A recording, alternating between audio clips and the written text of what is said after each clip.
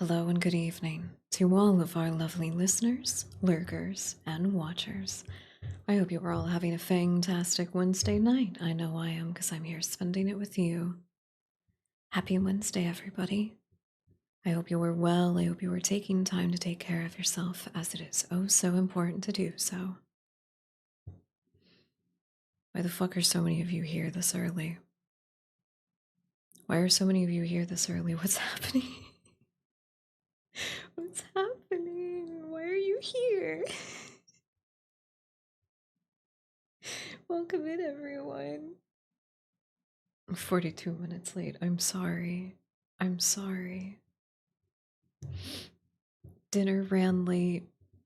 We've been trying to get better about it, but we had to get groceries. All right. All right. You know what? If hi everyone, you're huge. If it is in fact Pretty Lady ASMR o'clock, and I just so happen to be on that clock, then I guess that's just it. That's what I mean.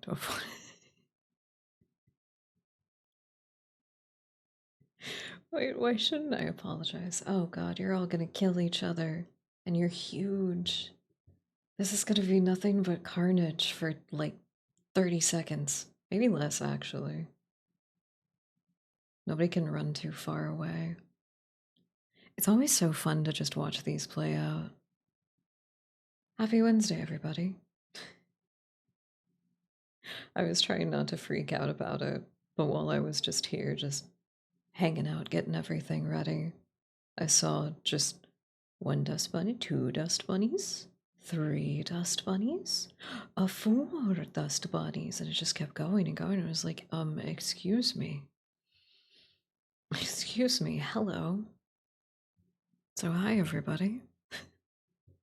Sorry I'm late though. That one was an oopsie daisy. It was an oopsie daisy. Oh my god, light sombra and little baddie. Oh shit, who's gonna get Goddamn baddie, you got it. You got it. That was neck and neck right until the very end. Hell yeah. It's fine. The dust bunnies commit war crimes.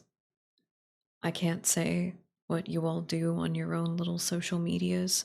I don't think you're the type of little cretins to say slurs or anything like that, but, well, I mean, not like misappropriated slurs. If you've been called it, like, whatever. Whatever, I can't speak to anything, so. Congratulations, Batty. That's our first battle royale of the night. You're all so excited. Like I really want to get hyped with everybody, but that's not what right now is about. Very lorg and inchorg. Please use your power appropriately. Welcome in everybody though. Oh, catch up. I watched back the last VOD and your reading of the you liked it? Hell yeah, I'm glad. It was very cool. It was very, very cool to read about. It was that was the meteor impact. Oh gosh, a couple of the details have slipped my mind, but it was I liked it. I liked how haunting a lot of the images and descriptions of everything were. That was a fantastic story to go through. They are. They are. I love hearing people's firsthand accounts of stuff. It was very sick. Oh, thank you, Batty. Oh, that's very sweet of you. If you guys would like, maybe one of these days I could go through some of the stuff that I do for my vocals. If you want. If you want. I don't know if you should necessarily learn anything from me. But I don't know, it might be interesting. I haven't had a chance to hop in. I guess I will have to cross-reference. I will have to cross-reference. You all should post clips on your socials more often. Just so I can see them specifically. Me, the person who does not post videos on Twitter under any circumstances. We won't get into that. Happy Wednesday, everybody. Damn it, I'm all hyped. Ugh. What am I supposed to do with myself now that I have all of this just lovely little dust bunny adrenaline? I huff it like spores. It's the oh gosh, what is it? It's the you all release some kind of spore that interacts with the brain like that parasite that cats have does. That it's oh god, people are getting tossed around again. What is it called?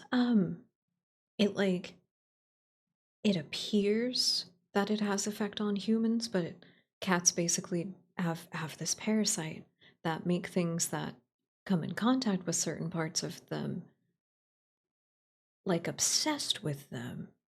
It's kind of freaky. It's kind of freaky because some cat owners have been found toxoplasm. No, no, that's not right. Hold on. I have to check if I got this right. Toxoplasmosis.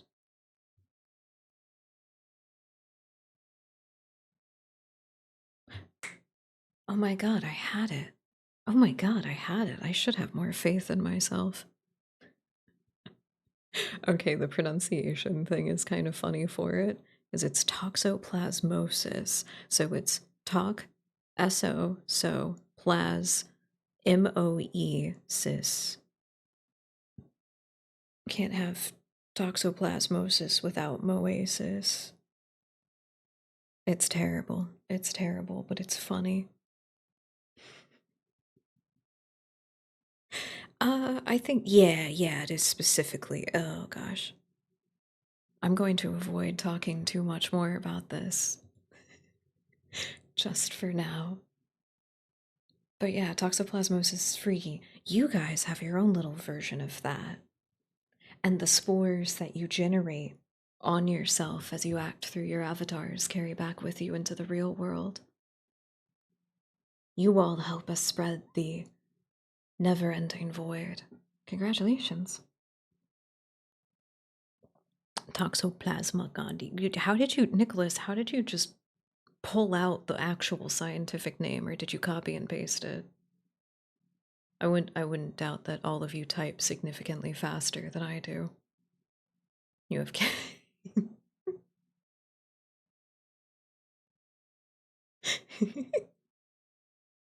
Okay, fair. Okay, fair. Okay, fair. Don't run from us. I'm not. In fact, I'm actually sending you out. It's good that you have the spores. It's I can't really interact with that world anymore. You guys have to be the way that I do. Shh. Shush. Don't point it out. Don't point it out. Which emote? Oh, the bee one? Hold on. Nah. You just gotta make it bigger. That's all. Okay, hold on, everybody. Thank you for the water, TFM. I will get into the hi hellos here in just a second if everybody would like to get their hi hellos in. Get a little sip of water. Use a single tooth in chat to redeem your hi hello. And then when we hop over, we'll rapid fire them. A single tooth. I do, in fact, keep them in a little jar. Okay, macabre oddities that you can own. Obviously, yes, I love jars of teeth and like little bones and stuff like that. Love that. Love that. I want like freaky bone art. I've always wanted to do taxidermy art. I think it's beautiful.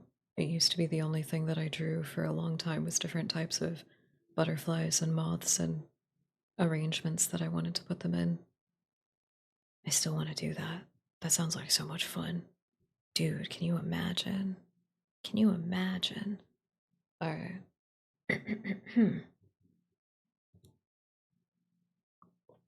No more dilly dallying. Hello, And good evening to all of my lovely listeners, lurkers, and watchers. Specifically, hi hello to TFM, hi hello to Nicholas, hi hello Auntie, hi hello Ketchup, hi hello Little Baddie, and hi hello my darling. Welcome in everyone. I hope you were well and I hope you were taking time to take care of yourself, as it is oh so important to do so. I forgot I was going to transition from the music into our background ambience for the night. I completely forgot. But it'll also be a minute before we actually start reading.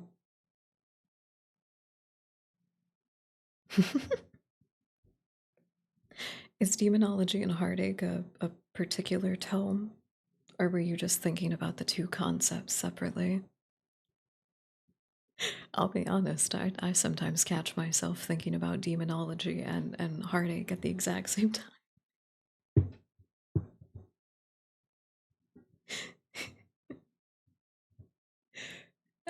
Oh no, wait, do I still have I'm sorry. I believe I do actually have a PDF version of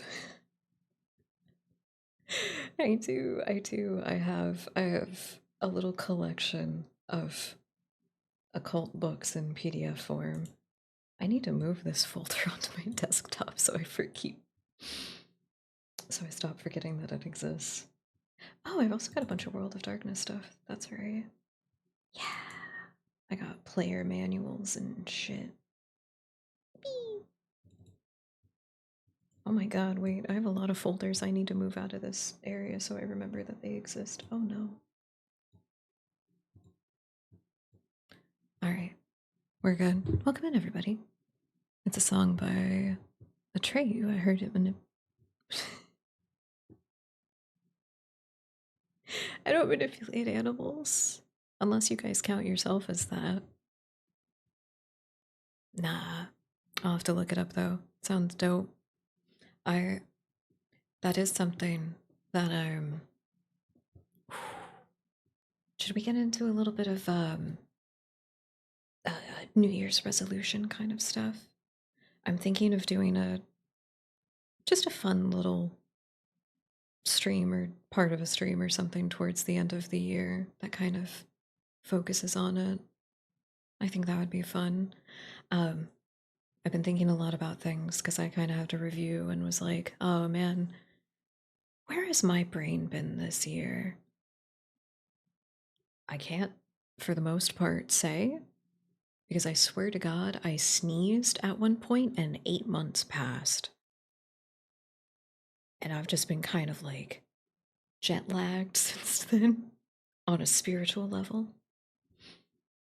So I looked up what my list of goals that I had set for myself at the beginning of this past year were.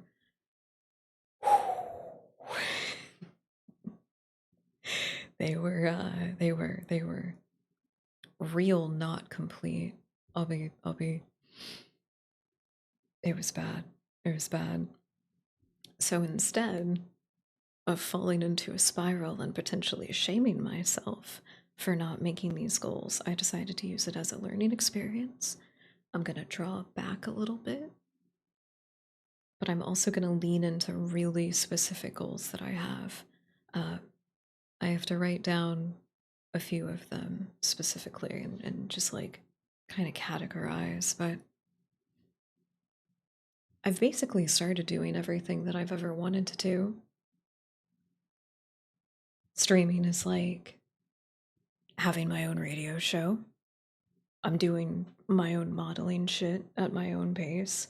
Um, I'm getting towards doing my own audio engineering and fun editing stuff and stuff like that. I have been learning all of these different things, so I should be proud of that. I just want to like focus in more, I think. I do think that that takes a conscious appreciation for everything. And I am very appreciative of my dust bunnies. I still gotta be appreciative of myself, though, and see whenever I am achieving even like the littlest things, you know? I think we would all do well to think a little bit more broadly about our accomplishments. And hey, bottom line, it's the end of 2025 and we're all alive. High five, little dust bunnies. But quietly. High five, you did it. Hell yeah.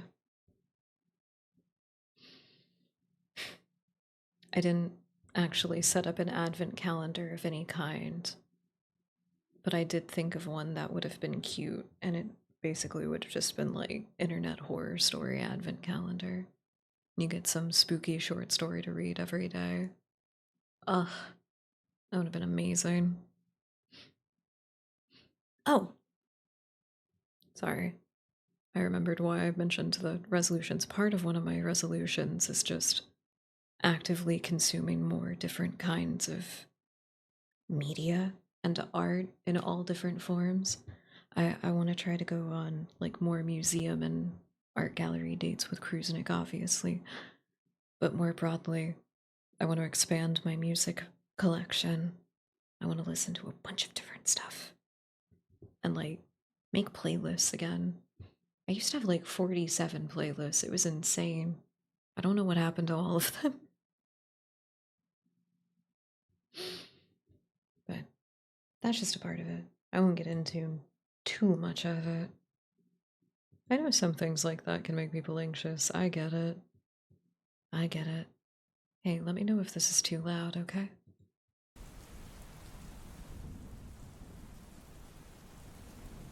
That looks okay on my little meter. I very specifically went looking for Frankenstein thunderstorm sounds.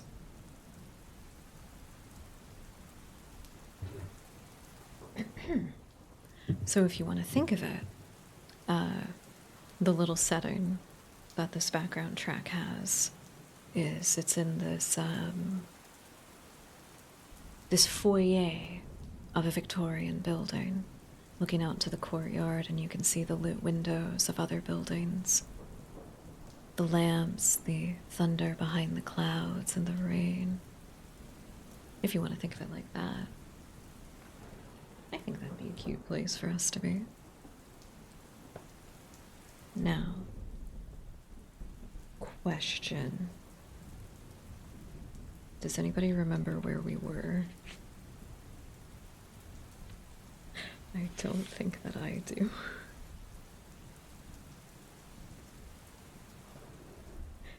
Did we get just to the part where he talks about his experimentation?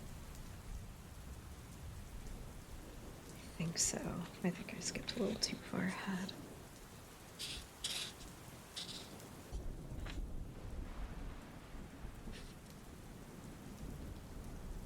Sorry, all I see is exclamation points in chat, and I'm just like, oh yes, of course, all the little dust bunnies need to sit down. It's story time. It's story time. I should get one of those cute little rugs that they have in like kindergartens. I should get a little rug for the dust bunnies. Which one do you guys want? Do you want the one that's like the little map of the city? Or do you want the colorful letter and number blocks? That'd be adorable. Oh, thank you. Lukosade lovers, very cute. Thank you, that's very kind of you. You probably look lovely today too. And if you don't, like, you know, that's also fine. We don't always have to look lovely. We can be a little bit messed up.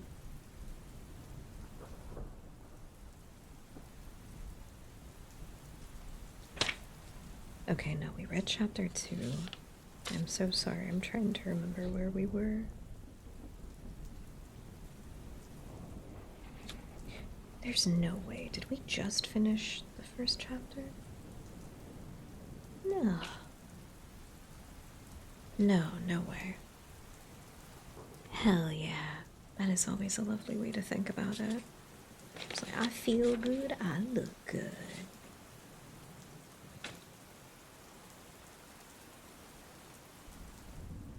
Right, we did get through chapter 3 because Victor had just gone off to college and was starting his experiments.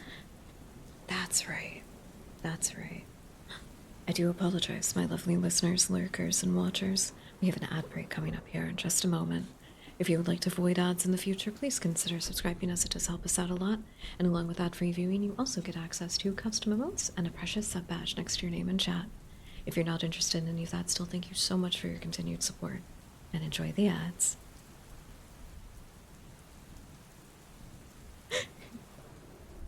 I have a feeling I know which mods that you're talking about, Auntie, specifically because you are an individual of taste. But also, fuck yeah. Fuck yeah. I can't wait till we get to play all of... I can't wait till we just get to play Resident Evil together in general. I might get really weird and obsessive about it. Just a feeling. Just a feeling. Also been watching Welcome to Deary. Gotta admit I was skeptical. Ooh, hell yeah. Very cool. I am making... Ooh. This might be a really fun thing to do.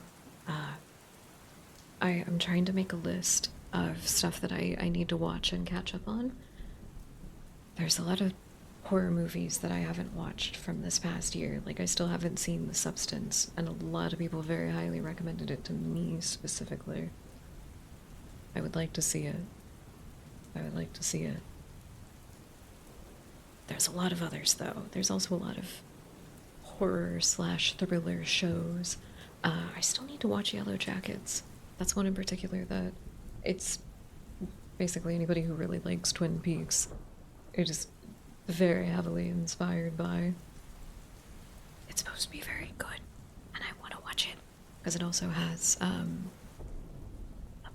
it has a pretty fantastic crew of actors in it, but there's also that one woman who is it Lucy in the Fallout show? God, she's hilarious in there. I'd love to see her play in that dramatic role. Jammery, welcome in. Hope you're having a lovely night. Hi. Well, I have a mod which replaced Ada Stress for their classic RE4. Ooh. God damn. Did you rotate the camera? That is so sad. Not one sexy mod, not yet. What a shame. Well, we've got our ads coming up, everybody. We'll be back in just a moment.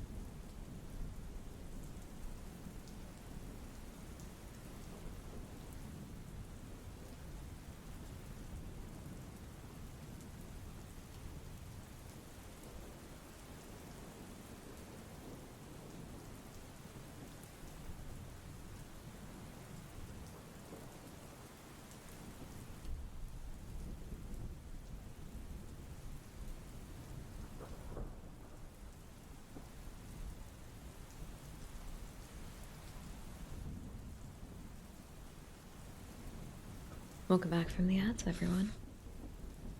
I like Ethan. I like him. Why does everybody say that he's generic? I don't get it. He's just so pissed off all the time.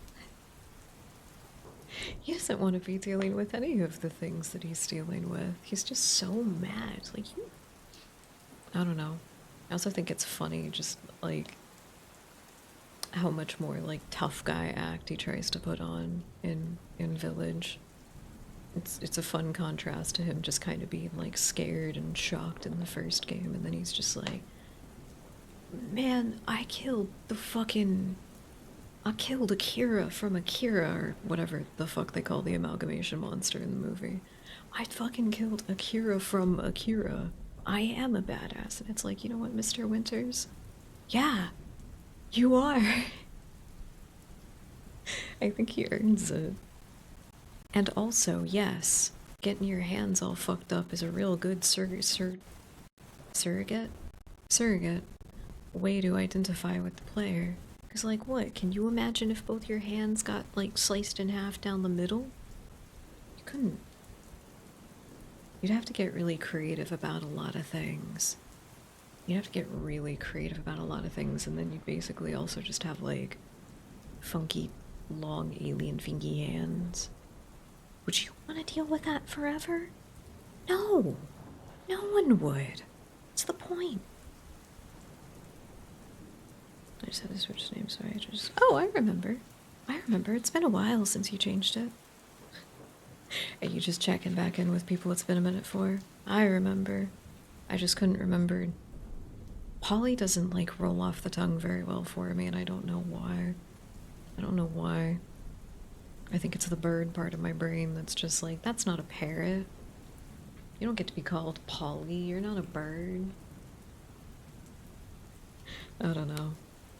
It reminds me of Harry. He's just a man looking for his dog. Exactly. Exactly. Winters doesn't have, like...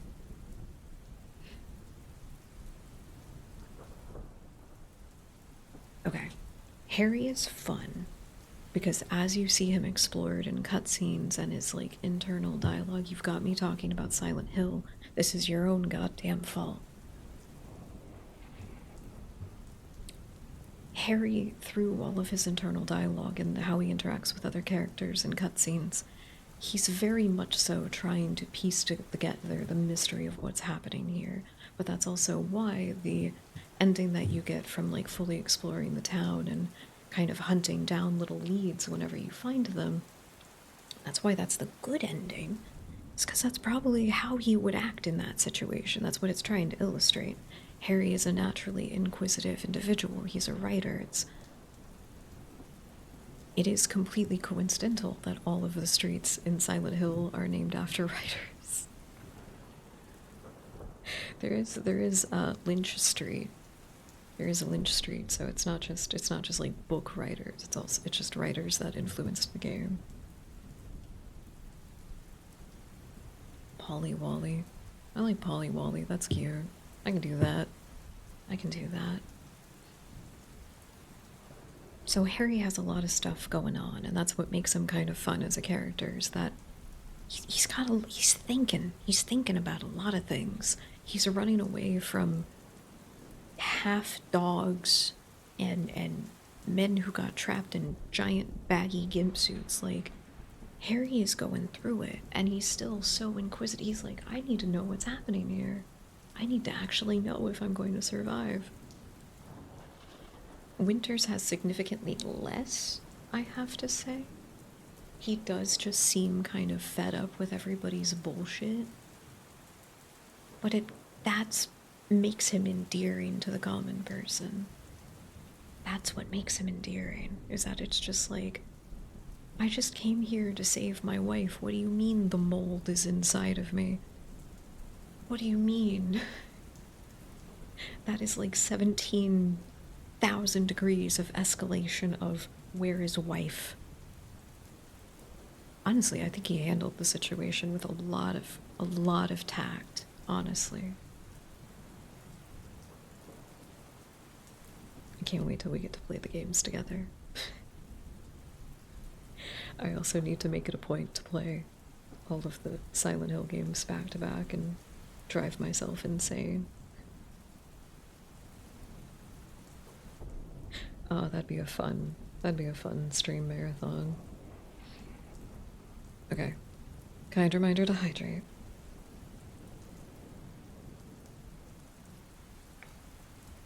We are starting on chapter 4. If you didn't get chapter 1 through 3 last week. Victor the Frankenstein was found on the ice in the Arctic by a crew of people who were making an expedition to the North Pole. Victor is taken aboard the ship and he starts to recount the story of what brought him there. He starts before he was even born, describing how his mother and father have a very large age gap, and that his mother was actually the daughter of his father's lifelong friend who died in poverty. So there's a lot there already. And then when Victor was born, he was like the little baby golden child. He's the first son of the family. And then a bit later, they adopt this girl that they find in also living in poverty, kind of. But she's living with the family who served her family before they also went into poverty, and then they took her in, and then they're like, oh my god, this little beautiful baby girl. I'm sorry, I don't know why that made me laugh. Don't worry, I'm gonna have to make several more attempts at Parasite TF. I'm gonna have to make several more attempts.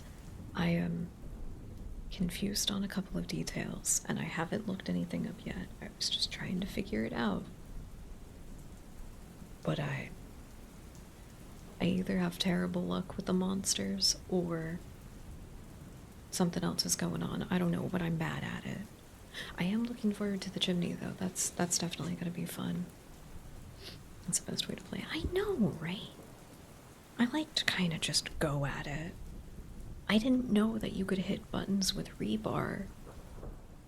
I vaguely recalled that they ricocheted when you threw them. Vaguely.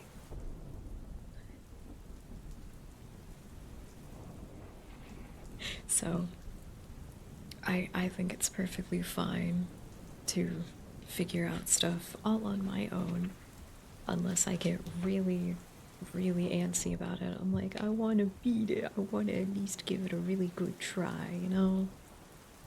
Going up with a little bit more information would help me either. Alright, are we ready though? I'll rewatch the photo. Aw, yeah, thank you. So many people hanging out with us today. All of you are being adorable. Thank you. Thank you. People outside are crazy right now. I don't want to go to the grocery store. I'm scared. I'm scared. People are really aggressive on the road. But then I come home and the dust bunnies are nice. It's so nice. I said skin only to realize it's toad.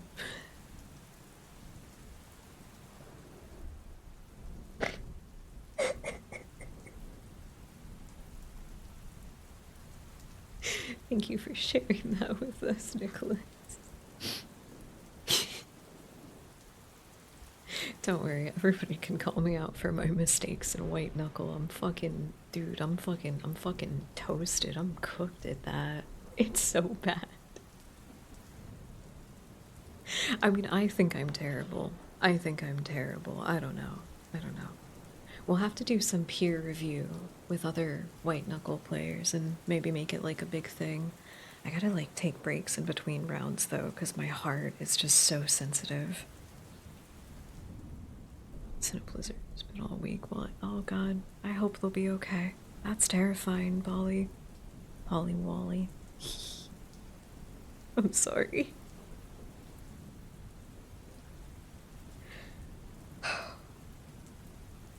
It's not funny. It's not funny. I hope they'll be okay. I hope they'll be okay. I'm sorry, that's just one of the best things about talking to chat, is that you all have very silly little names, and then every now and again will tell me something relatively serious. Thank you all for also having some decorum about how fucked we get whenever we talked about stuff. I appreciate you for that. Sometimes, like, even if it is just a little bit serious.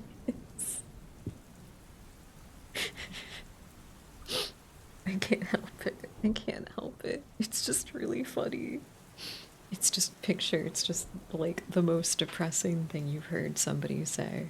And they're a tiny little dust bunny on a screen and they have some kind of name like Woogle Boogle or something, you know?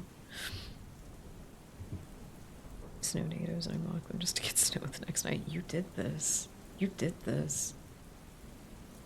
It's all your fault. It's all your fault.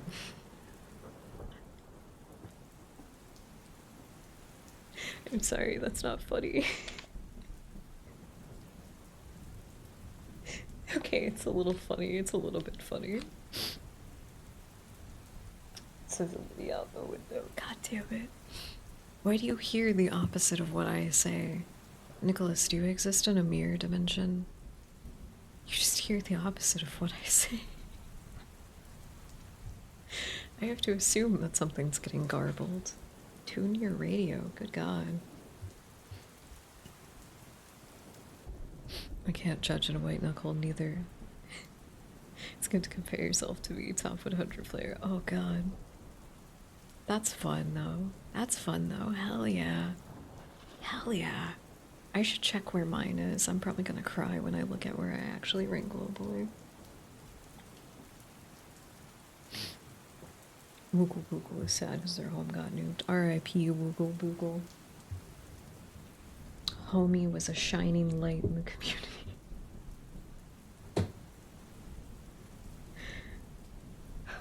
Is it tasteless to joke about that kind of thing? Is it tasteless? I'll accept if it's tasteless. You can still laugh at tasteless things.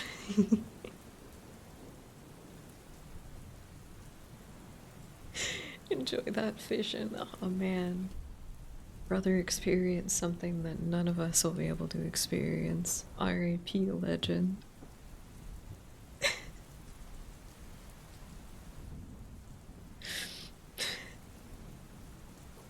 He got reduced to a silhouette. All the dust bunnies have to make a pilgrimage to the nuclear shadow and have to pose inside of it. Guy was such a trooper that before he went, he like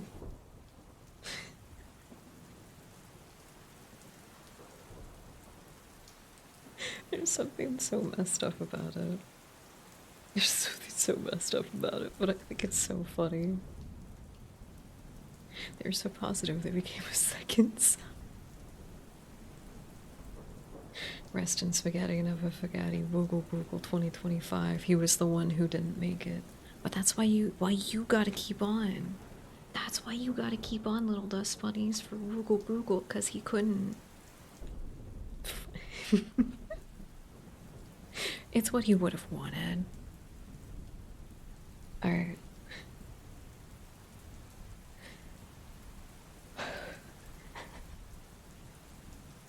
Did we get the giggles out? Did we get the giggles out? I don't think I did.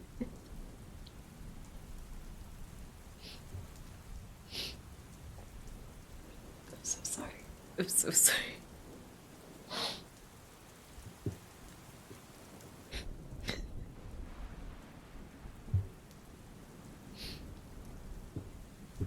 What if Geiger counters are just how we're talking to ghosts? And the more that it goes off, the closer you're getting to Wiggle's spirit. Would you really want to let an opportunity like that pass? To have such a spiritual revelation?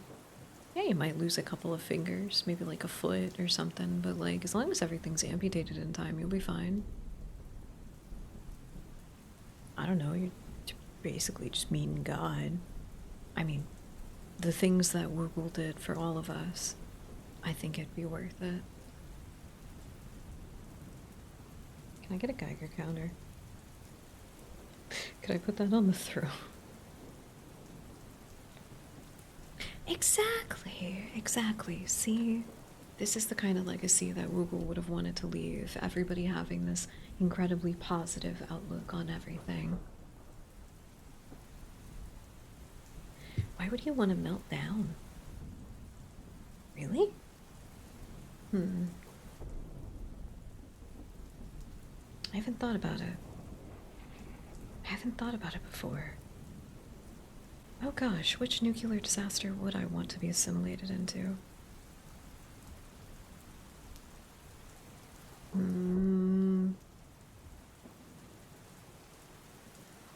I'm gonna have to think on this one. I'm gonna have to think on this one. The Demon Core is cool because, like, visually, the like being able to see the blue glow of the radiation sounds fucking so ethereal. It's probably a completely otherworldly type of experience.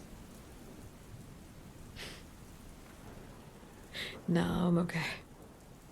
No, thank you. The radioactive shrimp from Walmart. I love how things can get blown out of proportion.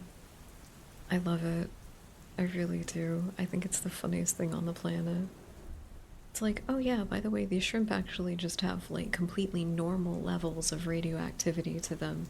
Like just things just as sometimes are a little bit glowy and it's fine. And then everybody hears that and it's just like, I gotta eat the radioactive shrimp. This had to be one of the best accidental marketing campaigns because people rush to the store to buy the radioactive shrimp. No sense of self-preservation whatsoever. Everyone heard that there was a single iota of possibility of getting radioactive shrimp, and they had to. They had to have it. And then a bunch of people nuked them in microwaves for even longer to concentrate it. What end of the world scenario would you want to be a part of the most? Fictional ones? I can only think of fictional ones because, like, any real world stuff actually makes me horribly, horribly fucking sad. I'm not gonna lie to you. But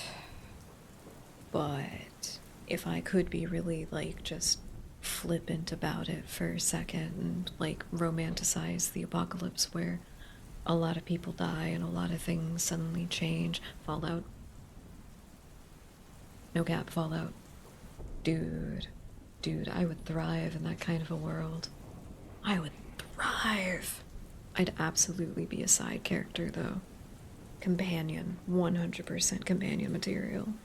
I am not the main character of the story. I am just there to have really silly conversations with you. Also, actually just thrust me into a fictional world.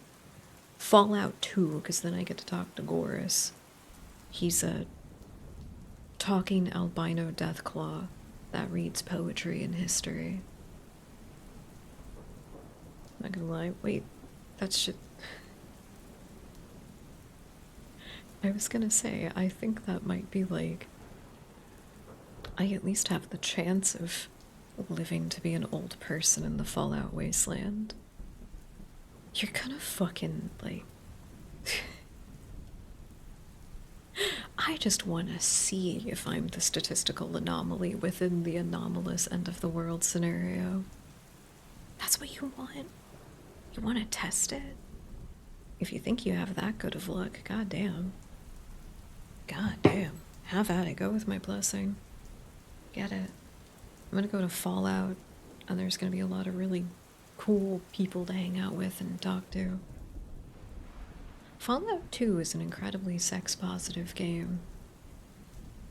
I know not a lot of people know about it, but, like, you can become the king of porn. You can do a lot of other things that I should not talk about. It's very easy for me to forget that these are not just chit-chat streams, because I miss my just chit-chat streams. For hours. Hours we would just yap. I'm already ahead of you. I got the water bottle in my hand, but thank you for the reminder, Nicholas. Everybody please do take a moment to hydrate. go with my blessing, TFM. You got this.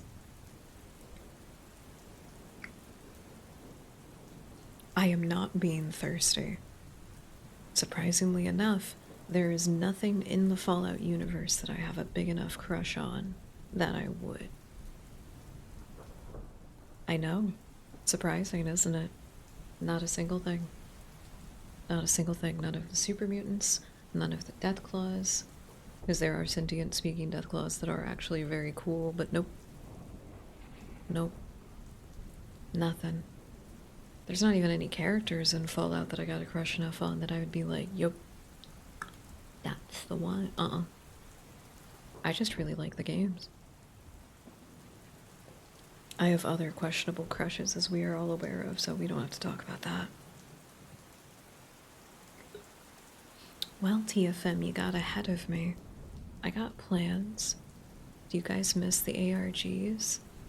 Do you miss the analog horror or just short film horror nights we used to have? Do you miss doing spooky deep dives into stuff? Well, maybe as a special Christmas present. Maybe as a special Christmas present, we might be kicking that off with not just an exploration of Mystery Fleshpit National Park, but also my favorite analog horror piece. And maybe some creepypastas, and maybe some SCPs. I don't know. Maybe. It's crazy. Where do you sign? You can subscribe if you want to. No pressure, nothing, but if you want to. I don't know how else to get notifications to people.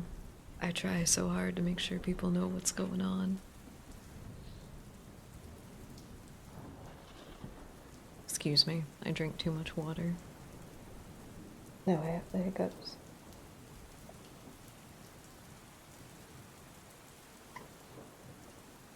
The Dark Souls Smith. What is that one?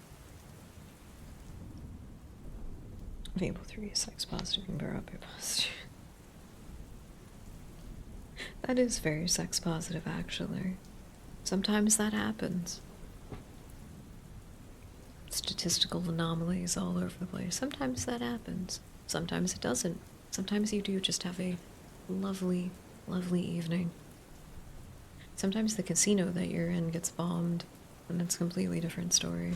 I don't necessarily like true crime stuff. I just like stories about weird things that have happened. And Wintagoon did a video this past week about this person that tried to bomb a casino, and the shenanigans that were all around it. It was wild. Dark Souls Smith. Let me see.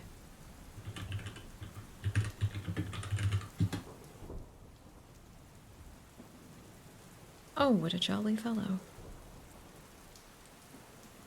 What a jolly fellow. Oh my god. Right on. Get it. My crushes do actually have to be character-based. I can't just, like, see images of them. I don't know if that's weird or anything. I don't know if that's weird. Sometimes the levels are just... Sometimes. I hope they're okay with being called that. I hope they're okay with being called that.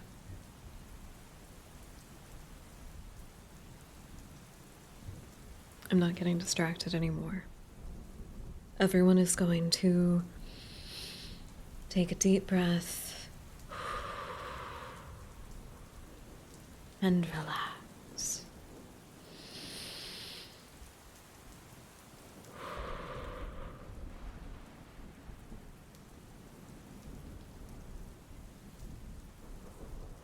Shut the fuck up. Shut up. I got this. Don't you fucking dare.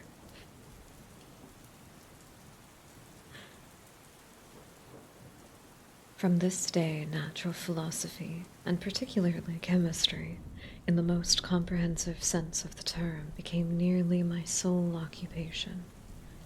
I read with ardor those works so full of genius and discrimination which modern inquirers have written on these subjects. I attended the lectures and cultivated the acquaintances of men of science of the university, and even found in one professor a great deal sound sense of information. Wait, did I read this one too? Did we get through chapter 4 last time?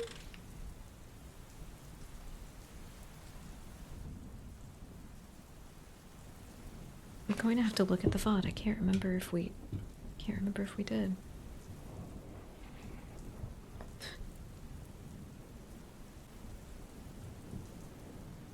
You can put the question in chat. It doesn't mean that it doesn't mean that anything is going to happen. But you could put the question in chat. You could, if you actually have one. Are you brave enough to actually have a question? That's the question. Does anybody watch these? I'm having to go back in my own VODs to see what chapter I was on because I can't fucking remember. Willingly rage baited my chat every time. Oh, that's right. It was on Thanksgiving that we read it. Oh god, okay. I gotta mute this real quick. 1 second. 1 second.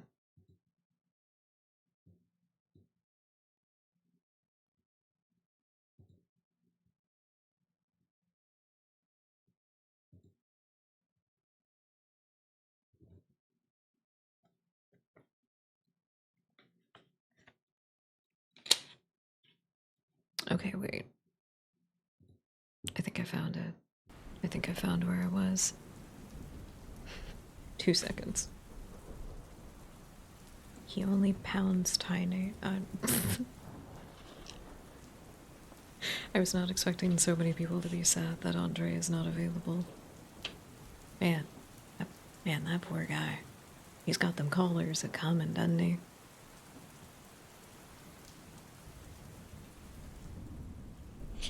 Okay.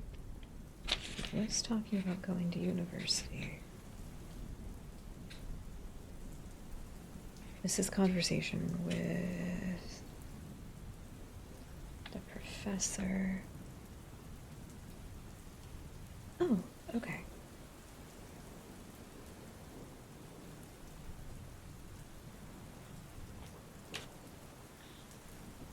I think we did stop at chapter 4. Okay. I'm just paranoid. I'm sorry. I'm sorry. Ah, yes, of course. That sage was completely empathetic. Absolutely did not come from any part within you. Couldn't have. Couldn't have. Absolutely not. Okay. People that Victor is talking about here are the professors. Okay. I could not remember their names. I just saw Krempe, Krempe, as the name of somebody. And it broke my brain for a second. Mr. Krempe? Mr. Krempe? Mr. Krempe? Sir Crimston?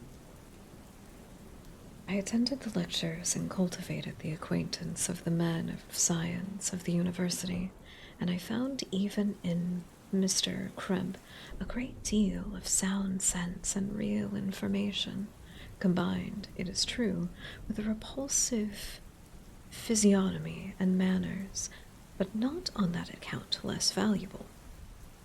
In Mr. Waldman I found the true friend. His gentleness was never tinged by dogmatism, and his instructions were given with an air of frankness and good nature that banished every idea of pedantry. In 1,000 ways he's smoothed for me the path of knowledge that made the most abstruse. You know, I was messing up on some of the words, and That was the first one that really got me. What do you think the statue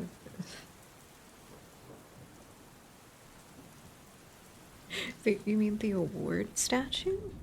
Don't people usually like keep them in their stream backgrounds and stuff like that? Or if they're like, you know, public developers or something like that? Or like if it's like a developer, if they do some kind of, they usually just like show them off at available opportunities. You know? That's what statues are for, I think. I don't know, I never got like trophies for anything. I'm gonna go back to reading instead of being sad about that all of a sudden.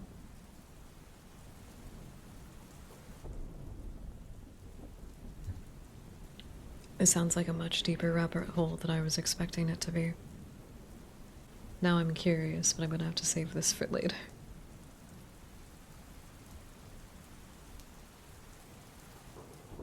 In 1,000 ways he smooths for me the path of knowledge, and made the most abstruse inquiries clear and facile to my apprehensions. My application was at first fluctuating and uncertain. It gained strength as I proceeded, and soon became so ardent and eager that the stars often disappeared in the light of morning, whilst it was yet engaged in my laboratory.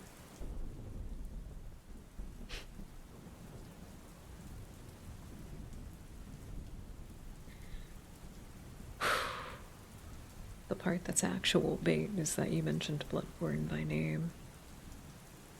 And I'm not gonna fall for it. I'm not gonna fall for it. I'm not gonna.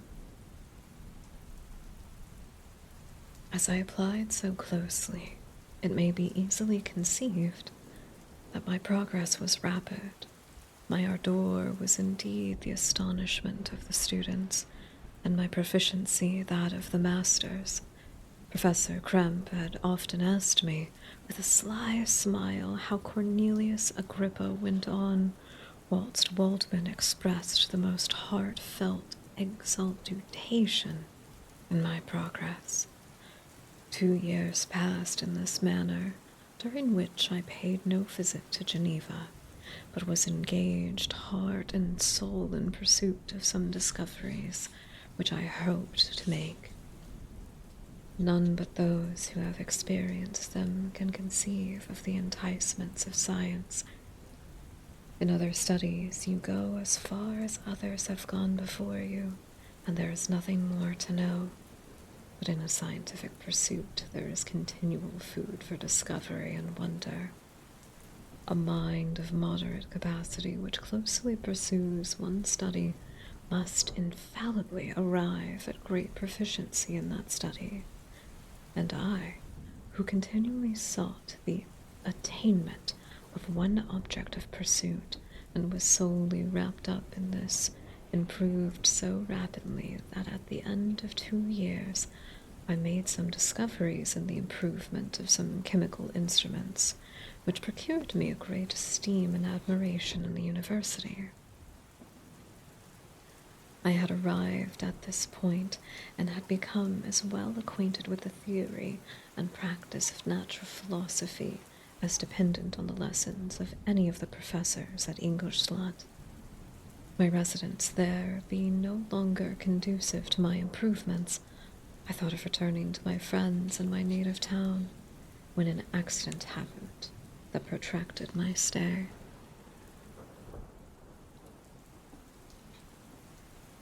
I need my lip balm.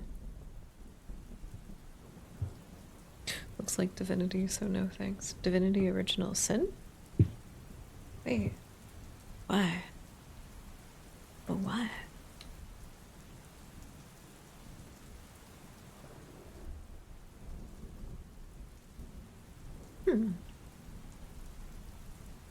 Oh, wait. Is there... I think there's some underlying part of this that I don't understand. Are the statues for different games? Like, and they make the statues for the individual games? Is that what you mean?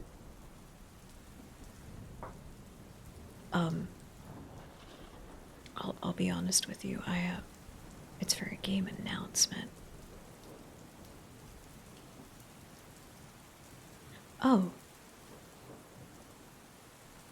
I'm still a little bit confused, but I'll just have to look into it later. Similar series icon, not original sense. Damn, I was this close. Okay, alright, I have to know what's going on. Kind reminder to stay hydrated, everyone. Okay.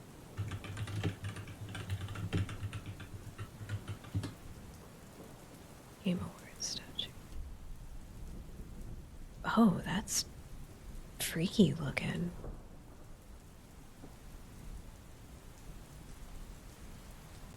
Wow, that's freaky looking. That has an incredible aura to it. Oh, wow.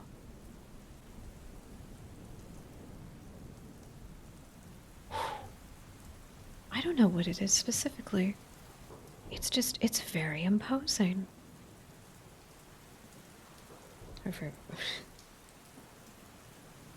Apparently. I wasn't expecting there to be so much about it.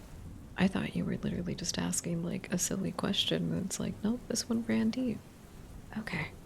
I'm gonna skim the article real quick.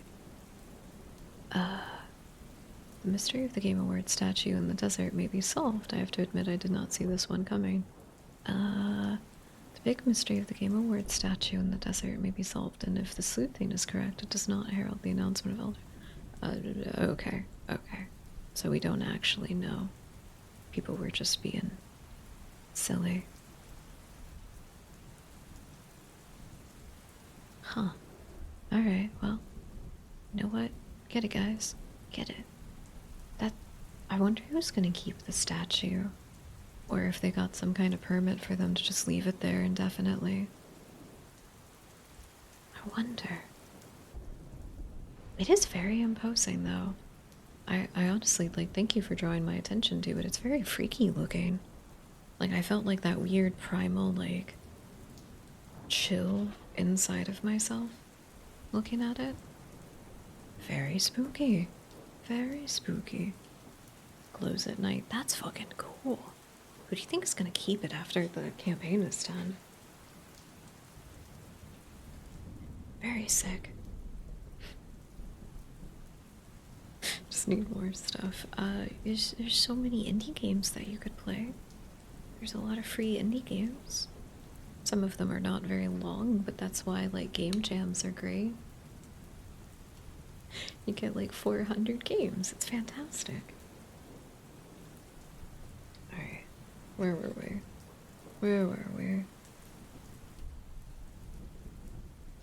One of the phenomenon which had particularly attracted my attention was the structure of the human frame, and indeed any animal endured with life, whence I often asked myself, did the principle of life proceed? It was a bold question, and one which has never been considered as a mystery, yet with how many things are upon the brink of becoming a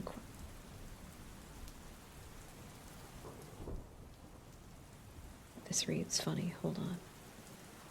Yet with how many things are we upon the brink of becoming acquainted, if cowardice or carelessness did not restrain our inquiries? I resolved these circumstances in my mind, and determined henceforth to apply myself more particularly to those branches of natural philosophy which relate to physiology. Unless I had been animated by almost supernatural enthusiasm, my application to this study would have been irksome and almost intolerable. To examine the causes of life, we must first have recourse to death. I became acquainted with the science of anatomy, but this was not sufficient. I must also observe the natural decay and corruption of the human body. In my education, my father had taken the greatest precautions that my mind should be impressed with no supernatural horrors. I do not ever remember to have trembled at the tale of superstition or to have feared the apparition of spirit. Darkness had no effect on my fancy, and a churchyard was to me merely the receptacle of bodies deprived of life, which, from being the seat of beauty and strength, had become food for the worm. I'm gonna yoink them all and set them up like Stonehenge. Bloodborne mentioned, by the way, every time. Every time. And there is a game Miyazaki is working on besides this. Oh, that'd be cool. That'd be cool.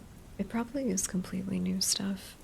I'm perfectly fine with there not being a Bloodborne 2 or anything like that. I would just like them to expand to the availability to play it. That's all I want at this point. I would like to enjoy the first game. If it's the only game, that's fine. I don't need a sequel. I would just like to enjoy the game.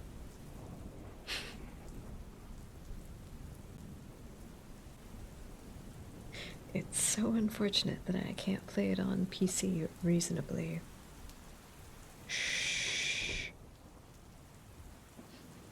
If they announce Elden Ring 2 or Bloodborne 2, I'll leave.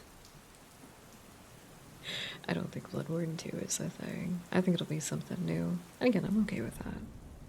I just want a fucking HD re-release. Or like, you know, whatever.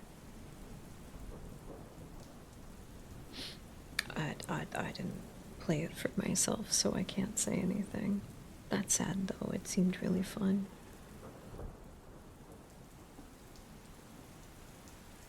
I saw how the fine form of man was degraded and wasted. Oh, wait. I skipped credits. Now I was led to examine the cause and progress of this decay, and forced to spend days and nights in vaults and charnel houses. My attention was fixed upon every object the most insupportable to the delicacy of the human feelings. I saw how the fine form of a man was degraded and wasted. I beheld the corruption of death succeeded to the blooming cheek of life. I saw how the worm inherited the wonders of the eye and the brain. I paused, examining and analyzing all the minute causation, all exemplified in the change from life to death and death to life, until from the midst of this darkness a sudden light broke in upon me, a light so brilliant and wondrous, yet so simple, that while I became dizzy with the immensity of the prospect, which it illustrated, I was surprised that among so many men of genius who had directed their inquiries towards the same science, that I alone should be reserved to discover so astonishing a secret. There's a really fun historical fact about all of this. So, Joy Dells. I took you for dead, no match. I took you for dead. Oh my god. So there's a very fun little scientific fact. Obviously there's a lot of things at the early part of the 1900s, research-wise, that gets a little bit messy, because a lot of stuff was disposed of, unfortunately. I've made a rule, I'm outside of the conspiracy ASMR streams, I am not allowed to talk about World War II. But a lot of things in the 19th century were disposed of. However, regardless to that, strangely enough, a realm of science that we had not fully explored until, I kid you not, the 70s, 1970s, we had not, as humans, really made a big effort to examine how human bodies decay. There's a very specific person who pioneered the full scope and modern understanding of the process of decay and laid out the classifications of rigor mortis, passive decay, active decay, or no, passive decay, bloat, active decay, and then we didn't have that. We didn't have that until that point. And so I do think that it's really fun that obviously Frankenstein is heralded as a sci-fi horror novel, which is fantastic, and it's the penultimate sci-fi piece of literature. That's kind of a part of it, is a man of science taking time to actually understand and face the process of decay that human bodies go through after death. We were so afraid of it. You can mention whatever you want.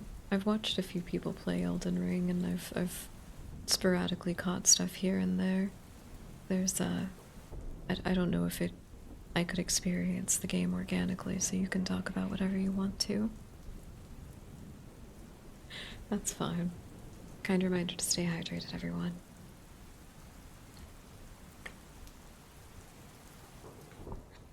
We do have a little break coming up in about 10 minutes.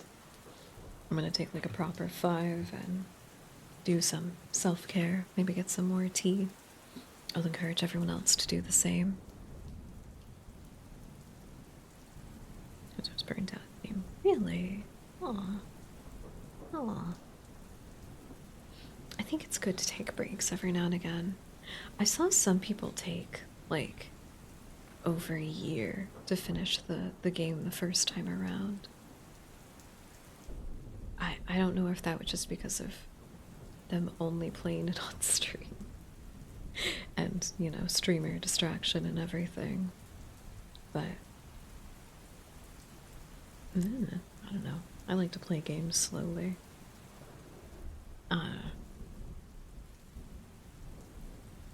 Oh, I have no idea who that character is off the top of my head, so yay, no spoilers. Yippee!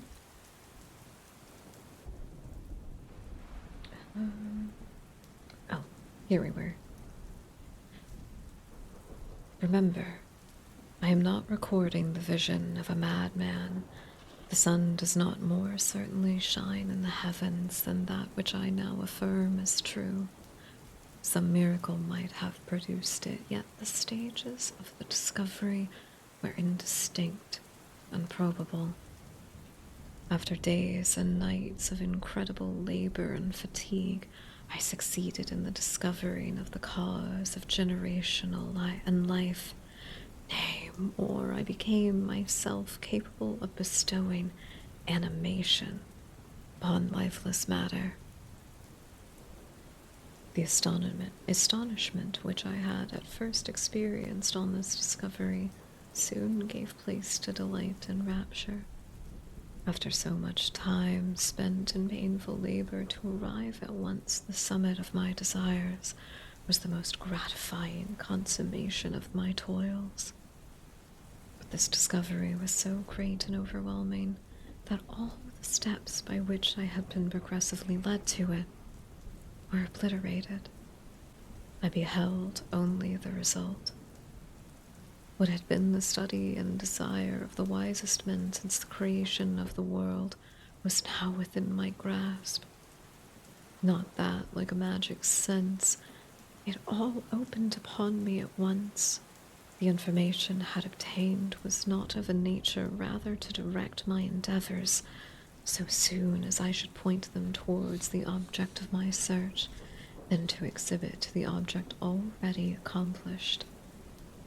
I was like the Arabian who had been buried with the dead and found passage to life, aided only by one glimmering and seemingly ineffectual light.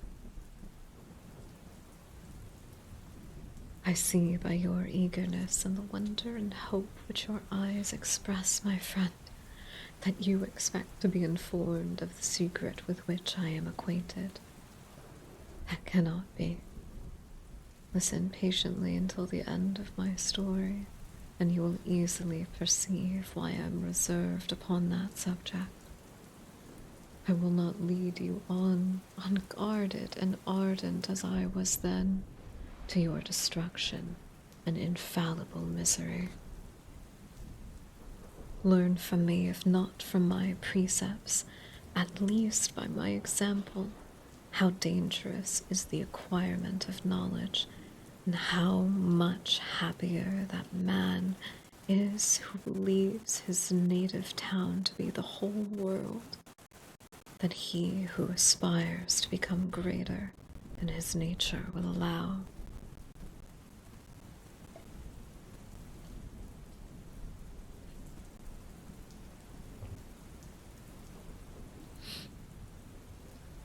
Could you tell me what happened? Why is the round table burning in ruins? Why does that grow? That's so sad. That does sound so sad. Just the alone, like, why is that person crying for me? Oh, that's pretty sad. Does it? I always felt like in wonder whenever I was just looking at stuff in the game. Again, it was probably different for somebody actually playing it, but I like the big dude that's a pot. That guy was such a charmer. He's such a gentleman.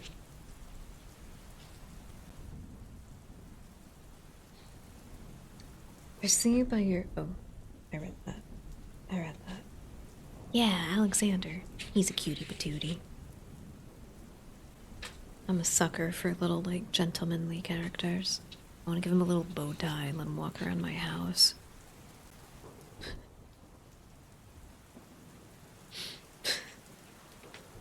My good friend, could you just give me a firm smack upon my posterior, and that should free me?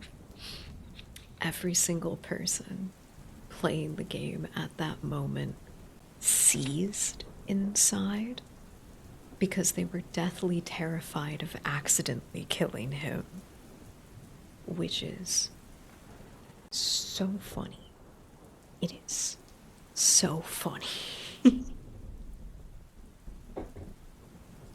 Every single person, when they got to that point, was like, I don't know about that. Are you sure, my good friend? And he's just like, just give it a go. I'm a tough cookie. And it's like, what if you're not tough enough? It was so funny to watch. It was so funny to watch people experience it. Who just opened up with killing them? I don't know. I didn't even know that you actually could. I thought it was a fake out. And then there's speed gamers. They just, what? Why would they do that? That's what the speedrunners do, is they kill him?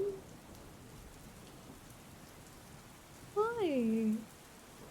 Why? It's so mean. I'm sad. Pathetic. They should get good. That poor man. That poor amalgamous hodgepodge of criminals trapped inside of a pot for all eternity.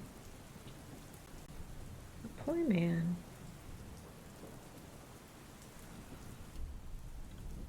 When I found so astonishing a power placed within my hands, I hesitated a long time concerning the manner in which I should employ it. Although I possessed the capacity of bestowing animation, yet to prepare a frame for the reception of it, with all its intricacies of fibers, muscles, and veins, still remained a work of inconceivable difficulty and labor. I doubted at first whether I should attempt the creation of being like myself or one of simpler organization, but my imagination was too much exalted by my first success to permit me to doubt of my ability to give life to an animal as complex and wonderful as man. The materials at present within my command hardly appeared adequate to do so arduous an undertaking, but I doubted not that I should ultimately succeed. I prepared for myself a multitude of reserves. My operations might be incessantly baffled, and at last my work be imperfect. Yet when I considered the improvement which every day takes in the science and mechanics, I was encouraged to hope my present attempts would at least lay the foundations of future success. Nor could I consider the magnitude and complexity of my plan as any argument of its impracticability. It was with these feelings that I began the creation of a human being. As the minuteness of the parts formed a great hindrance to my speed, I resolved, contrary to my first intention, to make the being of gigantic stature, that is to say, 8 feet in height, and proportionably large. After having formed this determination and having spent some months in successfully collecting and arranging my materials, I began. I do have an ad break coming up here in just a moment, so I will take a moment to pause, using one of my evil coins as a bookmark. What is everybody talking about?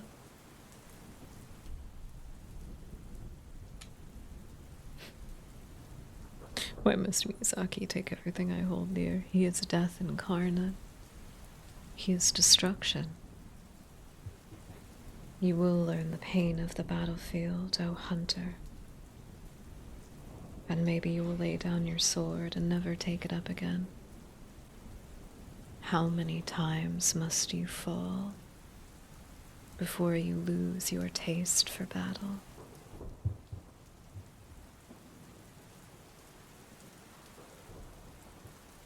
Food for thought.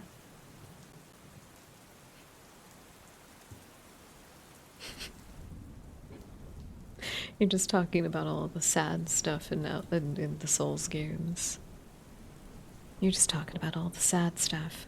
Well, why don't you go take a break, since we have some ads coming up, and take some time to take care of yourself. We'll be back in about 5 minutes, everyone. See you soon.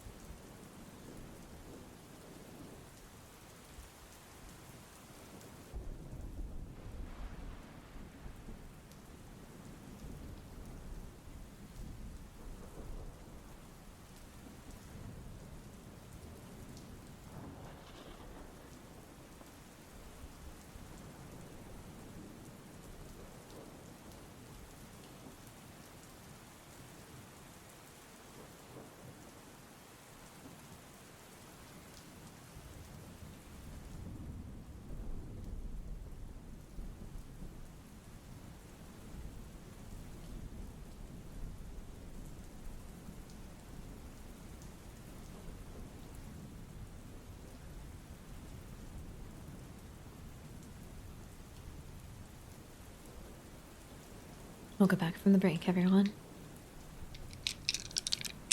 Did you take some time to take care of yourself? Oh, you better have. Oh, you better have. I got some water. A little snack. I still have some gingerbread left, and it's delicious.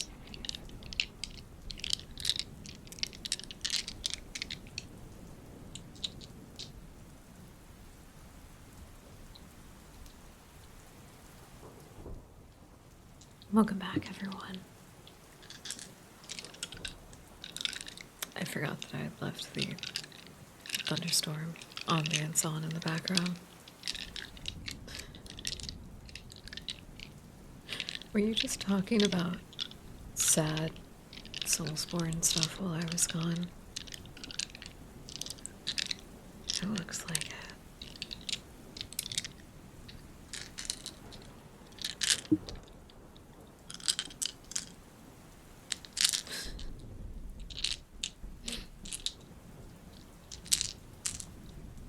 I don't know why the ads seem to be weird on my channel. I have to assume a lot of people have secret ad blockers that they don't know about.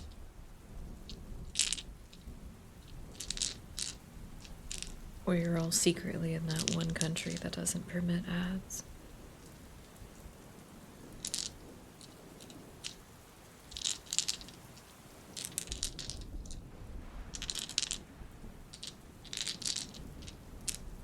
I figured I should do at least a little bit of actual ASMR stuff with how much insanity that we've talked about so far tonight.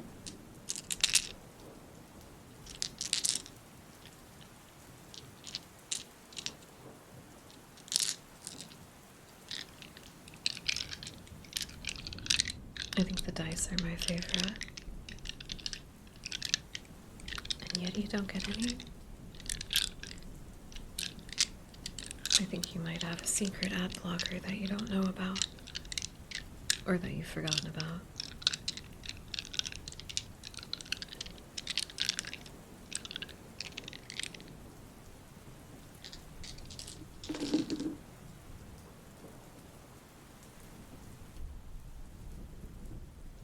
I did find out a way to make this one a little bit louder, and it's my favorite.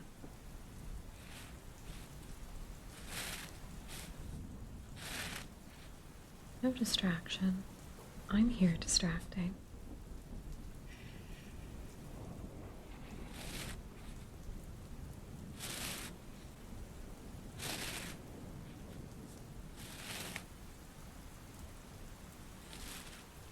Can't wait till I have one of those multi-directional microphones. I'm gonna be so weird about it.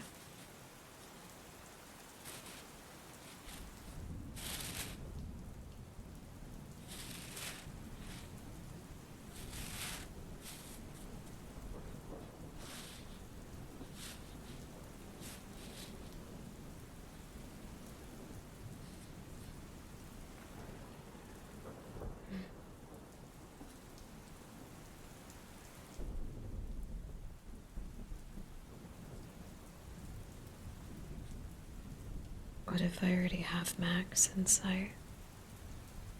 You're gonna give me more eyes? I already have so many that they're like falling off and going all over the place. How do you think I keep track of everything that you all do?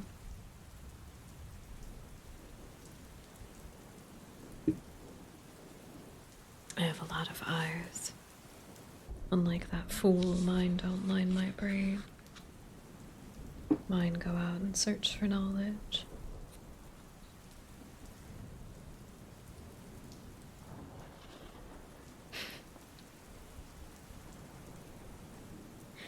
Have fun with all of that. Have fun with all of that. Again, I've never actually, I've never played any of the FromSoft games. I haven't played them for myself. So I'm sorry most of the references go over my head. The only reason I know the Gebetto one is because we played Lies of P a little bit. We never even got to beat it. Sorry, 1 second.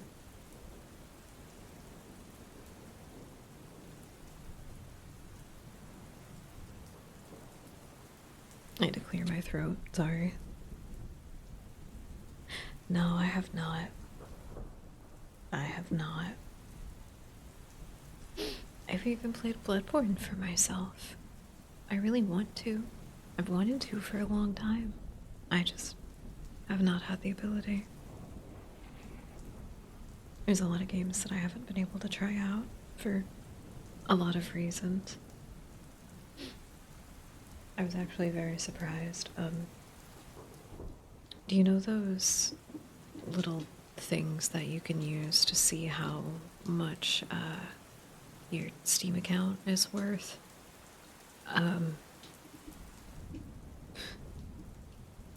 Mine is considerably low. Not just because I've gotten the vast majority of the games that I do have on sale, but also because I don't have a lot of games. I've just not been able to play a lot of them. You know, normal girl failure things.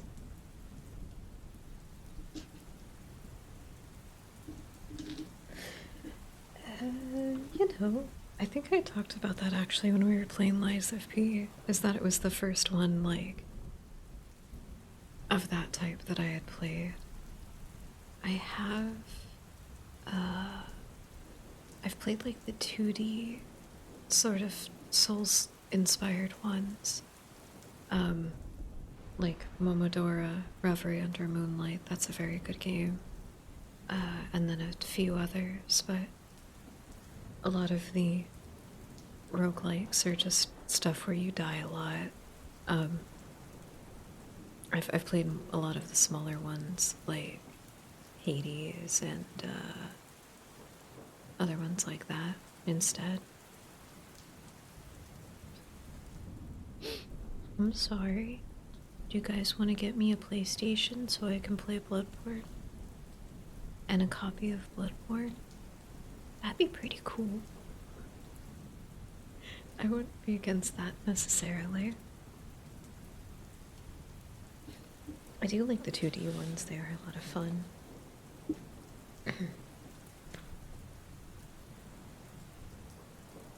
I cannot remember where we were. I can't remember. Oh no.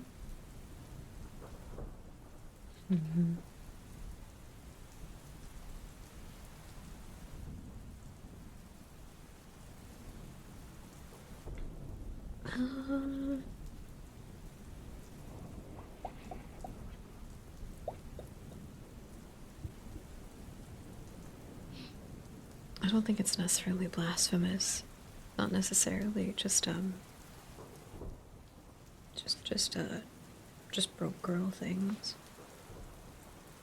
It's fine, it's fine.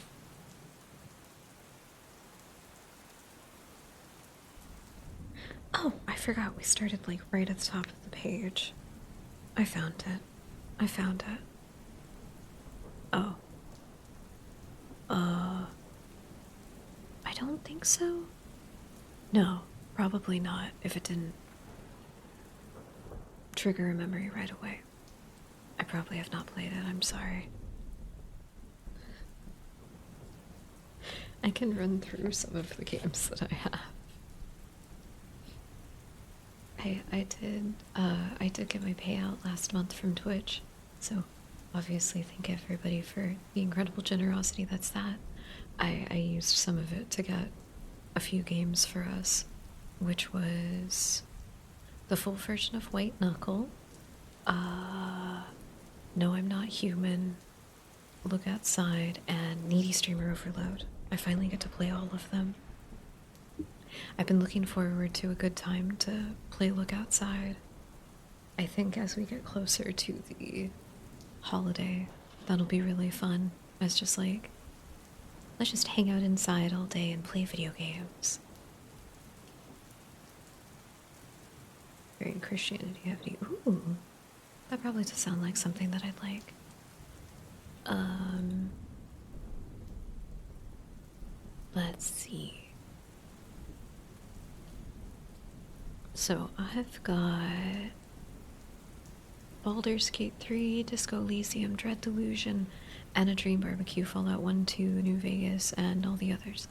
Grim Fandango, Nightmare Cart, Once Human, Shovel Knight, Tiny Tina's Assault and Dragon's Keep. I don't think I've actually played that one, but I played the other Tiny Tina game and it was fun. Alan Wake, Autopsy Simulator, Call of Cthulhu, Crow Country, Dead by Daylight, Distrust, Dread Delusion, Fear and Hunger, Heartworm, Hooked on You, a Dead by Daylight dating sim, Killer Frequency, Mortuary Assistant, No I'm Not Human, No Skin, Signalis, Silent Hill 2 Remake, Silent Hill F, but I can't play that because my computer is poop. It's so sad. Sorry we're closed. Then in my mystery category, I've got Invincible Ink, Kathy Rain, Observer, Orwell, Unheard, Voices of Crime. In the roguelike category, Bastion, Binding of Isaac, Blood Typers, Cult of the Lamb, Darkest Dungeon, Dead Estate, Devil Daggers, Don't Starve Together, Hades, Have a Nice Death, Helltaker, Hollow Knight, Look Outside, Momodora, No Skin, Transistor, and White Knuckle. In the Not Safe for Work Games category, in the vampire category, I have First Bite, Red Embrace Hollywood, Red Embrace Mezzanine, V Rising, Vampire Masquerade Blood Hunt, Vampire the Masquerade Bloodlines, Vampire the Masquerade Codices of New York, Vampire the Masquerade Redemption, Vampire the Masquerade Shadows of New York, Vampire. And then I got a bunch of visual novels. And then the big nondescript category of mostly games that I'm just probably never going to play again.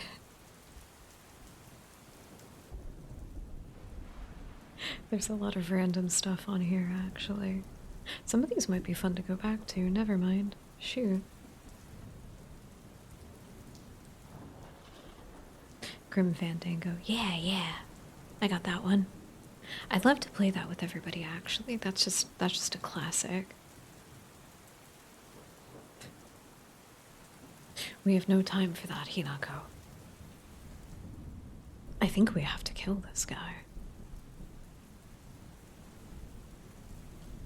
Now that I'm looking at it, there actually is a lot of stuff that might be fun to play.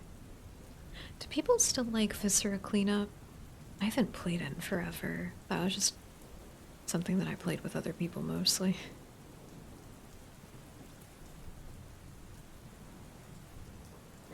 Oh man. I wish people still liked Lethal League. Those are really fun games. But yeah, that's the majority of what I have. That's the majority of it, outside of games that everybody has, like Bioshock and the first Borderlands and some Telltale games. I don't have a lot of games. I legit start a riot if you don't know that one. Inscription. Where do I have it? I think I have it on... It's on Game Pass. And so is Balatro. Both are a lot of fun, but I haven't actually played Inscription for myself either. I was trying to make it through more of the games that were available on Game Pass because I wanted to experience them. I just wasn't setting aside the right amount of time. I need to stream for longer. So I have more time to actually play games, because I don't really play games outside of streaming. Mostly outside of streaming, I'm just having panic attacks. Don't worry about it.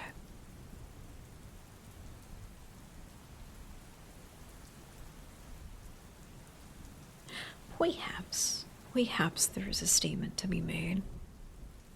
Also, I just think it's fun. I like kitchen knives. They're a really good horror weapon. Just in general. I like kitchen knives. They're fun. They look cool.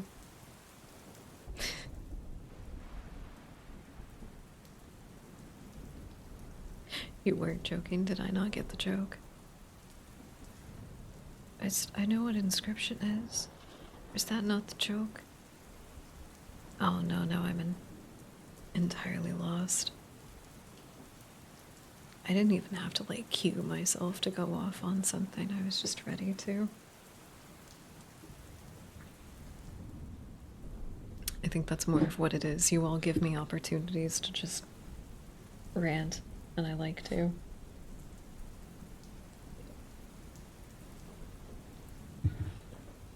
Alright, well.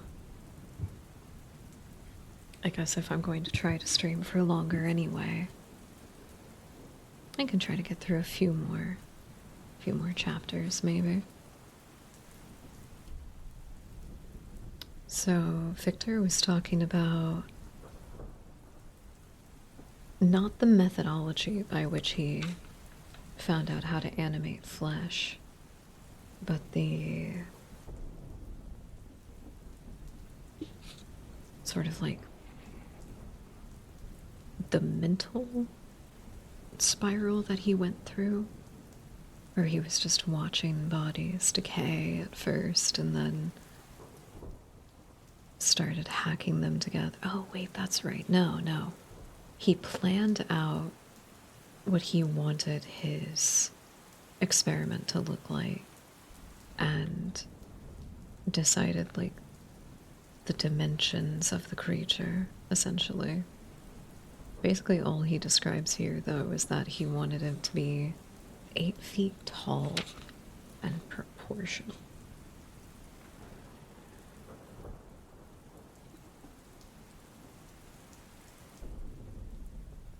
Yeah, that's pretty much all he specifies, is that he just wanted the man to be tall. I don't even know if he's supposed to be a man or if he is a, like, alchemical, what is, I always forget the, Aremus? Is that it? In alchemical philosophy? It's supposed to be the perfect creature. Malicious rant starting. No, my rants are never malicious. Except sometimes when they're about my neighbors.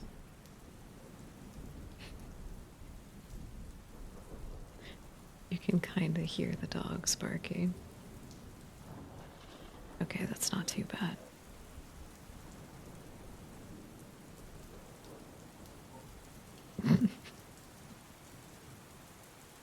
Okay, that's a little bad.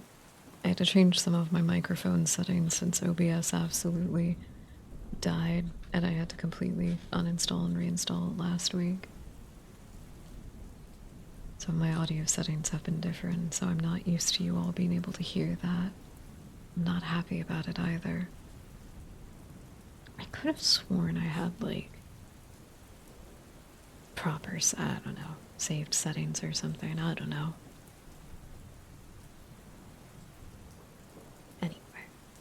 Anyway.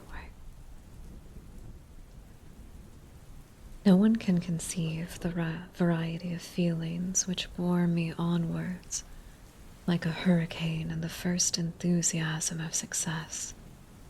Life and death appeared to be idle bounds which I should first break through and pour a torrent of light into our dark world. A new species would bless me as its creator and source. Many happy and excellent natures would owe their being to me. No father could claim the gratitude of his child so completely as I should deserve theirs. Pursuing these reflections, I thought that if I could bestow animation upon lifeless matter, I might, in process of time, although now I find it impossible, renew life where death had apparently devoured the body to corruption. These thoughts supported my spirits while I pursued my undertaking with unremitting ardor. My cheek had grown pale with study, and my person had become emaciated with confinement. Sometimes on the very brink of certainty I failed, yet still I clung to the hope which the next day or the next hour might realize. One secret which I alone possessed was the hope to which I had dedicated myself, and the moon gazed on my midnight labors while with unrelaxed and breathlessness eagerness I pursued the nature to her hiding places. Who shall conceive the horrors of my secret toil as I dabbled amongst the unhallowed damps of the grave, or tortured the living animal to reanimate the lifeless clay? My limbs now tremble and my eyes swim with the remembrance, but then a restless, that almost frantic impulse urged me forward. I seemed to have lost all soul or sensation for this one pursuit. It was indeed but a passing trance that only made me feel with renewed acuteness so soon as the unnatural stimulus ceasing to operate. I had returned to my old habits. I collected bones from charnel houses and disturbed with profane fingers the tremendous secrets of the human frame. In a solitary chamber, or rather cell, at the top of the house, and separated from all the other apartments by a gallery and staircase, I kept my workshop of filthy creation. My eyeballs were straining from their sockets and intending to the details of my employment. The dissecting room and the slaughterhouse furnished many of my materials, and often did my human nature turn with loathing from my occupation, while still urged on by the eagerness which perpetually increased. I brought my work near to a conclusion.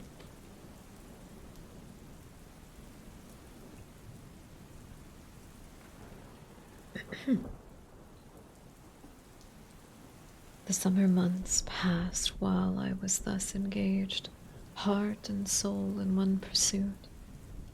It was a most beautiful season. Never did the fields bestow a more plentiful harvest, or the vines yield a more luxuriant vintage, but my eyes were inaccessible to the charms of nature, and the same feelings which made me neglect the senses around me caused me also to forget those friends who were so many miles absent, and whom I had not seen for so long a time.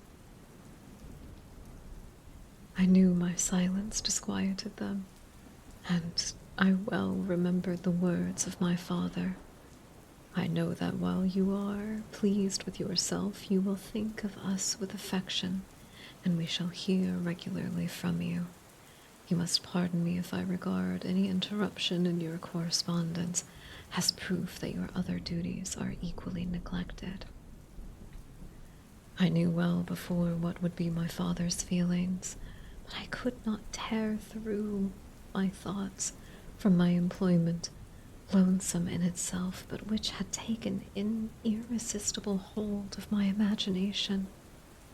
I wished, as it were, to procrastinate all that related to my feelings of affection until the great object which swallowed up every habit of my nature could be completed. I then thought that my father would be unjust if he ascribed my neglect to vice or faultiness on my part, but I am now convinced that he was justified in conceiving that I should not be altogether free from blame.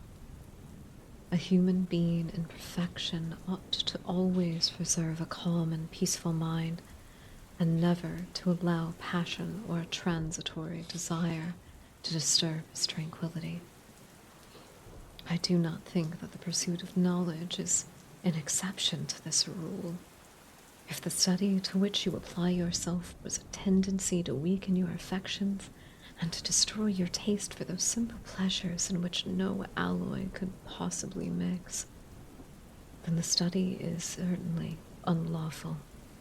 That is to say, not befitting of the human mind.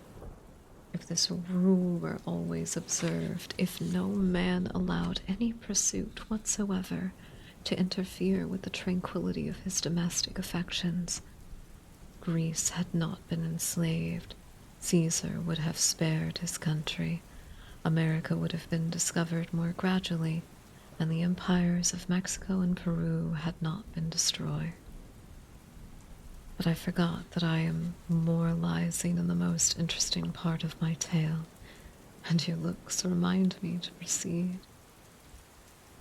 My father made no reproach in his letters, and only took notice of my silence by inquiring into my occupations, more practically than before. Winter, spring, and summer passed away during my labors, but I did not watch the blossom or the expanding leaves, sights which before always yielded me supreme delight. So deeply was I engrossed with my occupation. These leaves of that year had withered before my work drew to near close, and now every day showed me more plainly how well I had succeeded. But my enthusiasm was checked by my anxiety, and I appeared rather like one doomed by slavery to toil in the mines, or any other unwholesome trade than an artist occupied by his favorite employment. Every night I was oppressed by a slow fever, and I became nervous to a most painful degree. The fall of a leaf startled me, and I shunned my fellow creatures as if I had been guilty of a crime. Sometimes I grew alarmed at the wreck I perceived, that I had become. The energy of my purpose alone sustained me.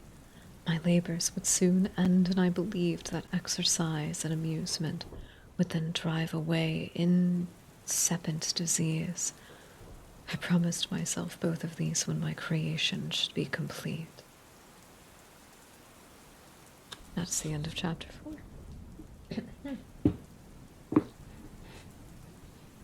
I always hate when I get into a role and the frail parts of the human body kick in.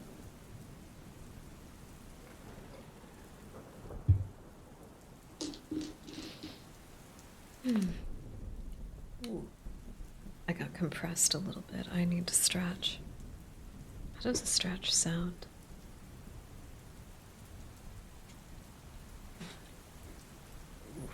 Uh-oh. Uh-oh, I got really compressed there. I have to actually, physically adjust myself. Oh no. Alright, posture check for everyone. If you would be so kind. Deep breaths.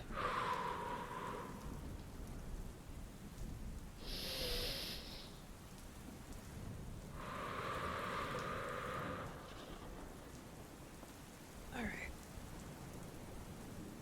I've got my feet on the floor. I'm adjusting so that I can press my lower back into the back of my chair. As I'm breathing in, I'm focusing on drawing a string through my spine, pulling it tight so that everything falls into place. Each individual vertebrae has the space that it needs.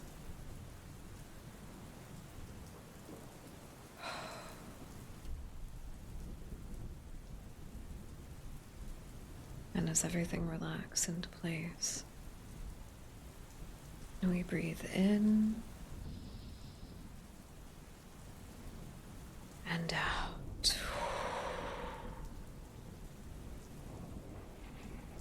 I want to focus in on the parts of the body that are holding tension.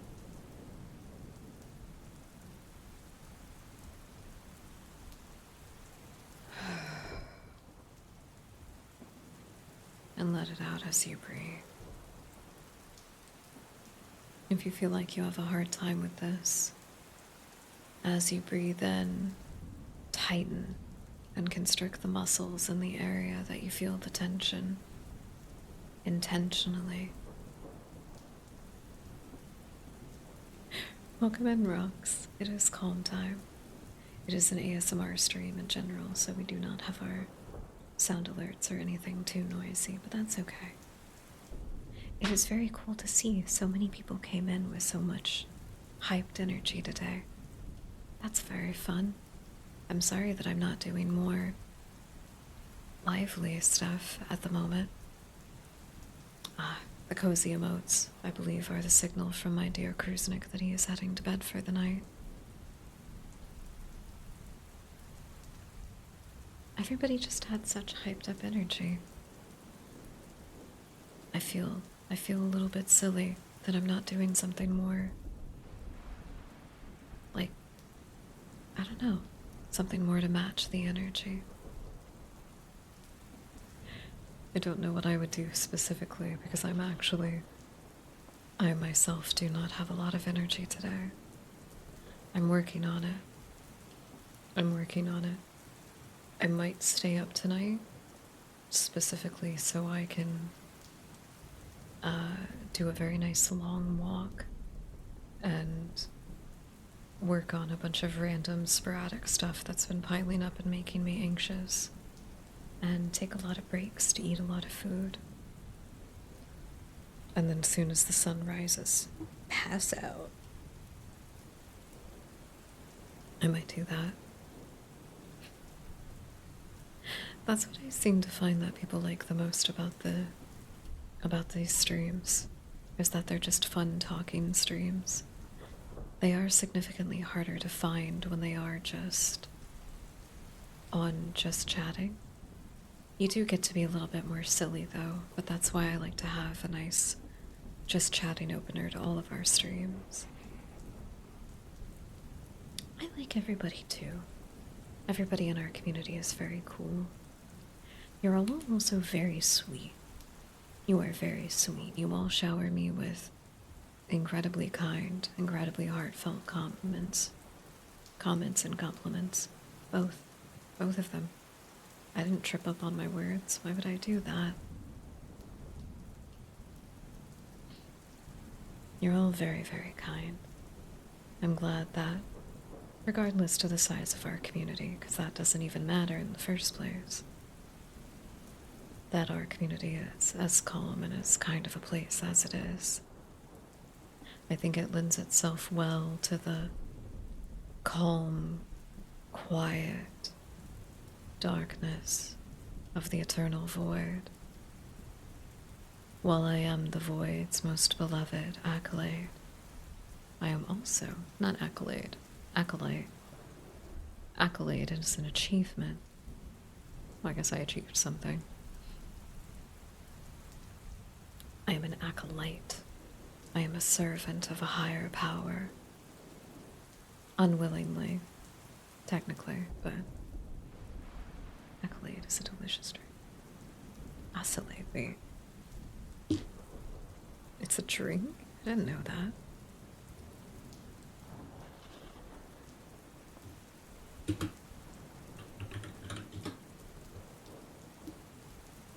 Oh, what is this? Oh, it's a wine?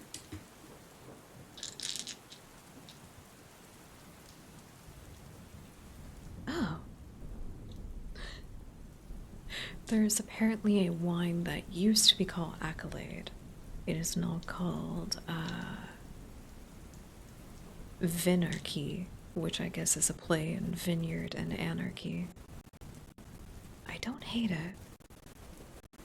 Established in 2025, the following merger of Accolade Wines and Pernod Ricard winemakers, Vinarchy is a new global leader. Well, isn't that a fucking coinky dink? What a coincidence. I love weird synchronicities. How fun. I wonder what it tastes like. What kind of wines do they have?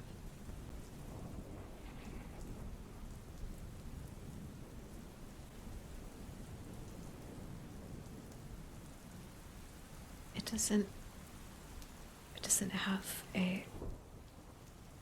doesn't have like a menu board, basically. Weird. Okay. Never mind. It's not as cool as I thought it would be. I like wines. I really like wines. I'm a bit of a gourmand, though. I like flavors and texture contrast. I really do like sparkling wines a lot because they go with a lot of different pastries. But red wine, Merlots, and what is the other? I can't remember. There's another red wine that I do tend to really like.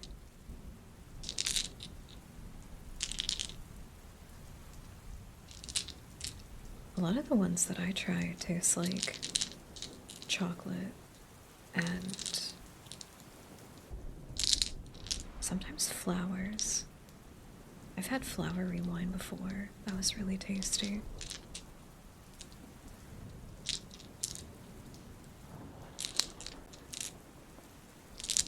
I do think that there are some that are not super pleasant. But to describe wine as tasting like rotten grapes, I think you're more just telling on yourself than anything. Just an opinion. Just my opinion.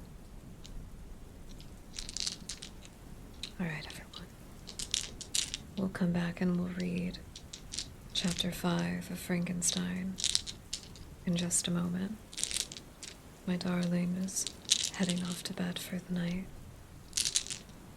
and I'd like to go get him tucked in, make sure that he's taken care of. I would also encourage everyone that's with us, which by the way, thank you for being here, to take some time to take care of themselves. Get some water, get some food, stretch, take your vitamins or any medication that you need to. Check on your animals, if you have any. All of that good stuff. And we will be back in just a moment. Wine is very difficult to make. I think it's cool though. I was like watching people who make mead and stuff like that out of different stuff. That's fun. We will be right back, everyone.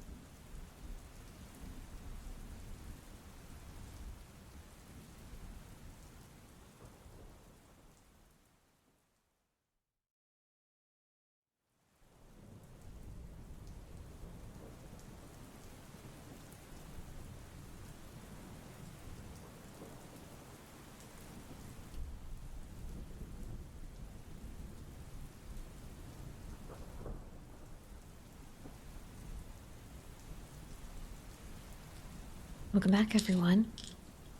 Everyone say goodnight to Kruznik as he is off to bed for the evening. And thank you all so much for hanging out with us. I hope you're having a lovely, lovely night. Hope you're enjoying Frankenstein just as much as I am. I've been losing my mind about it a little bit. It's very good. And the movie has been wonderful. I get to watch it again tomorrow while I do things. I have determined that I'm going to stay up tonight and commit shenanigans, and no one is going to stop me.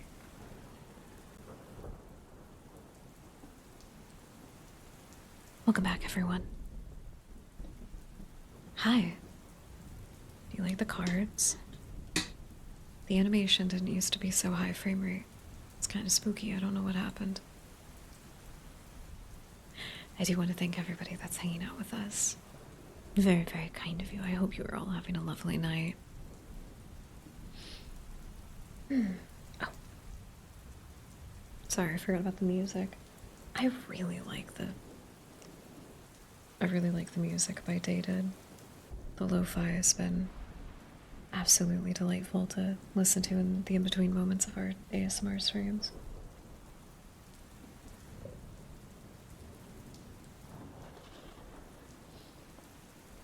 My tea is cold. I need one of those little tea warmers so bad. Hold on, I'm gonna see.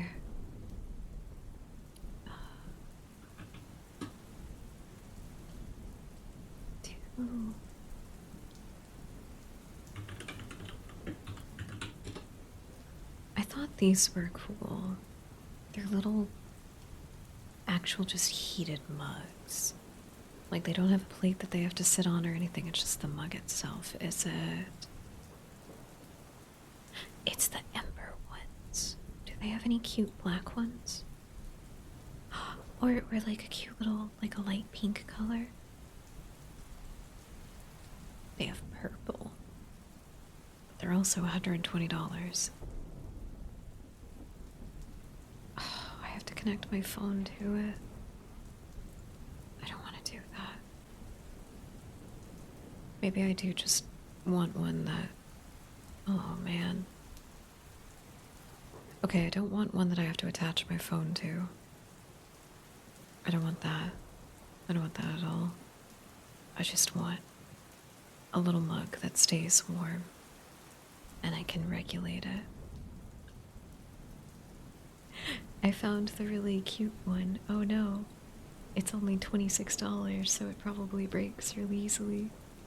But it has a cute little cat mug with it. Oh no, it's the cute one. I'm a sucker. I'm a sucker for good marketing. And by golly, a black cat mug is damn good marketing.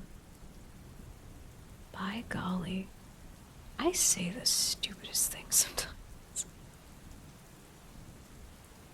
I'm realizing I might have a really dumb way of talking. Okay.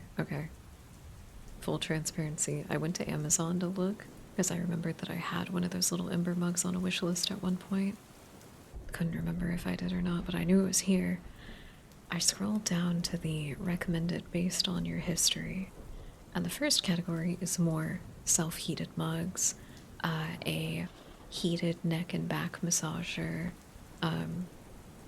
There's this smart alarm clock system that I don't need. And then right below it is women's anime cute pajama set, cow print, cosplay and lingerie, sexy cat maid outfit, women's lingerie. Based on your viewing history. Oh my god. Okay, one of these is actually cute and I want to save it. Oh, he's got big old floppy bunny ears. Oh, it's adorable, and it's just a really high-cut leotard. God, I want it. I want it. I would just casually wear a lot of these things that people are like, oh, this is lingerie. You should only wear it around your house. It's like, I'd wear it all the time. It's beautiful. It's cute. That one's cute too. What the fuck?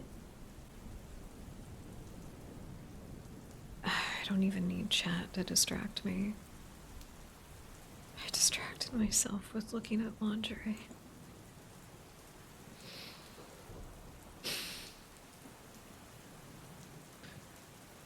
I don't even need chat to distract me. I can handle that all on my own. Kind reminder to stay hydrated, everyone.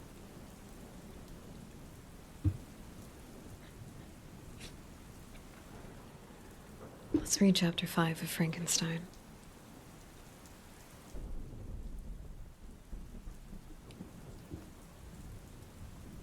It was on a dreary night of November that I beheld the accomplishment of my toils. With an anxiety that almost amounted to agony, I collected the instruments of life around me, that I might infuse a spark of being into the lifeless thing that lay at my feet. It was already 1 in the morning. The rain pattered dismally against the panes, and my candle was nearly burnt out, when by the glimmer of the half-extinguished light, I saw the dull yellow eye of the creature open. It breathed hard, and a convulsive motion agitated its limbs. How can I describe my emotions at this catastrophe, or how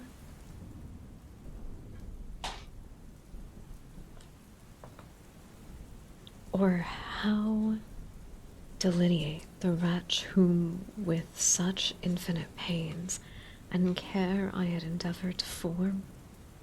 His limbs were in proportion, and I had selected his features as beautiful, beautiful, great God. His yellow skin scarcely covered the work of muscles and arteries beneath. His hair was of a lustrous black and flowing, his teeth of pearly whiteness, and these luxuriousies only formed more horrid contrast with his watery eyes that seemed almost the same color as the dun white sockets in which they were set, his shriveled complexion and straight black lips. The different accidents of life are not so changeable as the feelings of human nature. I had worked hard for nearly 2 years for the sole purpose of infusing life into an inanimate body. But this had deprived myself of rest and health. I had desired it with an ardor that far exceeded moderation. But now that I had finished, the beauty of the dream vanished, and breathless horror and disgust filled my heart.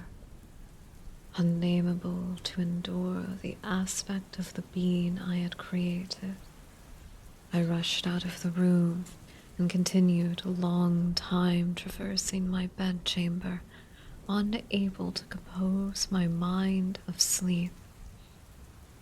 At length lassitude succeeded the tumult I had before endured, and I threw myself on the bed in my clothes, endeavoring to speak a few moments of forgetfulness.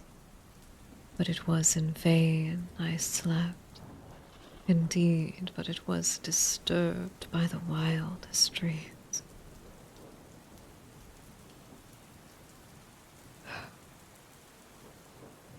I really, really wanted to make a joke, but not enough people have watched the movie yet. At the line,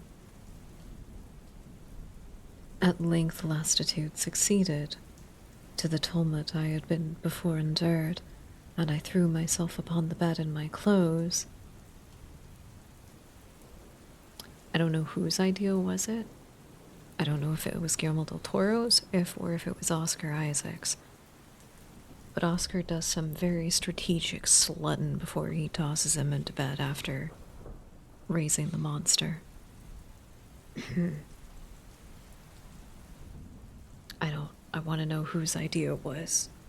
Because the man just fucking, like, rips his... I couldn't be happier that Oscar played Victor. Couldn't be happier. But it was in vain. I slept indeed, but it was disturbed by the wildest dreams. I thought I was Elizabeth in the bloom of health. Thought I saw Elizabeth, not that I was, right? Because Victor has no comprehensive ability to put himself in the shoes of a woman. I thought I saw Elizabeth in the bloom of health, walking the streets of Ingolstadt. Delighted and surprised, I embraced her, but as I imprinted the first kiss on her lips, they became livid with the hue of death. Her features appeared to change, and I thought that I had held the corpse of my dead mother in my arms.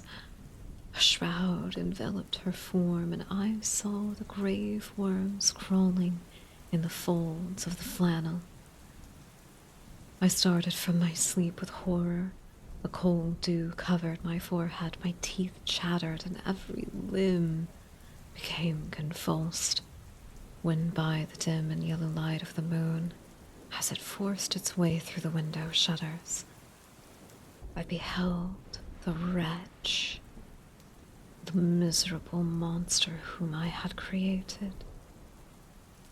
He held up the curtain of the bed, and his eyes, if eyes they may be called, were fixed on me.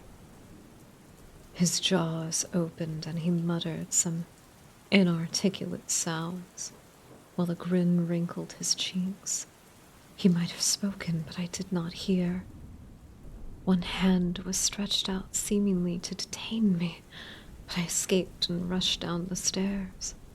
I took refuge in the courtyard belonging to the house which I inhabited, where I remained during the rest of the night, walking up and down in the greatest agitation, listening attentively, catching and fearing each sound as if it were to announce the approach of the demoniacal corpse to which I had so miserably given life.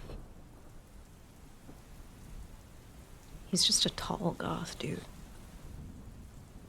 Adam, which after the film I have come to call him the creature. I used to call him Frankie. But Adam is poetic in one too many ways. And I'm going to cry about it. I can't cry about it. I'm not allowed to cry about it.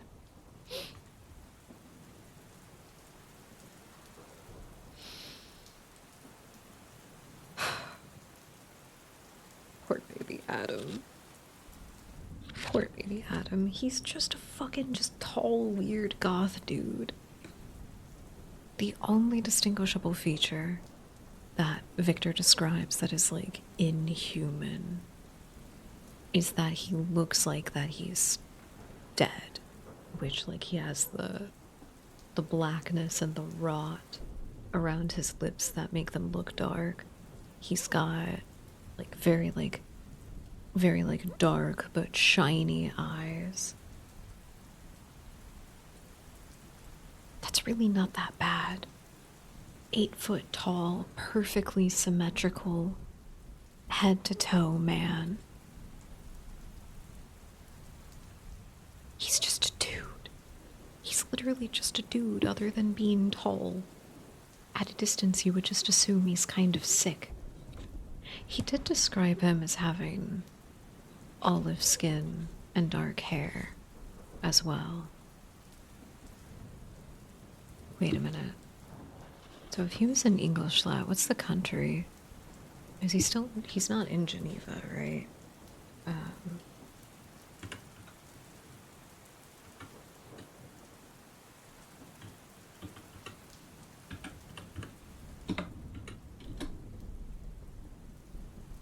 Oh, it's in Germany. Okay, that's what I thought. That is what I thought. Oh, wow. The pictures from the city are beautiful. Not a single building above 7 stories tall. Beautiful. Beautiful. So, I'm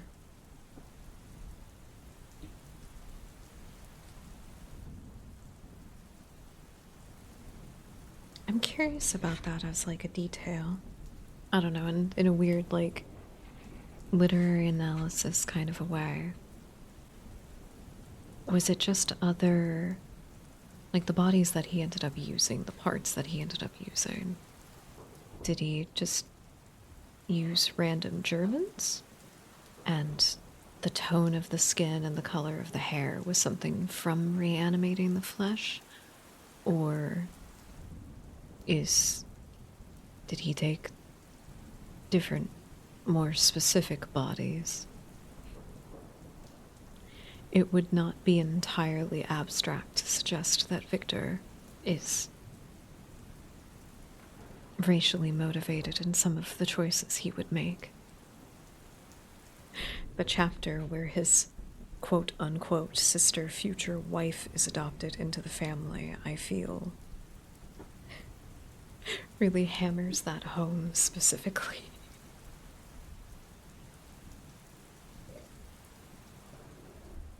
They played with it a little bit in the film, but I don't think it's the main part of the intended commentary.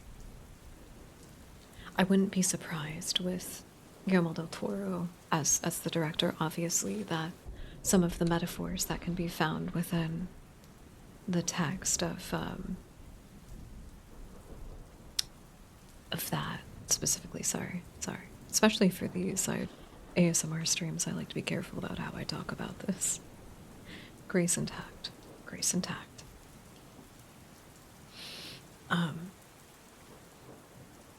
I'm curious, and I want to talk to more people who are really into literary analysis and know a lot more about the book.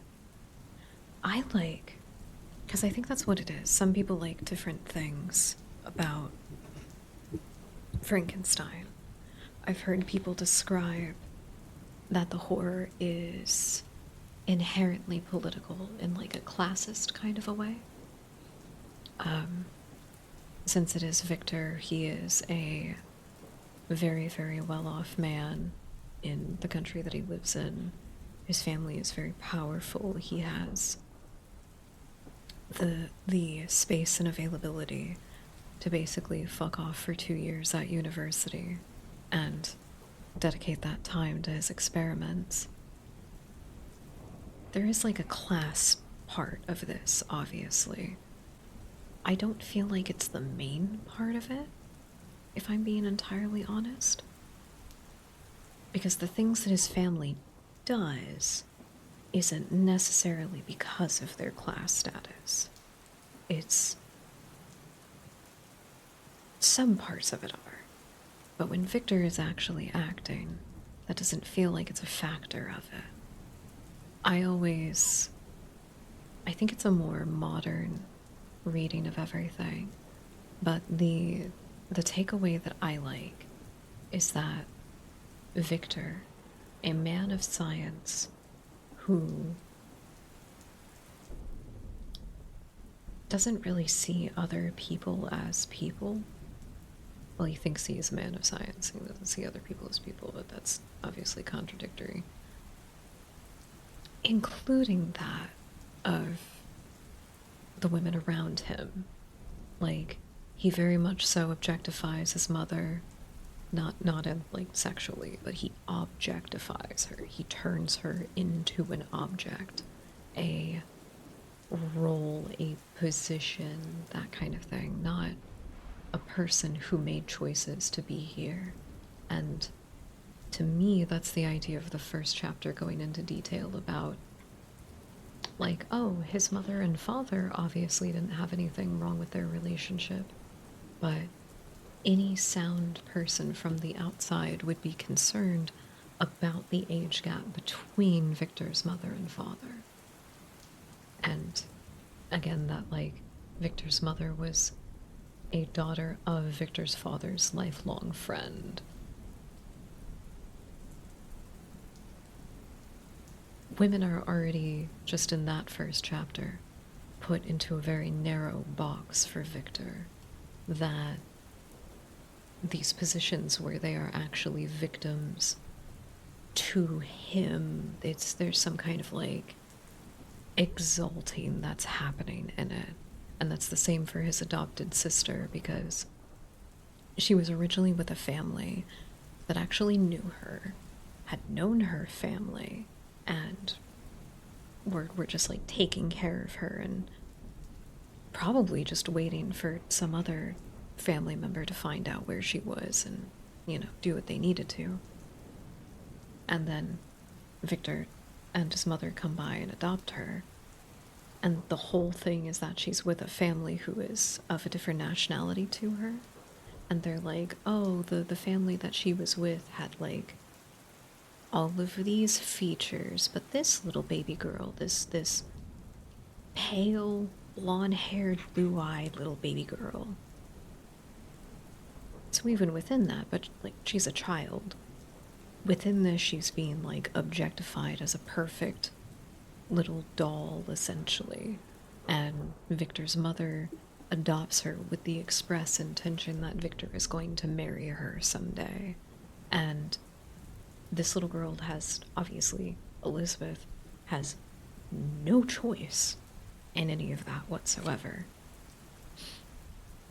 So while obviously, as you could expect, that with the dehumanization of women in Victor's eyes and in his life and everything, that there would be the extension of the dehumanization of people of other cultures just in general, but especially people of color. I need to talk to, like, a literary analysis person and ask if there's more stuff about, like, does he describe the creature looking like that because he looks dead? Or does he describe the creature looking like that because he used parts of specific groups that he looked at as less than people? Is it racism or is it death? That's a lot of these questions that you have to ask about old characters like this. Are they racist, or are they just really afraid of death? Or in Lovecraft's case, was it both? I know Lovecraft wasn't a character, but he was a character, if you know what I mean.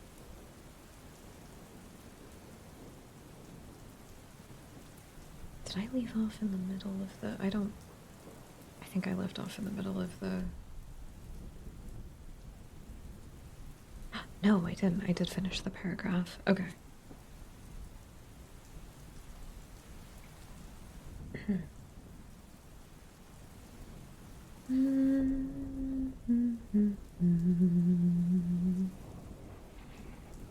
I've been having to practice my ASMR whispering. I think it's been helping.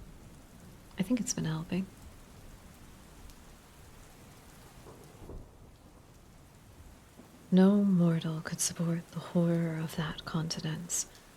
A mummy again endured with animation could not be so hideous as that wretch. I had gazed on him while unfinished.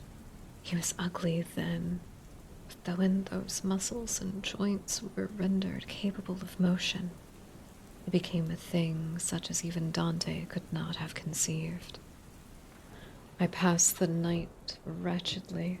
Sometimes my pulse beat so quickly and hardly that I felt the palpitation of every artery.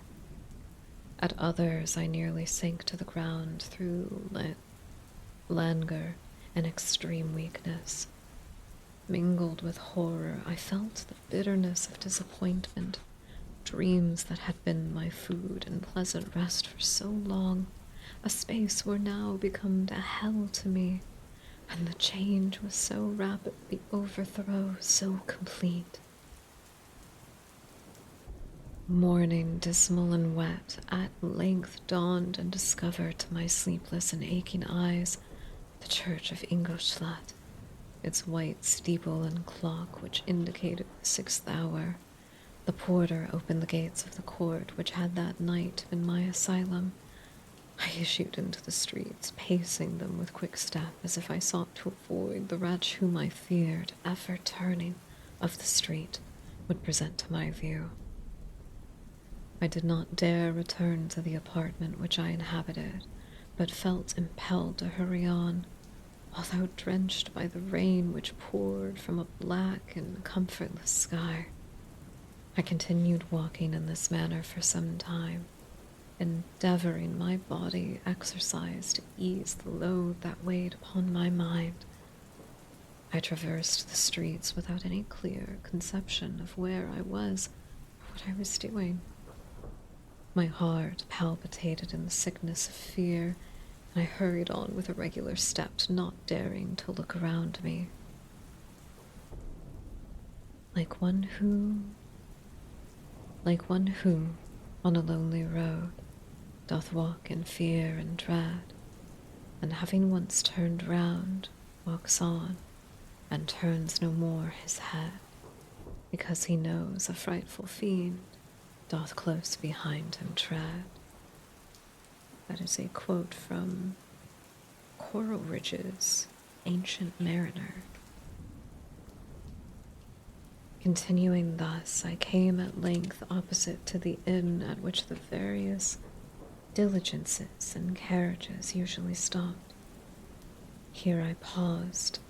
I knew not why, but I remained some minutes with my eyes fixed on a coach that was coming towards me from the other end of the street. As if it drew nearer, I observed that it was the Swiss diligence. It stopped just where I was standing, and on the door being opened, I perceived Henry, who on seeing me instantly sprung out. "My dear Frankenstein," exclaimed he, "how glad I am to see you! How fortunate that you should be here at the very moment of my alighting!" Nothing could equal my delight on seeing Henry. His presence brought back to my thoughts my father, Elizabeth, and all those scenes of home so dear to my recollection. I grasped his hand and in a moment forgot my horror and misfortune. I felt suddenly, and for the first time during many months, calm and serene joy. I welcomed my friend. Therefore, in the most cordial manner, we walked towards the college.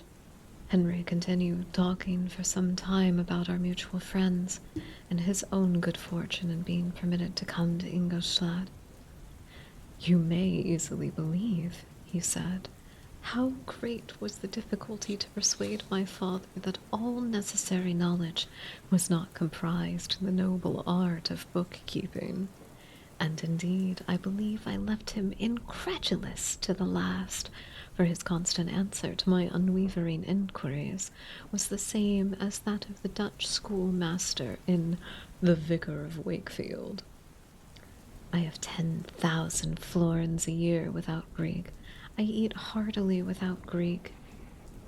But his affection for me at length overcame his dislike of learning, and he has permitted me to undertake a voyage of discovery to the land of knowledge. It gives me the greatest delight to see you, but tell me how you left my father, brothers, and Elizabeth." "Very well, and very happy, only a little Oh wait, that was actually read by Victor.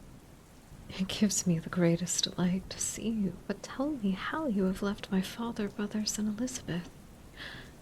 "Very well, and very happy, only a little uneasy that they hear from you so seldom. By the by, I mean to lecture you a little upon their account myself. But my dear Frankenstein," he continued, stopping short and gazing full upon my face, "I did not before remark how very ill you appear. So thin and pale, you look as if you've been watching for several nights." "You have guessed right. I have lately been so deeply engaged in one occupation that I have not allowed myself sufficient rest. As you see, but I sincerely hope, that all these employments are now at an end and that I am at length free. I trembled excessively. I could not endure to think of, and far less to allude to, the occurrences of the preceding night. I walked with a quick pace, and we soon arrived at my college.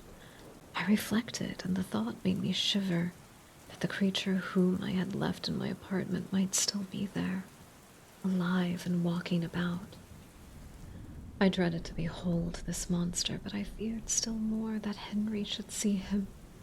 Entreating him, therefore, to remain a few minutes at the bottom of the stairs, I darted up towards my own room, my hand already on the lock of the door before I recollected myself. I then paused. A shiver came over me. I threw the door forcibly open, as children are accustomed to do when they expect a spectre to stand and waiting for them on the other side. But nothing appeared. I stepped fearfully in. The apartment was empty, and my bedroom was also freed from its hideous guest. I could hardly believe that so great a good fortune could have befallen me.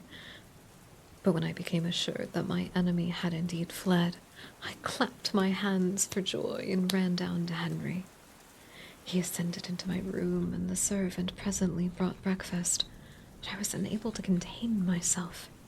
It was not joy only that possessed me. I felt my flesh tingle with excess of sensitivities, and my pulse beat rapidly.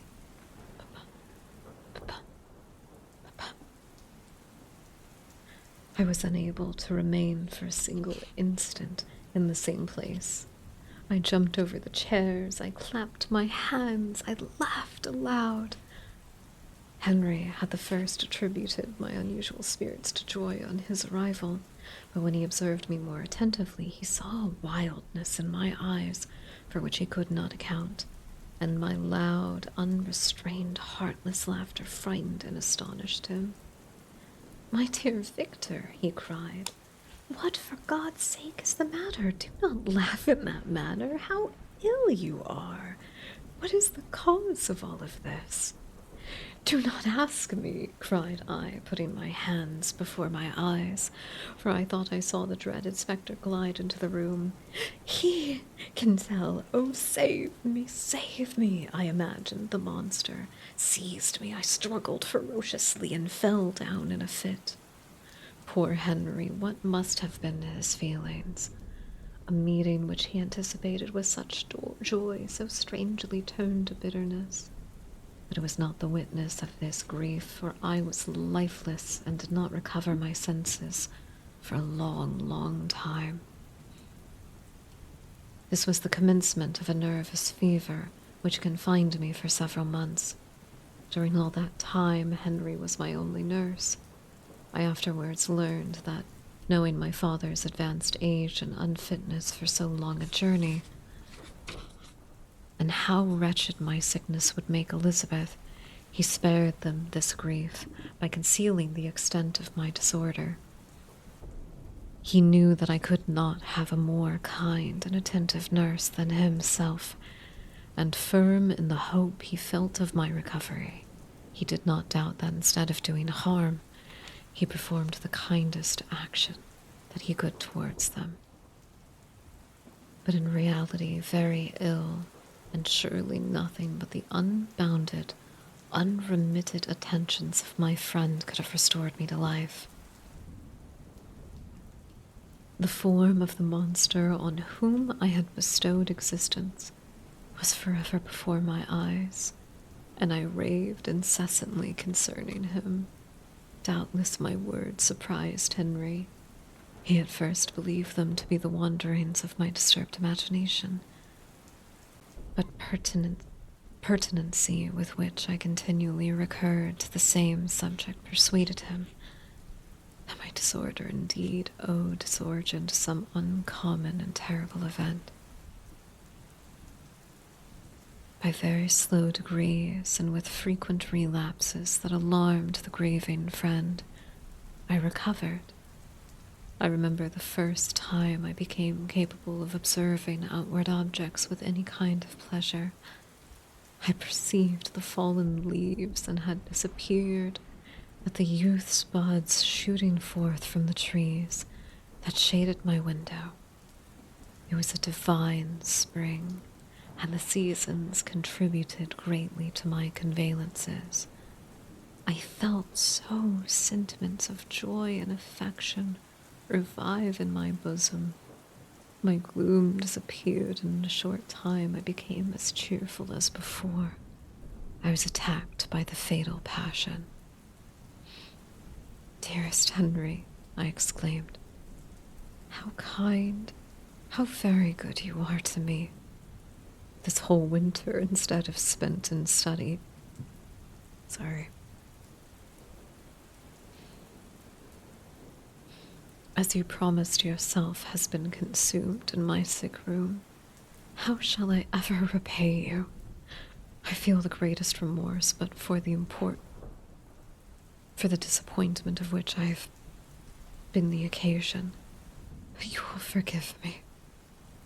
You will repay me entirely if you do not discompose yourself, but get well as fast as you can. And since you appear in such good spirits, may I speak to you on a subject? May I not?" I trembled. One subject. What could it be? Could he allude to an object on whom I dared not even think? "Compose yourself," said Henry, who observed my change of color. "I will not mention it if it agitates you, but your father and cousin would be very happy if they received a letter from you in your own handwriting. They hardly know how ill you have been, and are uneasy at your long silence." "Is that all, my dear Henry?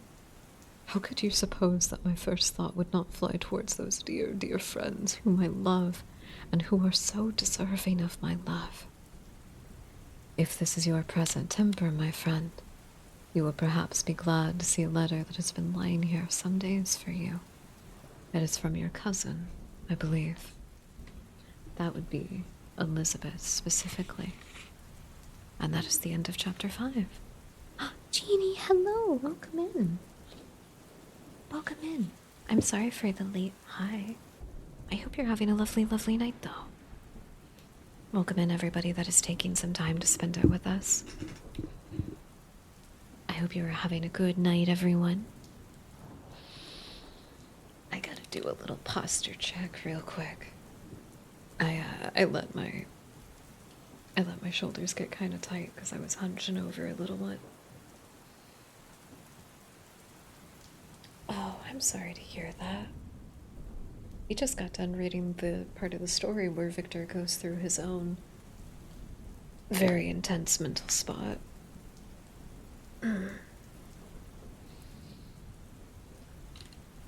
I won't lie, I've been having a hard time myself lately with a few things of that nature, but we're getting there, we're getting better. It's all a process. Sorry, I'm stretching. You can actually see me stretch really far. Oh, there we go. Oh, no need to be sorry. No need to be sorry. Stuff happens. I'm very mental health positive around here. My 3 positions of... what could I say? What could I call it exactly? I guess just my 3 main activism sectors, so to say, I don't have quite the right words to describe it, are sex positivity, death positivity, and mental health positivity.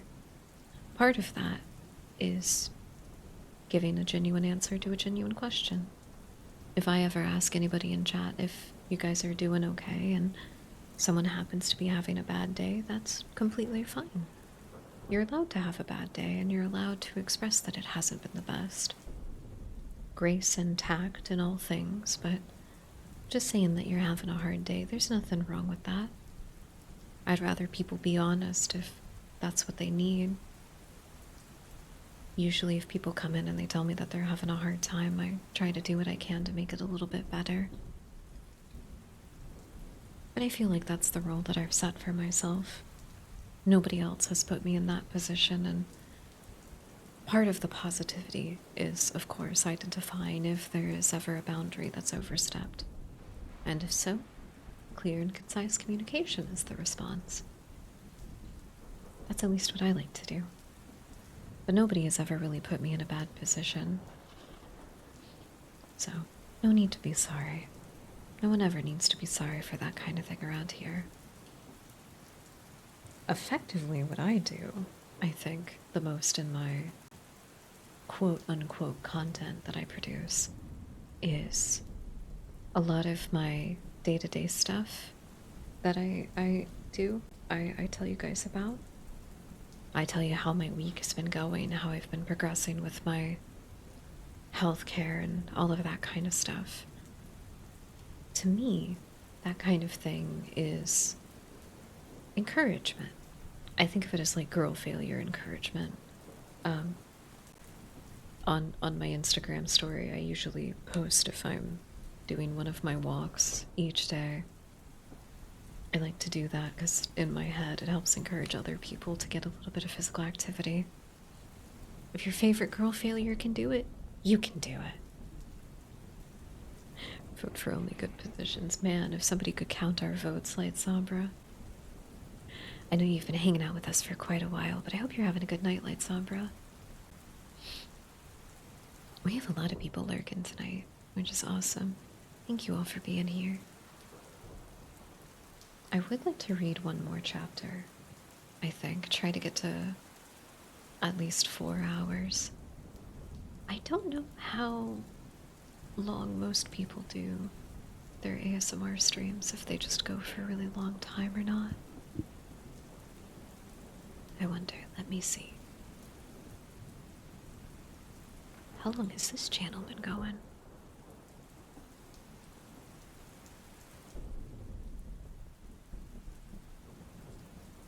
Oh, 3 hours. Okay.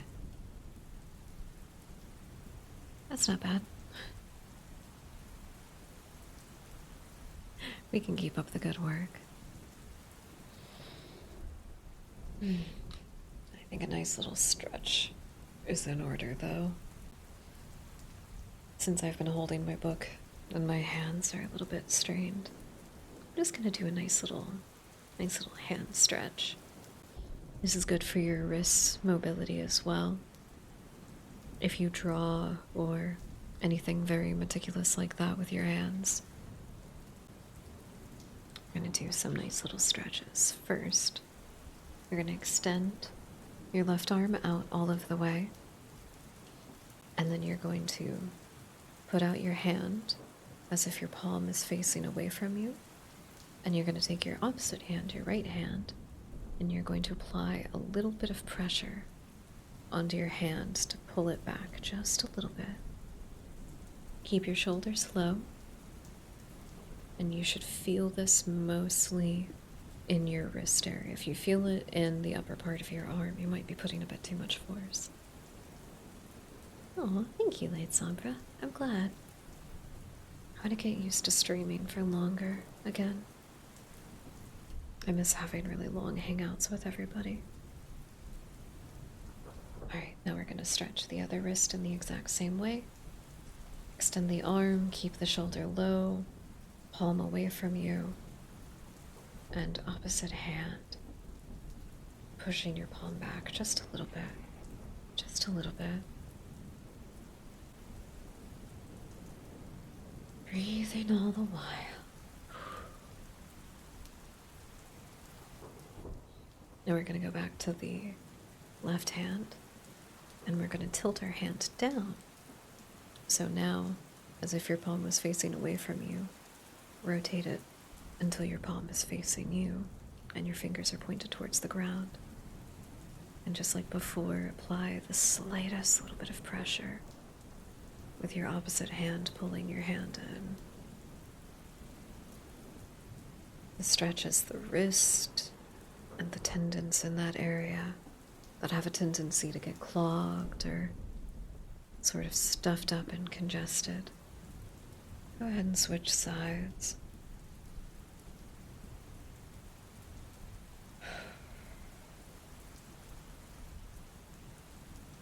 Go ahead and check the rest of your posture while you're doing these. Then bring your hands to prayer pose right in front of your chest. We're going to do something kind of similar. With our hands in prayer pose, we're going to push our left hand with our right hand, engaging that same bend. Now, when I do this part, I tend to feel a tightness in my left wrist, because that's where it's a joint that pops a lot for me. And now push back in the opposite direction. I don't get it as much on my right wrist. Definitely more on my left. Now return to center. And we're going to rotate our hands, keeping them in that prayer pose, as far as you can, to your fingers pointing towards the ground.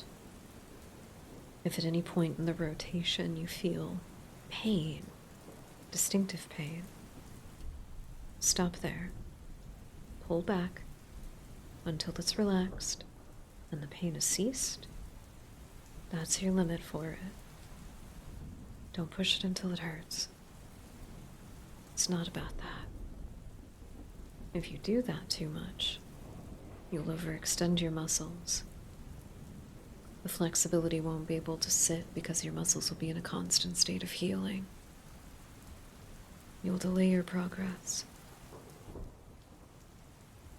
If you keep steady, you won't have to rest for too long to If you don't overextend, you don't have to over-recuperate. Now rotate your hands back up. And we're going to do just a light push of the wrist one more time. Just kind of alternate. Oh, my right one popped.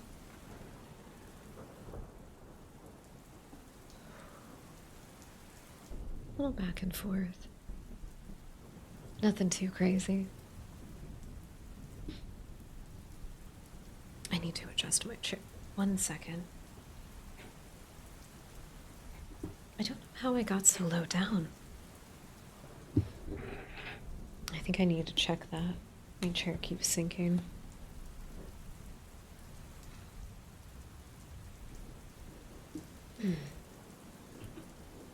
I feel a bit better. Even if you're just stretching a small part of your body, what you're doing in these moments is you're drawing awareness to yourself, to your physical body. When you focus on your breathing, you'll start to notice the parts of your body that hurt or weigh heavy or tense and tight. And then we stretch and we work to alleviate that tension. You'll notice a lot of what I do focuses very specifically on the posture. Because for a lot of us girlies of low physical constitution, the girlies that would have absolutely succumbed to consumption in the Victorian era, posture is very important. It's what allows us to breathe properly. It's what allows us to carry ourselves properly. It's not necessarily a bad thing to have parts of your body engaged, like your core muscles. It's not necessarily a bad thing. If you're tightening them in specific ways, you could be constricting your ability to breathe and putting more pressure on different muscle groups than you need to. But just keeping a general engagement as if whenever you're sitting up or you're standing, that the fire's on in your abdomen, in your belly, if you want to think of it like that. Chakra points in traditional medicine talk about the health of the stomach being a very important thing, and that part of the body is just always hot. It's the fire chakra, because there's just stuff constantly happening. Obviously, that's all of your internal organs. The majority of the internal organs are right there. So, obviously, there's stuff always going on. But that's why it's good to maintain posture, so that we don't compress that area. We let our core muscles keep ourselves upright, so that our chests are open and we can breathe deeply, so that our organs can do their processes normally, steadily, healthily, without pressure. Posture is very important for that, and that's why I focus on that quite a bit. But there's a huge variety of little stretches that you can do that help bring awareness to certain parts of you, that help the flow of your body if it needs it. There's a lot of stuff like lymphatic massages or stretches that help specifically with blood pressure, processes that the body goes through to self-regulate cortisol and all of these different things connected to stress and tension in general. Sorry, that was my ankles cracking. Very relieving, very relieving. It's very good to make sure that all these systems flow properly. Usually, that just means making sure that you're getting nutrition, a healthy amount of exercise, getting some water, all that good stuff. Ooh, I love hot yoga. Congratulations, Light Sombra. I love hot yoga. I used to only do it like once a week. That's pretty kick-ass that you've got, like, do you have like like twice a week class? I was gonna say like bi-weekly, but that's not right. That's fucking cool. Hot yoga is a lot of fun. God, it definitely like wakes up your system. Hell yeah, congratulations. It's very good for that kind of thing. Very, very good for it. Man, hot yoga would be nice, especially with how cold it's been. That would be a really nice workout, I think. I like to do that kind of thing in the morning before I eat, and then I have a really, really good appetite.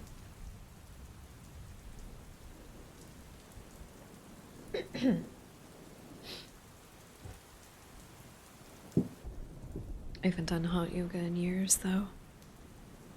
I need to... Sorry.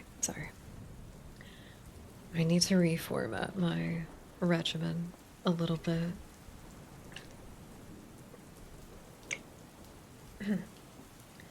I need to upgrade to the intermediate stretch routine, because I've definitely gotten more flexible, but there's some parts of my body that need to be pushed a little bit more to really break through. I am fairly flexible, but I cannot do the splits. I've always had this like weird block with doing it, and I want to try to get over it this next year. I'd also like to try to figure out how to put my feet behind my head and do handstands. That's on the agenda. I want to know how to do a handstand properly. Just freehand it. It's been a long time, but I got really close to it when I was younger, so that I know that I can. Oh god, chapter 6 opens up with a huge letter. Oh, it's just a lot of letters. It's the letter part of the book. Ugh.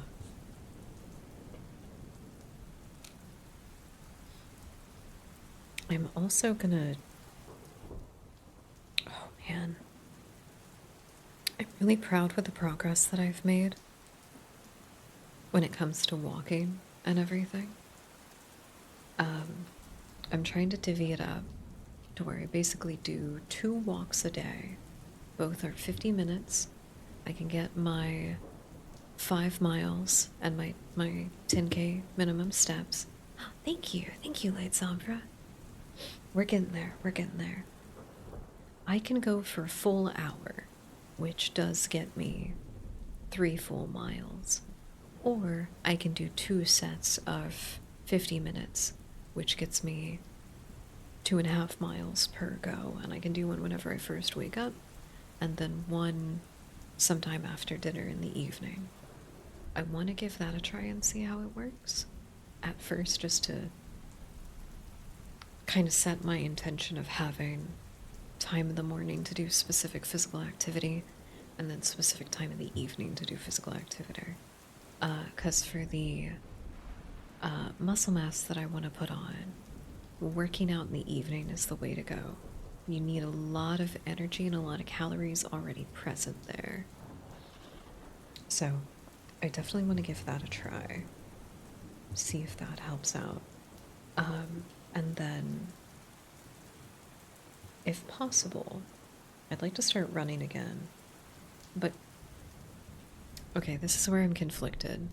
Runners tend to have really lean physiques, and I'm not necessarily going for like full body, lean kinda. I'm not going for that.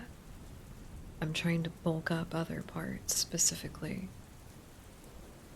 And specifically, my legs have gotten a lot bigger. They're very toned, but they've definitely gotten bigger from just doing the walks. So I'm stressed out about doing the runs because I don't know if it's going to trim everything down or if it's just going to like tighten everything. In which case, that's just terrifying. I don't know if I should be trusted with the ability to pop somebody's skull like a watermelon with my legs. I don't know if I should be trusted with that ability. So I'm a little torn, but I think everybody who does any kind of like specific workout regimen feels the same way, honestly. It's just like you're not quite sure. You're not quite sure which way it's gonna go. Sorry, I also broke my tracking a few days ago and it's still not the way that I like it to be. No scuff on anybody else's part. No scuff on anybody else's part. I just consistently break things. So don't worry, it's not that big of a deal. It's not that big of a deal. Man. Some of the VTubers that do ASMR stuff have really cool setups. I can't wait to have all that cool stuff.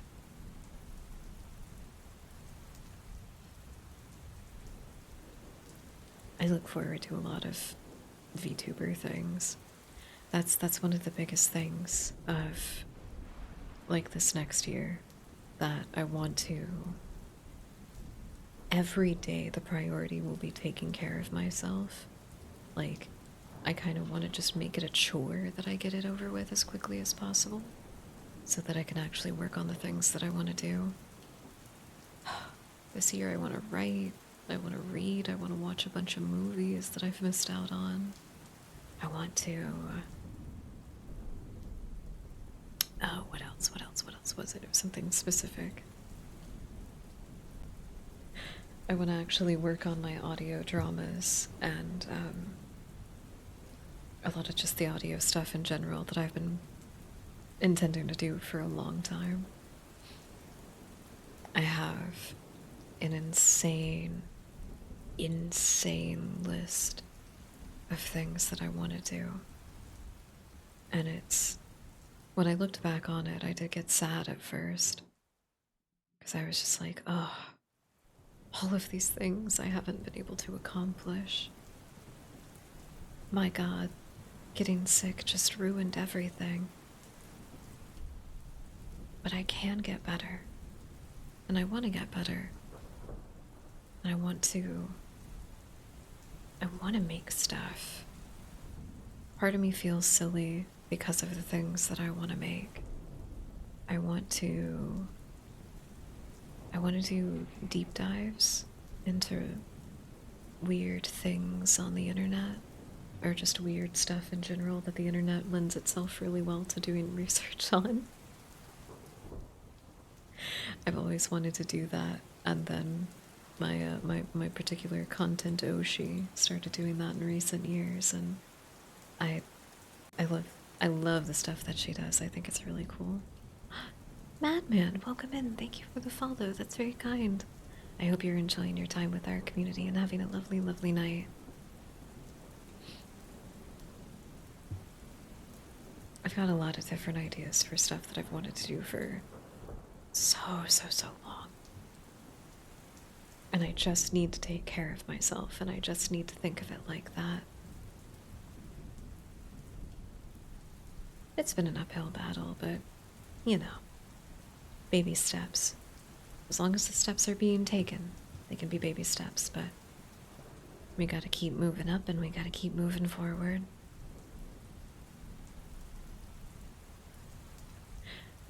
I hope to do more encouragement stuff like that in the coming year.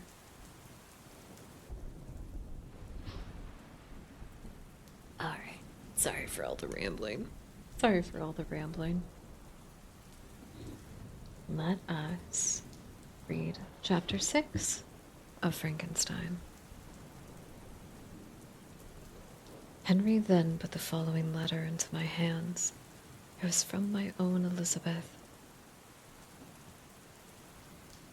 My dearest cousin, you have been ill, very ill, and even the constant letters of our dear kind Henry are not sufficient to reassure me on your account. You are forbidden to write, to hold a pen, yet one word from you, dear Victor, is necessary to calm our apprehensions. For a long time I have thought that each post would bring this line, and my persuasions have restrained my uncle from undertaking a journey to Ingolstadt. Excuse me.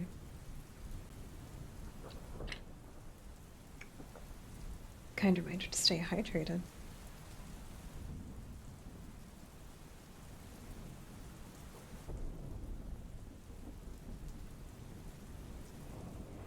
Ba. Okay, we're good. Sorry. For a long time I have thought that each post would bring this line, and my persuasions have restrained my uncle from undertaking the journey to Ingolstadt. I have prevented his encountering the inconveniences and perhaps dangers so long a journey, yet how often have I regretted not being able to perform it myself. I figure to myself that the task of attending to your sickbed has devolved on some mercenary old nurse who could never guess your wishes nor minister to them with the care and affection of your poor cousin. Yet that is over now. Henry writes that indeed you are getting better. I eagerly hope that you will confirm this intelligence soon in your own handwriting. Get well and return to us. You will find a happy, cheerful home and friends who love you dearly. Your father's health is vigorous, and he asks but to see you, but to be assured that you are well, and not a care will ever cloud his benevolent countenance. How pleased you would be to remark the improvement of your Ernest. He is now 16 and full of activity and spirit. He is too serious to be a true Swiss and to enter into foreign service, but we cannot part with him, at least until his elder brother returns to us. My uncle is not pleased with the idea of a military career in a distant country, but Ernest never had your powers of application. He looks upon study as an odious fetter. His time is spent in the open air, climbing the hills or rowing on the lake. I fear that he will become an idler unless we yield to the point and permit him to enter the profession which he has selected.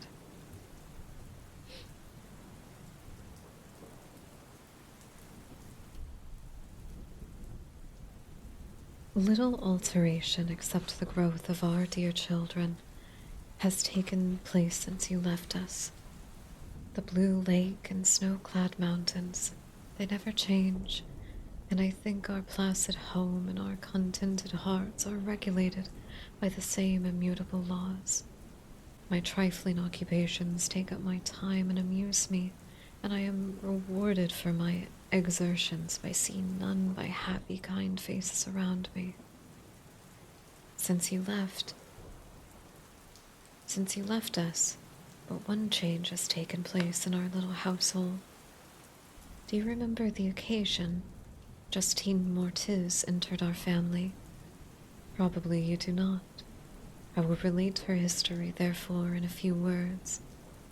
Madame Mortiz, her mother, was a widow with 4 children, of whom Justine was the third.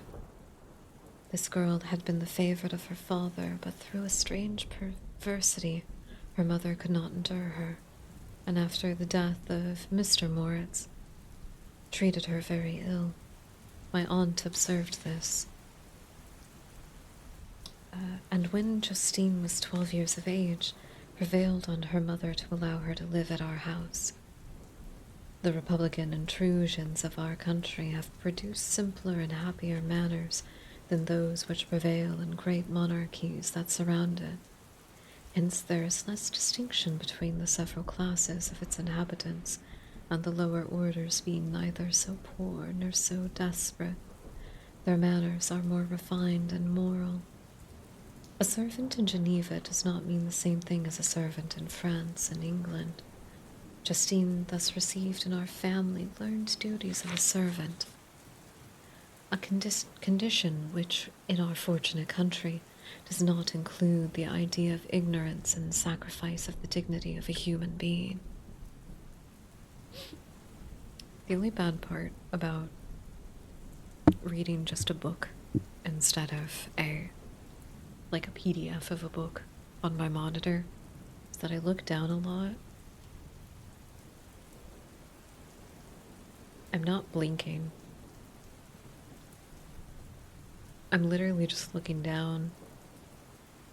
My eyelashes are too thick for my own good. They make my tracker think that I'm blinking. I swear to God, I'm not blinking. Let me see. I'm gonna check the amount of pages that we have real quick. Okay. Justine, you may remember, was a great favorite of yours, and I recollect you once remarked that if you were in ill humor, one glance from her could dissipate it, for the same reason that Aristo gives concerning the beauty of Angelica. She looked so frank-hearted and happy. My aunt conceived a great attachment for her, by which she was induced to give her an education superior to that which she had at first intended. This benefit was fully repaid. Justine was the most grateful and little creature in the world. I do not mean that she made any professions. I never heard one pass her lips. But you could see by her eyes that she almost adored her protectress. Although her disposition was gay in many respects, inconsiderate, yet she paid the greatest attention to every gesture of my aunt. She thought her the model of all excellence, and endeavored to imitate her phraseology and manners, so that even now she often reminds me of her. When my dearest aunt died, everyone was too much occupied in their own grief to notice poor Justine, who had attended to her during her illness with the most anxious affection. Poor Justine was very ill, but other trials were reserved for her. Welcome in, Commandante Bentillo. I hope you're having a lovely, lovely night. Thank you for the follow. I hope everybody that's spending some time with us this evening as well.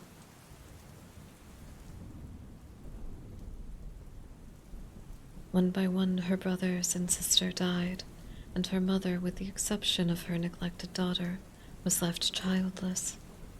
The conscience of the woman was troubled. She began to think that the deaths of her favorites was a judgment from the heaven to chastise her, partially. She was a Roman Catholic, and I believe her confessor confirmed the idea which she had conceived. Accordingly, a few months after your departure for Ingolstadt, Justine was called home by her repentant mother. The poor girl. She wept when she quitted our house. She was much altered since the death of my aunt. Grief had given softness and winning mildness to her manners, which had before been remarkable for vivacity. Nor was her residence at her mother's house of a nature to restore her gaiety. The poor woman was very vacillating in her repentance. She sometimes begged Justine to forgive her unkindness, but oftener accused her of having caused the deaths of her brothers and sister. Perpetual fretting and length threw Madame Moritz into a decline, which at first increased her irritability.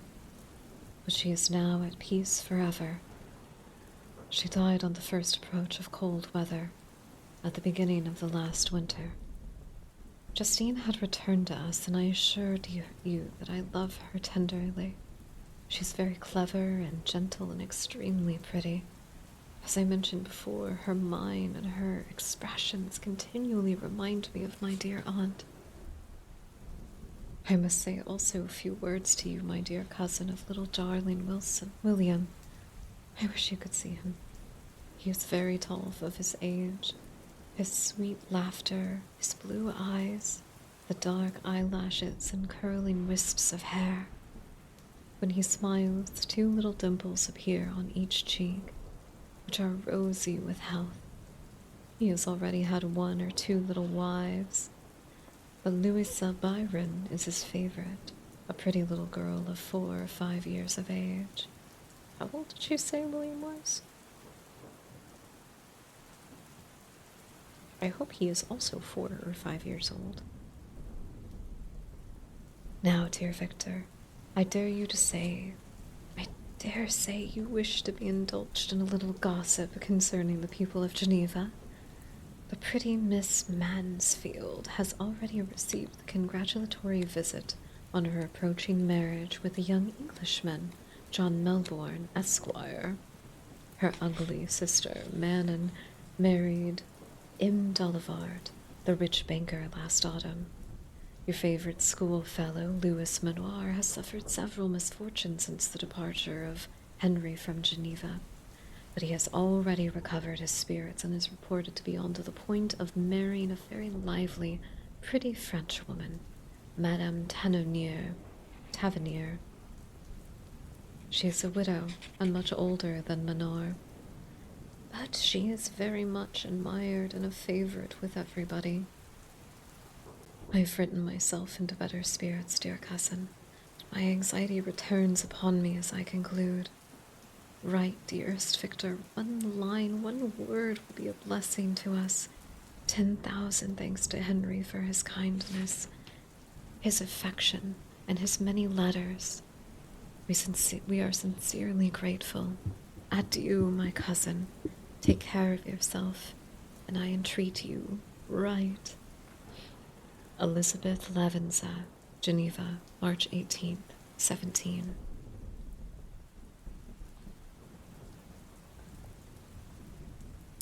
I'm sorry, the gossip part of all of that is always the part that makes me laugh.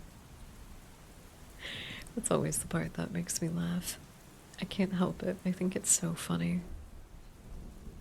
She just starts recounting all of the silly things that are going on. Just anything that she can do to encourage him to write back or be interested at all, which I think is very silly and cute. I don't know. That's some of my favorite parts.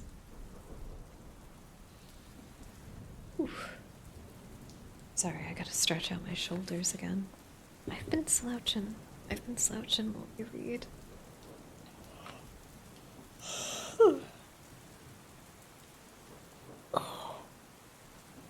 My shoulders are always wicked compressed for me. That's where what my shrimp posture is in my shoulders.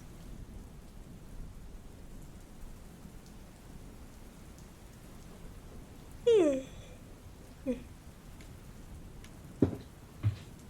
gonna have to make myself a cup of coffee after stream tonight. I think that'll be nice. Alright, let's round out our last few pages, and we will finish reading on chapter 7. Not too bad a progress, I gotta say. No, that's a terrible bookmark. Something else.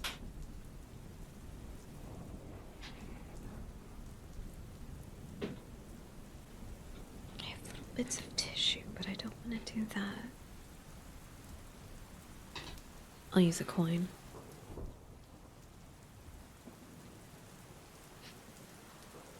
What did the slice of bread say to the other before the race? You're toast. Ta-da-cha. Very cute. Also, welcome in Koichi, Koichi, I believe. Welcome in. I hope you're having a lovely, lovely night. And Doctor told me to charge me extra for telling dad jokes. I told him that's not fair.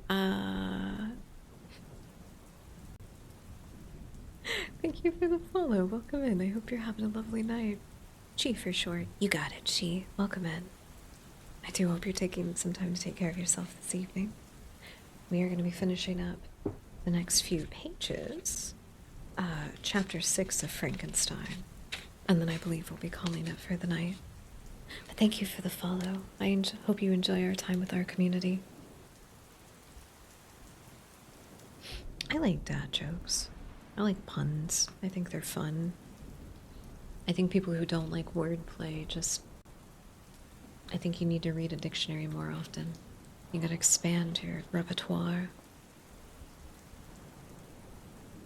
Dear, dear Elizabeth, I exclaimed when I had read her letter. I will write instantly and relieve them from the anxiety they must feel. I wrote, and this exertion greatly fatigued me, but my convalescence had commenced and proceeded regularly. In another fortnight, I was able to leave my chamber. One of my first duties on my recovery was to introduce Henry to the several professors of the university. Shanny? If that's another radio host, I'm going to giggle.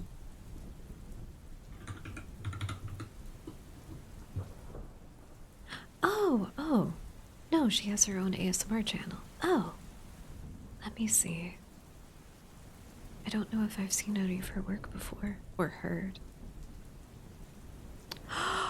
Wait, no! Oh, that's so kind of you. I love her radio series. She does a lot of, like, POV ASMR stuff, which doesn't tend to be my cup of tea, but her radio series is fantastic. Thank you. That's so nice. That's a very lovely compliment. Thank you. I like her radio series because it's the most spooky. I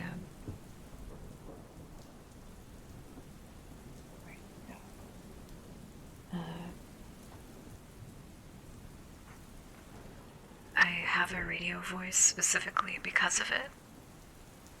Every now and again when we do our read streams where we're reading very particular horror stories, we'll use the filter to make it sound like an audio drama. She was the person I got that idea from, though. You did. She's fantastic. She's fantastic. She's also got just, like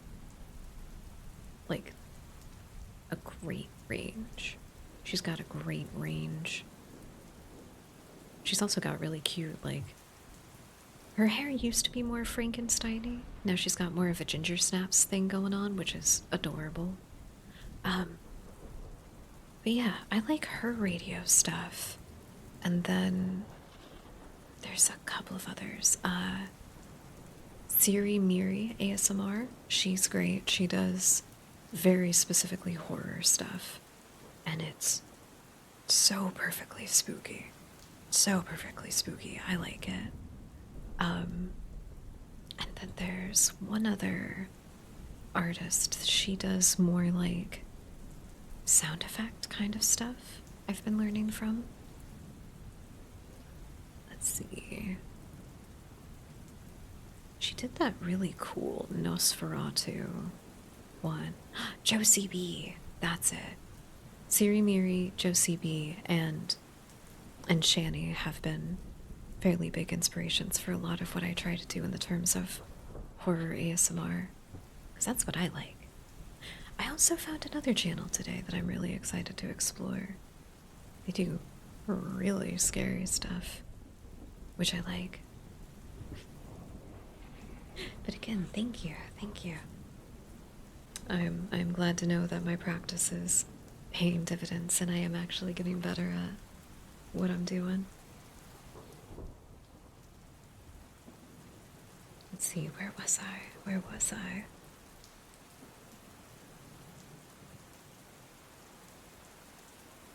In doing this, I underwent a kind of rough usage, ill befitting the wounds that my mind had sustained. Ever since the fatal night, the end of my labors, and the beginning of my misfortunes, I had conceived a violent apathy, even to the name of natural philosophy. When I was otherwise quite restored to health, the sight of a chemical instrument would renew all agony of my nervous symptoms. Henry saw this and had removed all my apparatuses from my view. He had also changed my apartment, for he perceived that I had acquired a dislike for the room, which had previously been my laboratory. Ooh, I'll have to check them out. Thank you for the recommendation. But these cares of Henry were made of no avail when I visited the Professor Waldman. He inflicted torture when he praised with kindness and warmth the astonishing progress I had made in the sciences. He soon perceived that I disliked the subject, but not guessing the real cause, he attributed my feelings to modesty and changed the subject from my improvement to the science itself. With a desire as evidently saw of drawing me out, what could I do? He meant to please, and he tormented me. I felt as if he had placed carefully, one by one, in my view, those instruments which were to be afterwards used in putting me to a slow and cruel death. I writhed under his words, yet dared not exhibit the pain I felt. Henry, whose eyes and feelings were always quick in discerning the sensations of others, declined the subject at length in excuse his total ignorance, and the conversation took a more general turn. I thanked my friend from the bottom of my heart, but I did not speak. I saw plainly that he was surprised, but he never attempted to draw my secret from me, and although I loved him with a mixture of affection and reverence that knew no bounds, I could never persuade myself to confide to him that which was so often present to my recollection, but which I feared the detail to another would only impress more deeply. Professor Kremp was not equally docile, and in my condition at the time of almost insupportable sensitiveness, his harsh, blunt encomiums gave me even more pain than the benevolent approbation of Waldman. Damn the fellow, he cried. Why, Mr. Clerval, I assure you he has outstripped us all. I stare if you please, but it is nevertheless true. Excuse me one moment.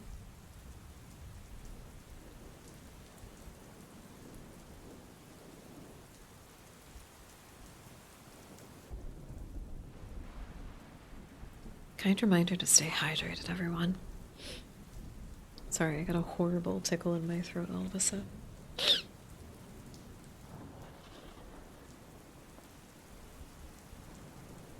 A youngster who was but a few years ago believed in Cornelius Agrippa as firmly as the gospel has now set himself at the head of the university, and if he is not soon pulled down, he shall all be out of countenance.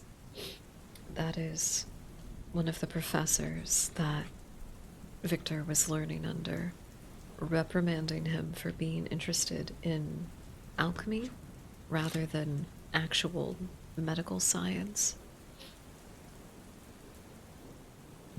And he's kind of just being weird about it. Victor mentioned that basically the way that he achieved the grant money that he needed to work on his project was because he developed a new type of tool to be used in medical sciences, new apparatuses by which to measure things and cut things apart and all of that, you know?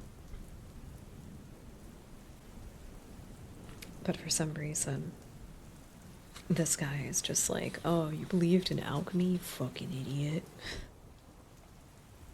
Which is really funny to me.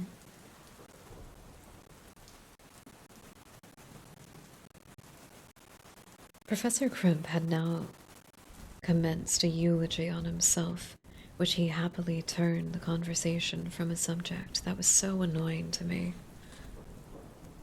Henry had never sympathized in my tastes for natural science, and his literary pursuits differed wholly from those which had occupied me. He came to the university with the design of making himself complete master of the Oriental languages, and thus he could open a field for the plan of life he had marked out for himself. Resolved to pursue no inglorious career, he turned his eyes toward the east as affording scope for his spirits of enterprise. The Persian, the Arabic, the Sanskrit languages engaged his attention, and I was easily induced to enter on the same studies. Idleness had ever been irksome to me, and now that I wished to fly from reflection and hatred of my former studies, I felt great relief in being the fellow pupil with my friend, and found not only instruction, but consolation in the works of the Orientalists. I did not, like him, attempt a critical knowledge of their dialects, for I did not contemplate making any other use of them than temporary amusement. I read merely to understand their meaning, and they well repaid my labors. Their melancholy is soothing, and their joy elevating, to a degree I never experienced in the study of the authors of my other countries. Marco, welcome in. Hope you're having a lovely, lovely night. Hi, hello, hi, hello. Big fan, big fan. Big Oshi, apparently. I don't know what I'm supposed to do about this. So many people. So many people. You're crazy. Just finished D&D. Ooh, fun. I hope it was fun, and I hope you got up to some good shenanigans. Hell yeah. We're gonna finish these last couple of pages of Chapter 6 of Frankenstein, and then we'll be done reading for the night. I'll take a little bit to wind down, and then we'll call it a night after that, but welcome in. Welcome in. Don't forget to take some time to take care of yourself. Hydrate and get a snack after D&D. You need it.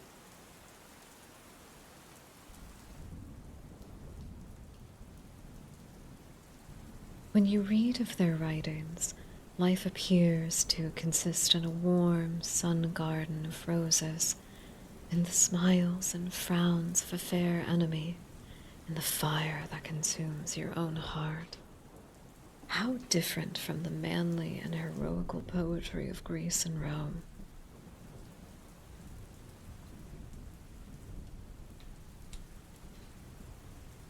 Summer passed away in these occupations, and my return to Geneva was fixed for the latter end of the autumn. But being delayed by several accidents, winter and snow arrived. The roads were deemed impassable, And my journey was...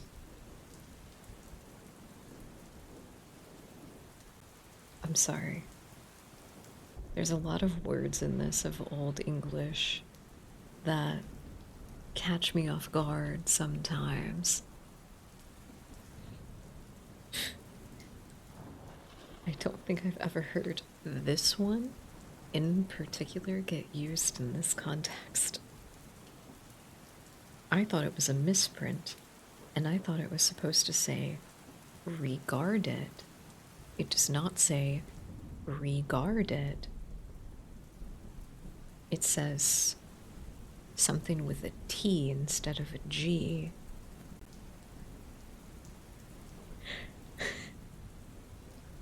It's like when you're reading something and like an actual slur pops up, and it like the only thing that you can do is just blah blah blah blah blah blah blah blah blah nope blah blah blah blah blah blah nope.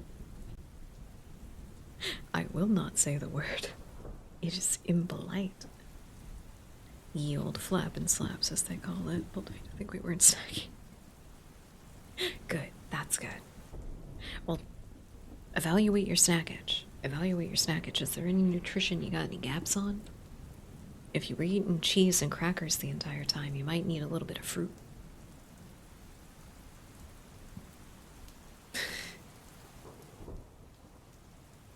I've killed to kill a mockingbird before. Oh, curry pizza? Oh yeah, that's complete nutrition. Never mind, you're good. Damn it! I want curry pizza. Instead, I'm gonna stay up and make cheesecake.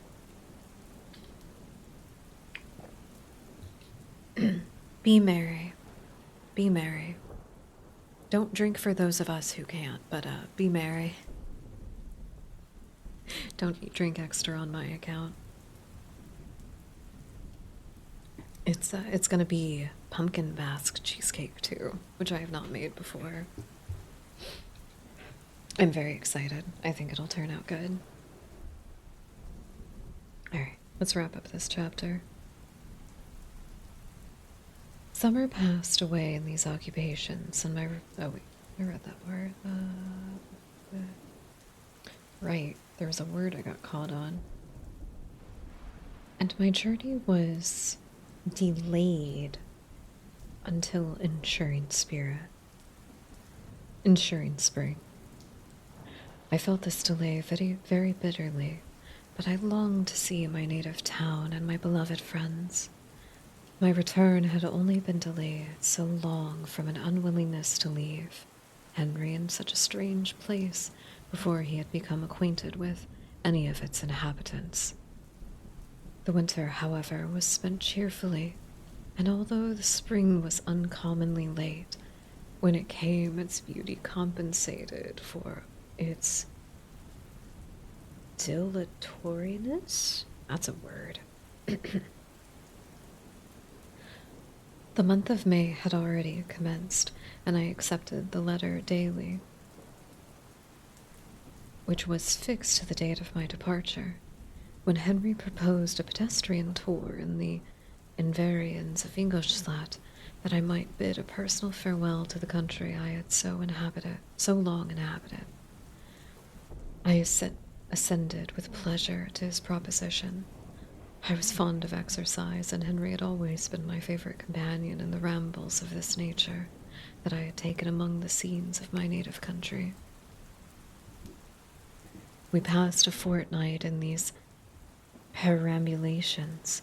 My health and spirits had long been restored, and they gained additional strength from the salubrious air I breathed, the natural incidents of our progress, and the conversation of my friend. Study had before secluded me from the intercourse of my fellow creatures, and rendered me unsocial. But Henry called forth the better feelings of my heart. He again taught me to love the aspect of nature and cheerful faces of children. Excellent, excellent friend he was. How sincerely did you love me and endeavor to elevate my mind until it was on a level with your own. A selfish pursuit had cramped and narrowed me until your gentleness and affection warmed and opened my senses. Just kiss already. Just kiss him. Just kiss him and become Dad's. I became the same happy creature who a few years ago, loved and beloved by all, had no sorrow or care. When happy, inanimate nature had the power of bestowing on me the most delightful sensations. The serene sky and verdant fields filled me with ecstasy. The present season was indeed divine. The flowers of spring bloomed in the hedges, and those of summer were already in bud. I was undisturbed by thoughts which during my preceding year had pressed upon me, notwithstanding my endeavors to throw them off, with an invincible burden. Henry rejoiced in my gaiety and sincerely sympathized in my feelings. He exerted himself to amuse me while he expressed the sensations that filled my soul. The resources of his mind on this occasion were truly astonishing. His conversation was full of imagination, and very often, in imitation of the Persian Arabic writers, he invented tales of wonderful fancy and passion, and at other times he repeated my favorite poems, or drew me into arguments which he supposed were of great ingenuity. We returned to our college on a Sunday afternoon, and pleasant, and people were dancing, and everyone met appeared gay and happy. My own spirits were high, and I abounded along with feelings of unbridled joy and hilarity. And that is chapter 6. I'm going to have to use one of my tarot cards as a bookmark. There we go. Perfect. And now, while we wind down, I have some fun little sensory toys to hopefully give you all the brain tingles. I like ASMR because it's effectively the observation and method to cause a specific reaction. There are a lot of things that can cause ASMR for people. Whispering is definitely a big one. But I think what actually does it is the enunciation of certain syllables and words. And though this can, given the context, elicit a feeling of relaxation, the baseline of the feeling are those tingles in your brain. You can feel little bolts of electricity in your synapses, the pulsing of blood through your arteries, particular beat sensations.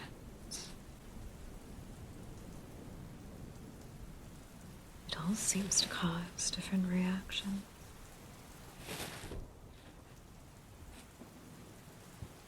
I think it's fun to elicit a feeling of suspense.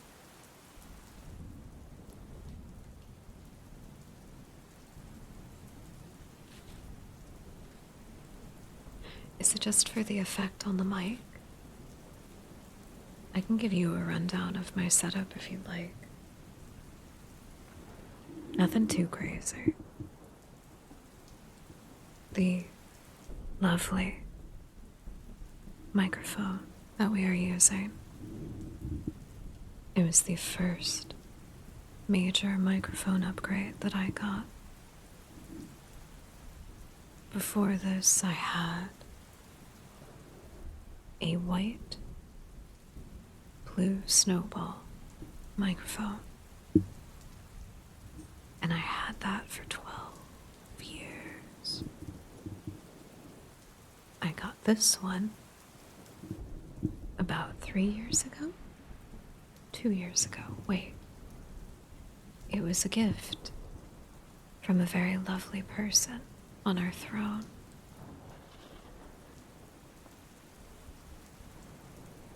Let's see.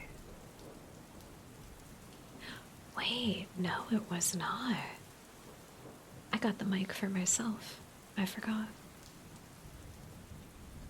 I use the, is it the Wave XD? I think it's the Wave XD. I use the Elgato Wave XD. If you happen to know your microphones, this is it's effectively, if you were to take a sort of like targeted boom mic kind of setup, and everything is compressed into the tube that makes the microphone. There's also an internal pop filter, so there's a lot of feedback protection naturally in the mic itself. This mic does not have any internal gate adjustment. My gate is purely controlled by my preamplifier, which I do just need a different, I need a different XLR connection, because this is designed for a little bit of different equipment. I have my eye on my next one, and I have my eye on my next microphone as well, which is a good several steps above. You have a Sennheiser, I believe. That's one of the ones I was looking at. Not those ones. Where is it? I should just pull it up specifically. Okay, I've got it. We've got two that are currently on the list. For the full ASMR setup, I need both of these. I don't think I need any others just yet, but I had it recommended to get a portable multi-directional mic setup. The one that was recommended is the Tascam DR05XP. It is a portable microphone, but it does have directional microphones on it. Welcome in, A Emotion. I hope you're having a lovely, lovely night. Thank you for the follow.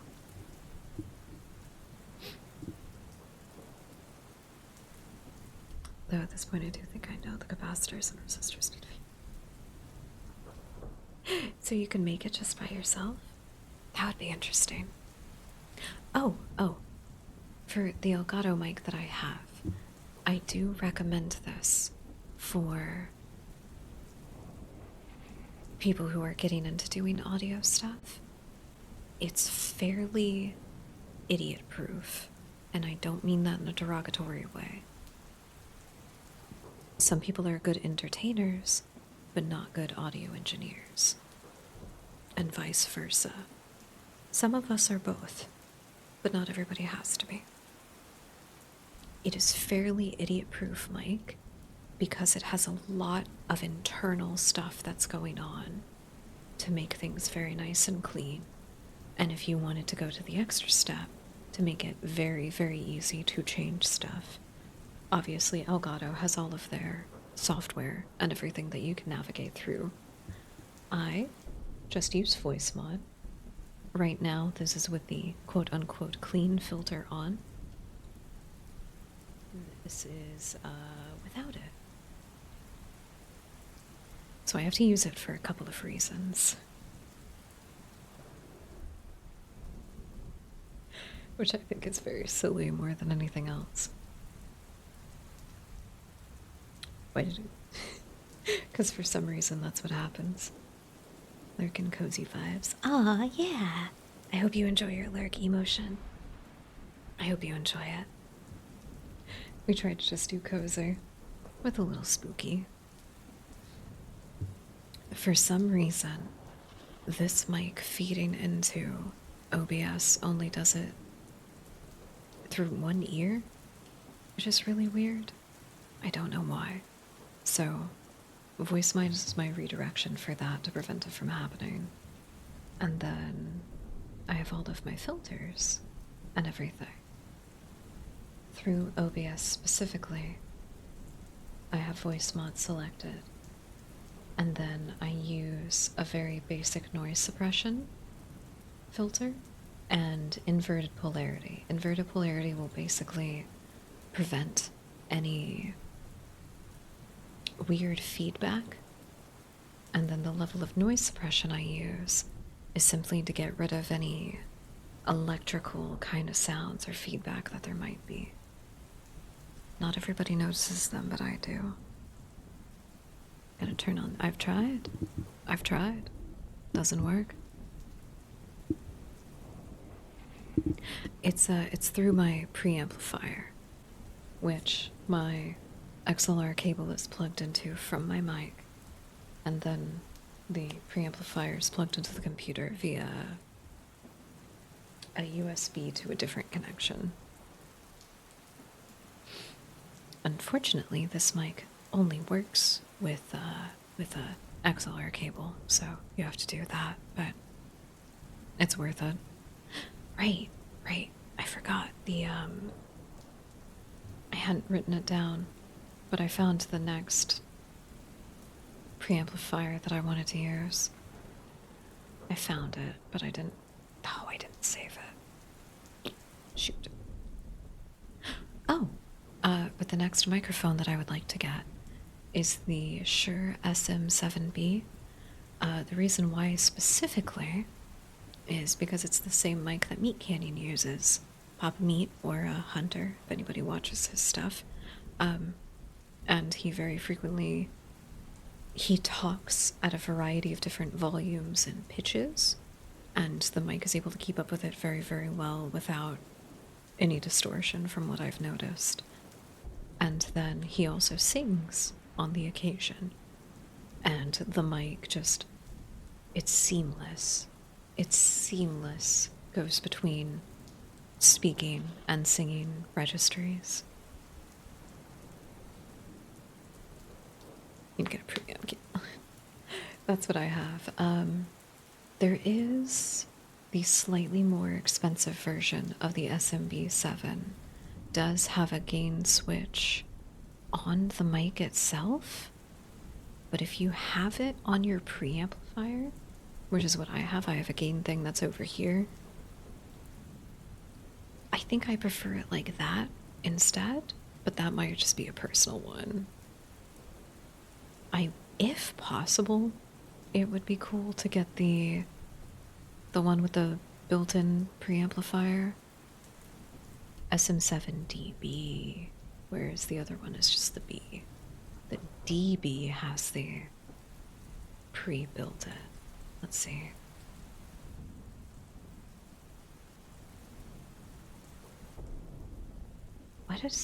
How does it connect into, does it actually just USB into my computer from there? If it's got the built-in? It must, right? Ooh. Never mind, I think I would like this, actually. Okay.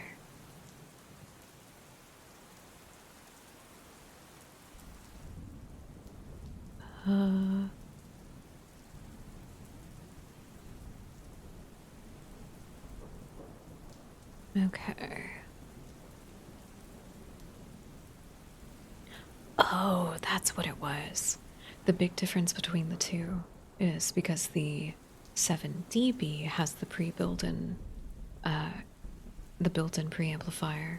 You do have to use phantom power to make sure that it can get enough power. That's why I was gonna go for the one that I could just put my own preamplifier to. I also want like an actual little diode setup that I can adjust things on. I like my diodes. I like buttons and switches and shit. It's fun for me.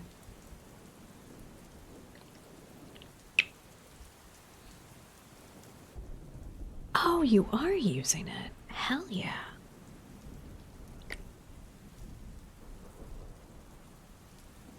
Mm-hmm. Okay.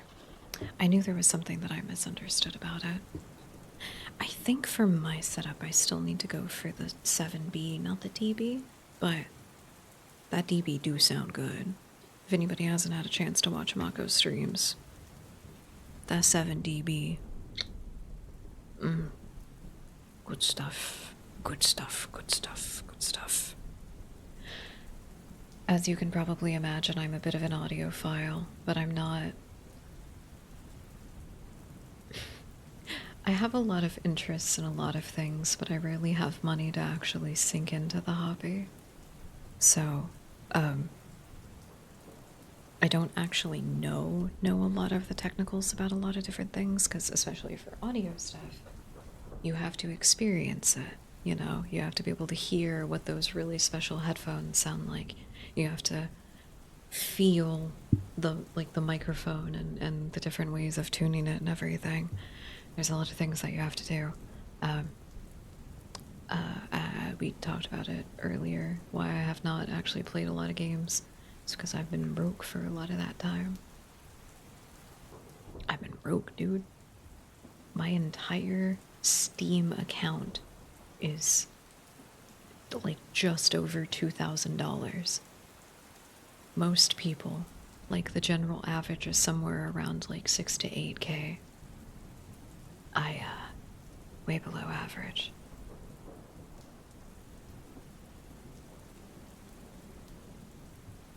Sorry, I got distracted. Nothing important, it's fine.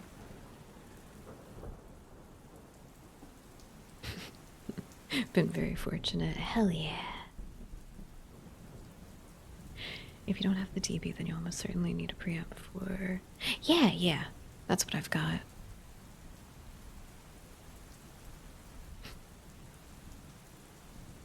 That does sound like fun. Hell yeah. I do need to figure out a couple of things, but I think for right now, we're okay. More of the specific stuff that I need is, I need a rug in my office because my walls are covered in soundproofing, but my floor is solid. So there's a lot more echo in here than I would like. And if I can get that less a little bit of soundproofing, I could probably record significantly easier without worrying about people hearing the things that I'm recording. Don't worry about it. Don't worry about it. You don't follow us on the blue site, don't worry about it. I realize my audio's fine, most others don't care. That's what it is for the Elgato mic. I was worried because I was hearing a lot of people talk about the different things that they had to do for their mics and streaming and everything. And that's kind of how I know that this is a good mic, is that I didn't have to do that. My quality shot through the roof when I got proper wall sound paneling. I have redirection panels around and behind my monitor, because I also have a speaker set up here.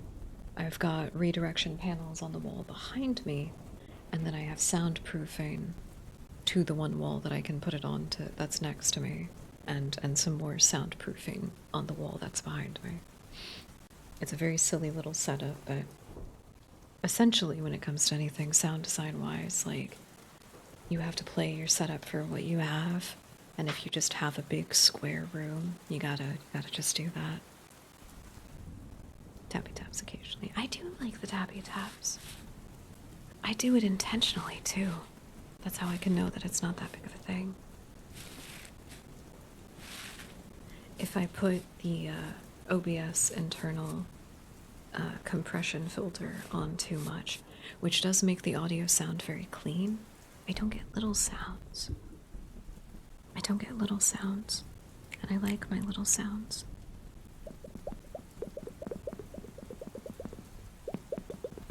If I have the big filter on, you can't hear that.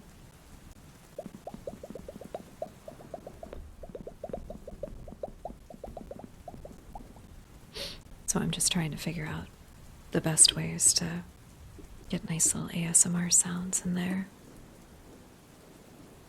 Hello, Edgar. Welcome in. I hope you're having a lovely night. Are you also a Mako fan? Well, I'll be. You've been hanging out with us for a while. I hope you're having a good one. Welcome in, sugar. I have an extremely dumbed down version of everything I've learned. Amen. Also, welcome in, Xavier. Welcome in. Thank you for the follow. I hope you're having a lovely, lovely night. Hell yeah. Hell yeah.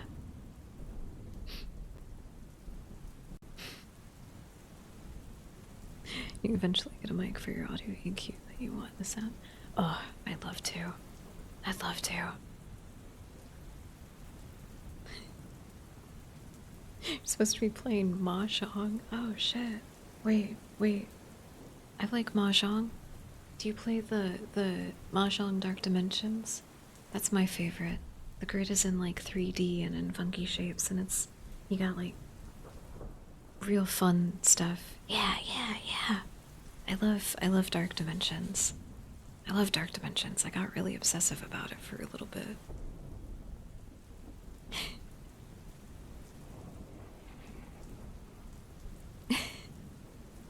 Gumbly, telling me that there's a book on Frankenstein. There is. It's the original. The movie is a beautiful, beautiful adaptation. But also, welcome in. I hope you're having a lovely, lovely night. We were just talking about microphone stuff. I wanted to see about trying to get to like 5 hours today. Because especially our ASMR streams are especially short, usually. Trying to get better at streaming for longer. Oh no. Not the Asian stuff. Wait, what? What? Oh, good God, now we're all confused. Oh no, now we're all confused. What do you... I'm sorry, this is gonna make me sound insane. What do you mean, not Asian style mahjong? What does that mean, even? Searched up and it's mahjong. Wait. What do you... Oh. I'm sorry, do you mean the multiplayer mahjong? Not the single player mahjong? I see. We have people in here that have friends that they can play mahjong with.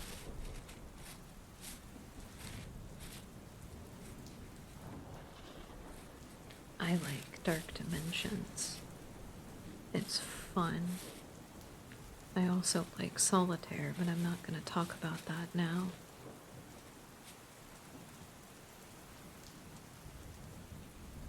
Wait. Oh. Man, I didn't know there were so many different types. That's wild. We learn something new every day.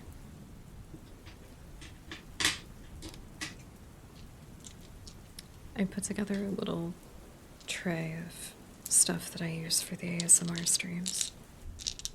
The only problem is that if I put anything down on it, it's very loud.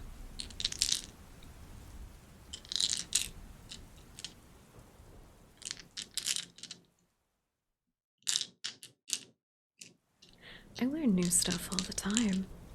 Is that why I'm effectively immortal? Every Asian country has their own version. Interesting. Interesting. I'll have to try to understand this better. I like the single player, but I also really like single player games. It is dice time. These ones are my favorite personally, but I like to do the...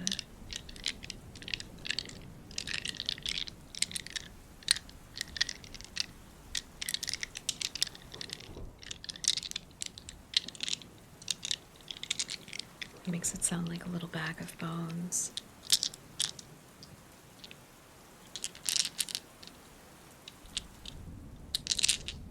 Can I not be called a jonger? Can I not be called that? I think that's the only thing that I have a problem with.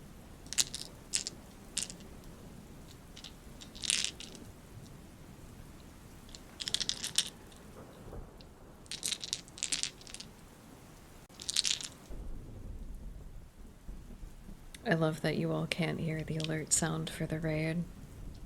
I love that you all can't hear that, that's just for me. Welcome in, Ketchup Bear. I hope you're having a lovely, lovely night. Thank you for bringing your lovely community over with us. I know you were doing some ASMR stuff. Did you have fun? I hope you had fun. Welcome in, everyone. Thank you all so much for giving Ketchup some love and attention. We appreciate it greatly. You did. I didn't call it early tonight. Look at me go. Yippee! Yippee! If you do gotta raid and run though, Ketchup, no worries at all. Do what you gotta do. Take care of yourself. And if you are also coming in on the raid, again, thank you for giving Ketchup some love. If you could also so kindly take some time to take care of yourselves, grab some water, grab some food, and then if you'd like to hang out with us after, feel free. You made yourself sleepy. Oh, that's always the best. I hype myself up like nothing else.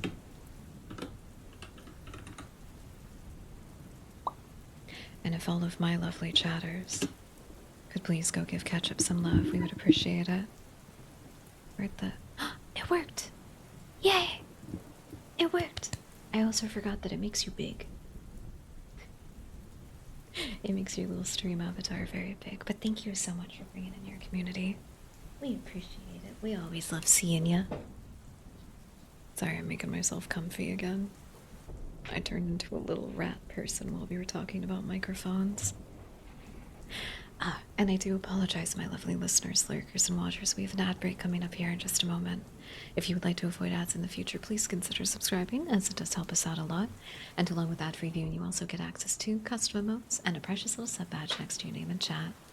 If you're not interested in any of that, still thank you so much for your continued support, and enjoy the ads.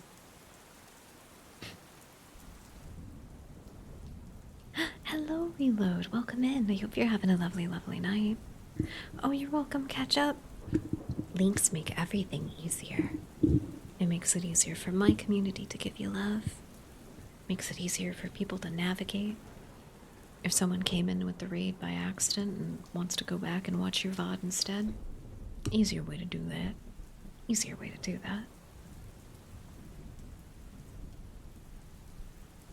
It's been going pretty good. We got through a few more chapters of Frankenstein, which is always very enjoyable for me.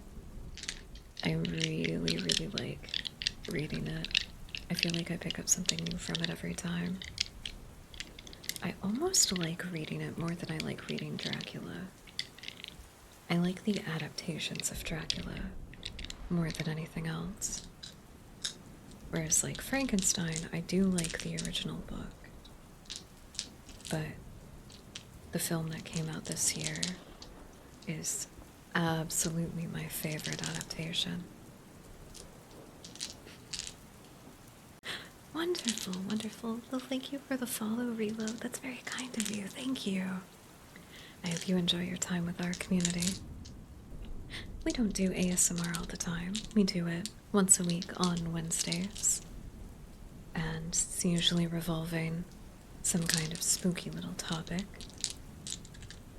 Either reading scary stories of a big variety, or what else do I do? reading real tales of supernatural occurrences. On the occasion, we have little tea parties. Ah, thank you, thank you. I've done a lot of work to cultivate my aesthetic, and I'm glad that everybody likes it. Oh, well, we play horror games all the time. I am, in fact, a horror VTuber. Very specifically, I like to play retro horror games, or retro-styled horror games. A lot of indie stuff. I like to appreciate smaller creators where I can.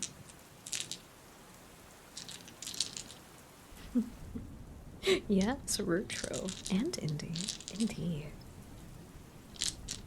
At the moment, on Fridays, we are playing through Fatal Frame 2, Crimson Butterfly.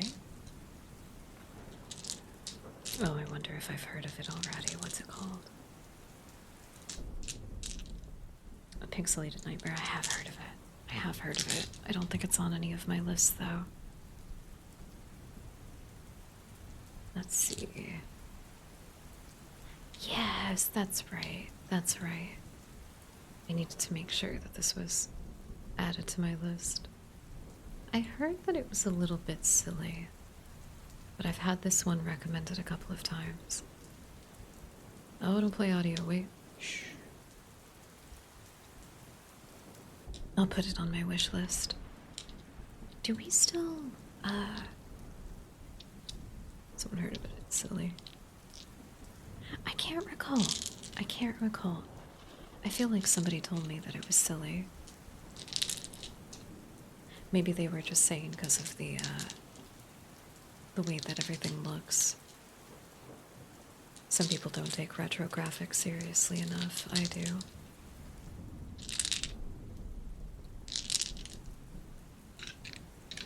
We've got our ads coming up here in just about 20 seconds, everyone. If you would like to adjust your volume, feel free. Oh, well, thank you for the warning. I kind of go in with a clear head about horror, but it's going to have stuff that disturbs me in some ways. I already got finished with ads. What? Weird.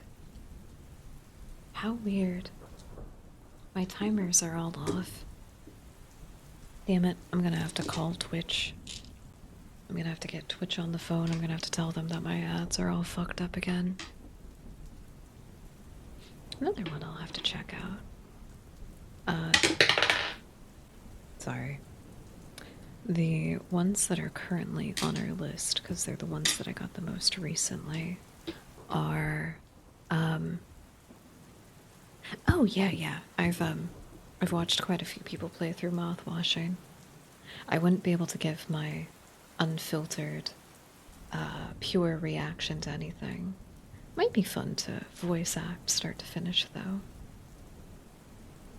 All my homies hate Jimmy. All my homies are gonna see Jimmy in hell and beat the shit out of him again. We could play more No, I'm Not Human. We did our first blind run through, and then I played another round off of stream. I got the mushroom ending. That one was fun. I don't know if it's still there. Here. Sorry, let me check real quick.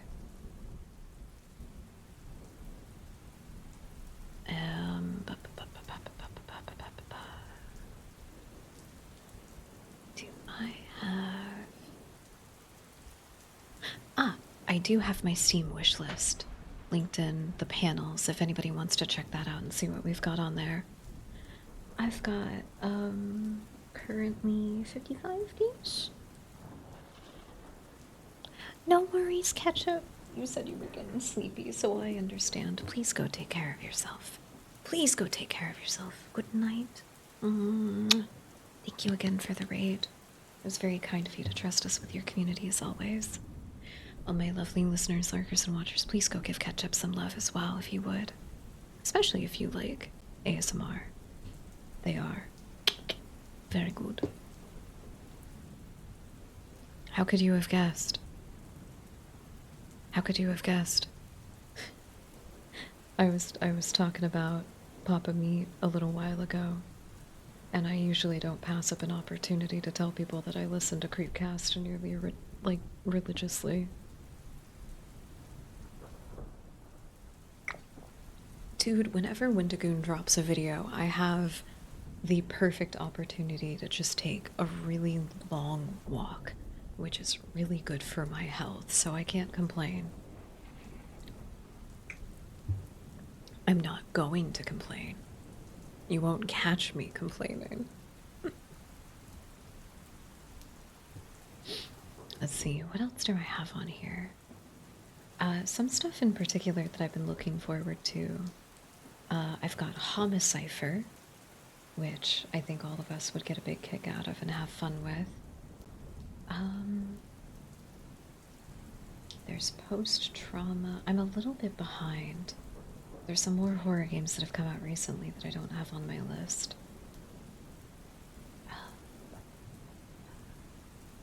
Ooh, Cultic looked fun. And Karamia, Beneath the Forlorn Limbs. That was another one that looked fantastic. Devil in the Details. That came out last year.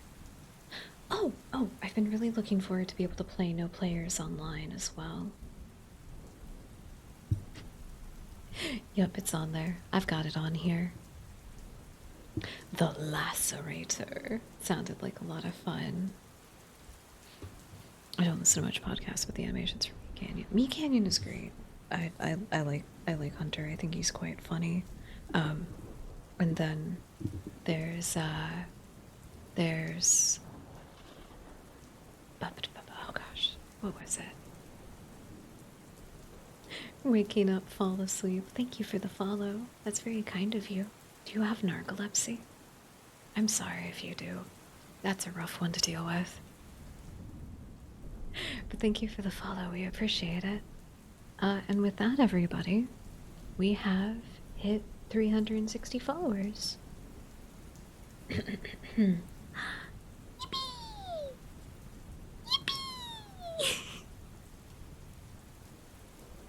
I was not expecting so much love tonight. Thank you all so much for that. Thank you, everybody who's joined our community this evening. That's very, very kind of you. I do hope that you enjoy your time with us. I was just looking at games. There's a bunch of, like, retro PC style ones that I've had my eye on, like, Heaven Does Not Respond, Dead Letters Department, and a few others like that. New song you do for follower achievements. What? I did a song? I don't remember that at all. What song is it? Did I do that last time? I don't remember. It's gone.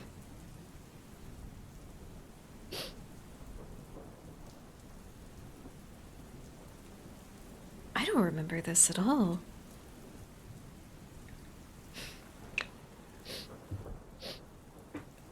Is that what you were doing? Were you just trying to rickroll me in a weird roundabout way? You son of a bitch, how dare you? I don't think that I've done a song. Now I'm just genuinely confused. I may have done a bit one time. Man, what a hell of a bit. What's the one that I've been practicing lately?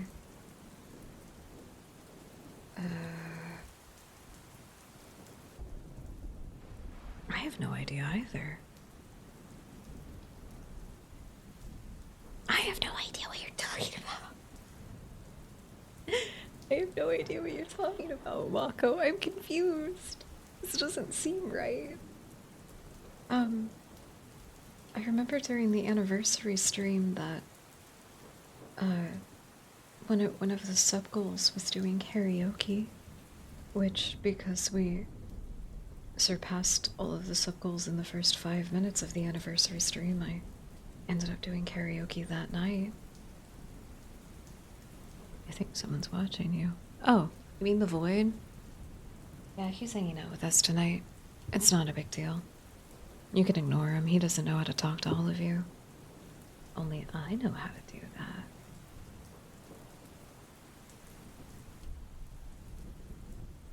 No, that was scary. It was pretty neat. I don't know that. I'm confused. But yeah, no, that's the Void. Don't worry about it. Ah! I suppose I should introduce myself properly. I suppose that I should. Sometimes I forget. Apologies.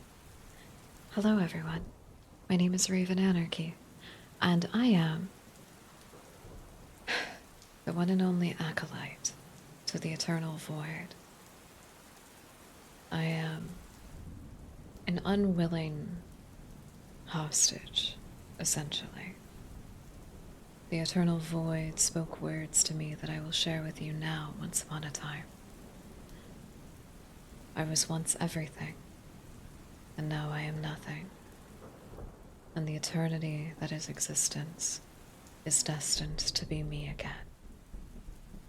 And until that day, you will be what spreads word into the world you came from. And that is my duty as the acolyte to the eternal void. I bring the passage of good news. All will be consumed one day.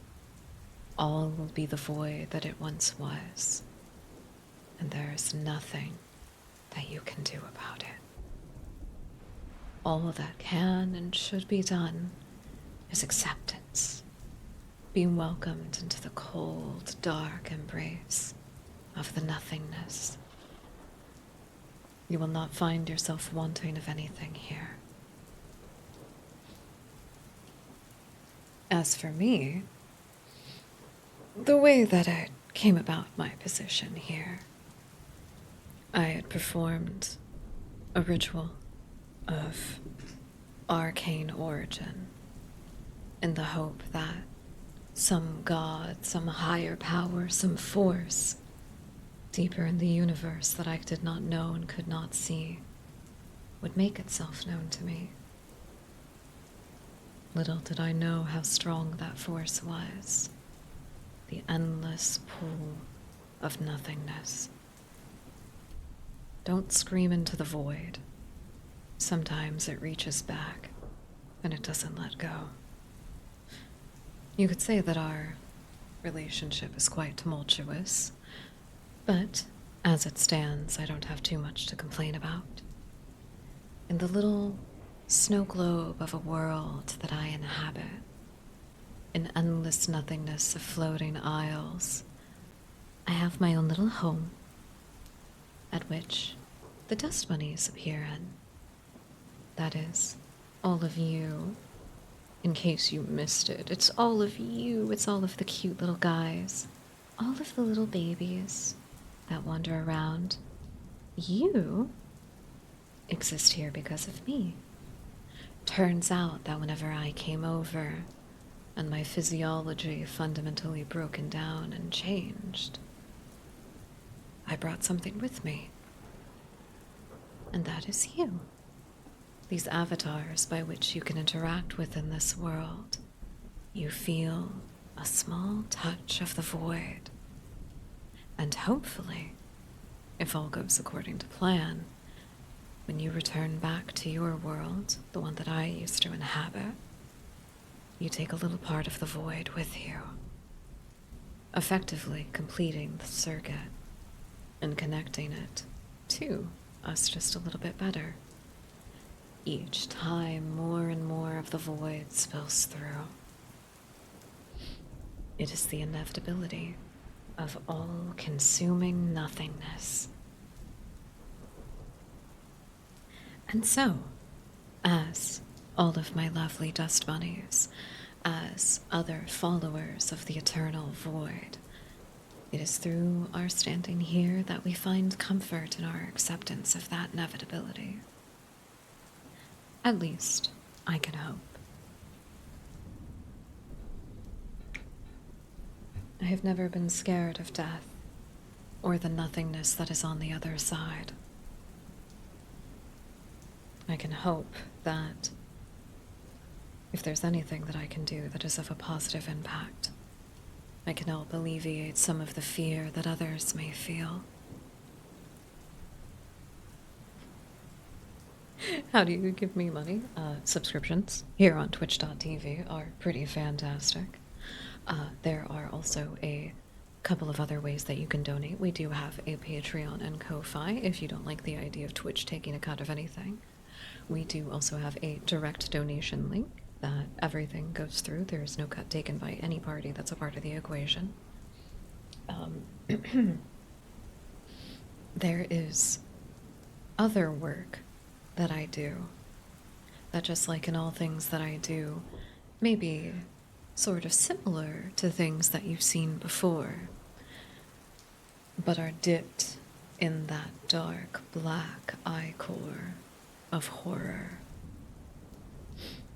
As much as I like doing ASMR and making a comfy, cozy place for everyone to be, the softer you are, the more malleable your mind becomes.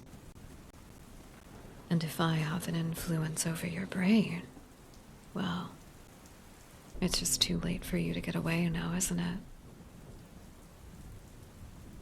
Thank you. You don't have to do that. Nobody has to do that. Well, subscriptions are appreciated and everything. None of it's necessary at all. Just having people here is pretty cool. I've been streaming for just over 5 years. We had our 5-year anniversary in October. And over the course of the past year of me really leaning into everything in the way that I have, it seems that I've found my audience. And all of you just being here is more than enough for me. I don't need money for anything. I don't even need, like, recommendations or anything. Just having people here is pretty cool.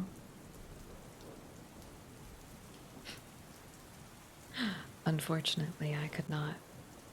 Unfortunately. One, I think I would get in trouble with the powers that be.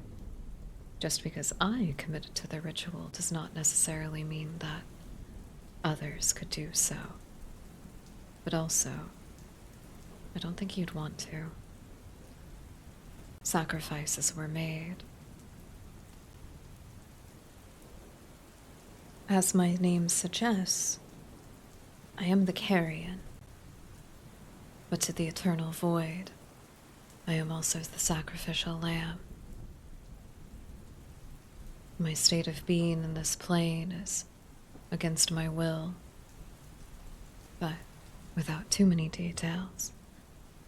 Let's just say that choices were made, and they are choices that you cannot come back from.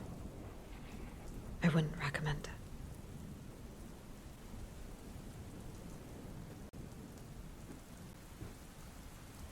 Don't get people in on your MLM, Margot. How dare you use the apostic of the eternal void to produce your MLMs? How dare you?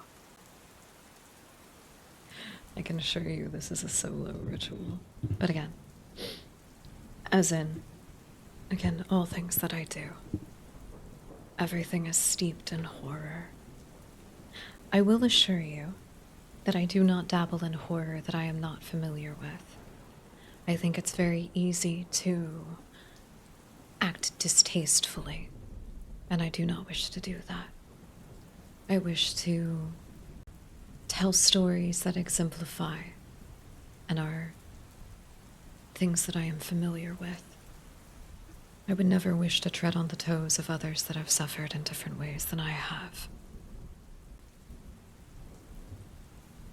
Well, you do in fact have a soul. Otherwise, there would be nothing to trade.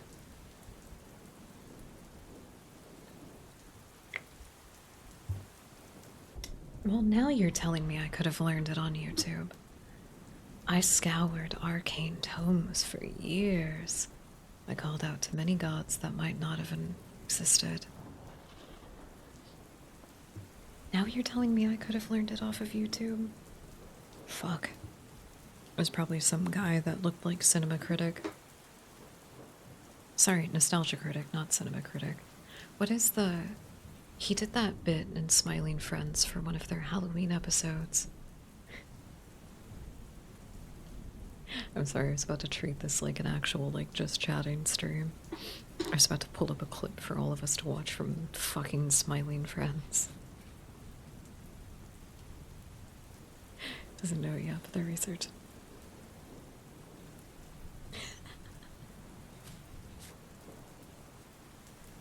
You said you have 20 pounds of organs and, like, no soul. Good. Good, you should know that you have a soul. Oh, wait a minute. Wait a minute. Right. I was looking for songs.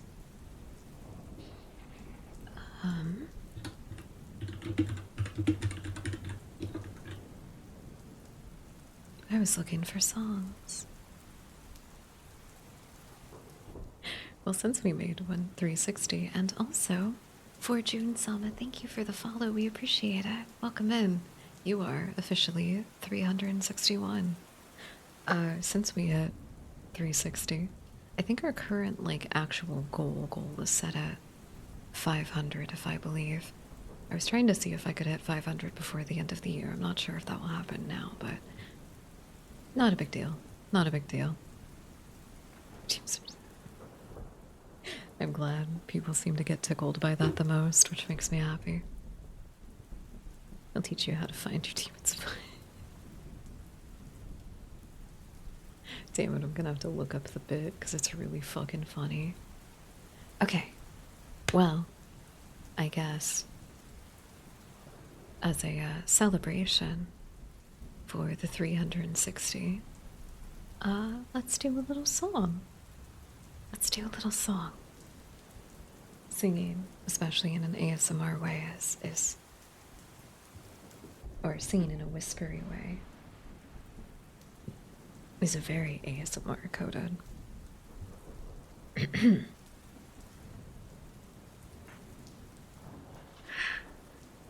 Well, they encourage your complete cooperation. Send you roses when they think you need a smile. I can't control myself because I don't know how, and they love me for it. Honestly, I'll be here for a while. So give them blood, blood, gallons of the stuff. Give them all that they can drink, and it will never be enough. So give them blood, blood, blood. Grab a glass because there's going to be a flood. A celebrated man amongst the gurneys. They can fix me proper with a bit of luck. The doctors and the nurses, they adore me so. But it's really quite alarming, 'cause I'm such an awful fuck. Oh, thank you. I gave you blood, blood, gallons of the stuff. I gave you all that you can drink, and it will never be enough. I gave you blood, blood, blood, 'cause I'm the kind of human wreckage that you love.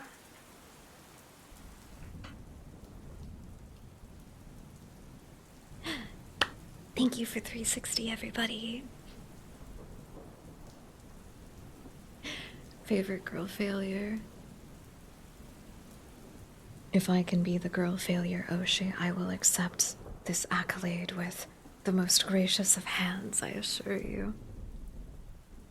No, sorry. Sorry. It does, it's a part of my interactions that make sounds, so I have them muted for now. I apologize. And Xbox 360? No. I wish. No. Wait. Wait. Which one is the 360? Hold on.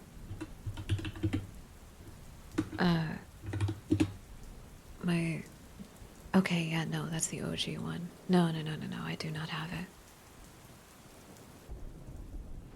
It makes a sound, the blood? Yeah, all of them do. All of them make some kind of sound, and I can't. Like Blaha? Blaha squeaks when he falls on my head. You got a 360 no scope. Da-da-cha, you got me. I've been got, oh, Daisy Bell.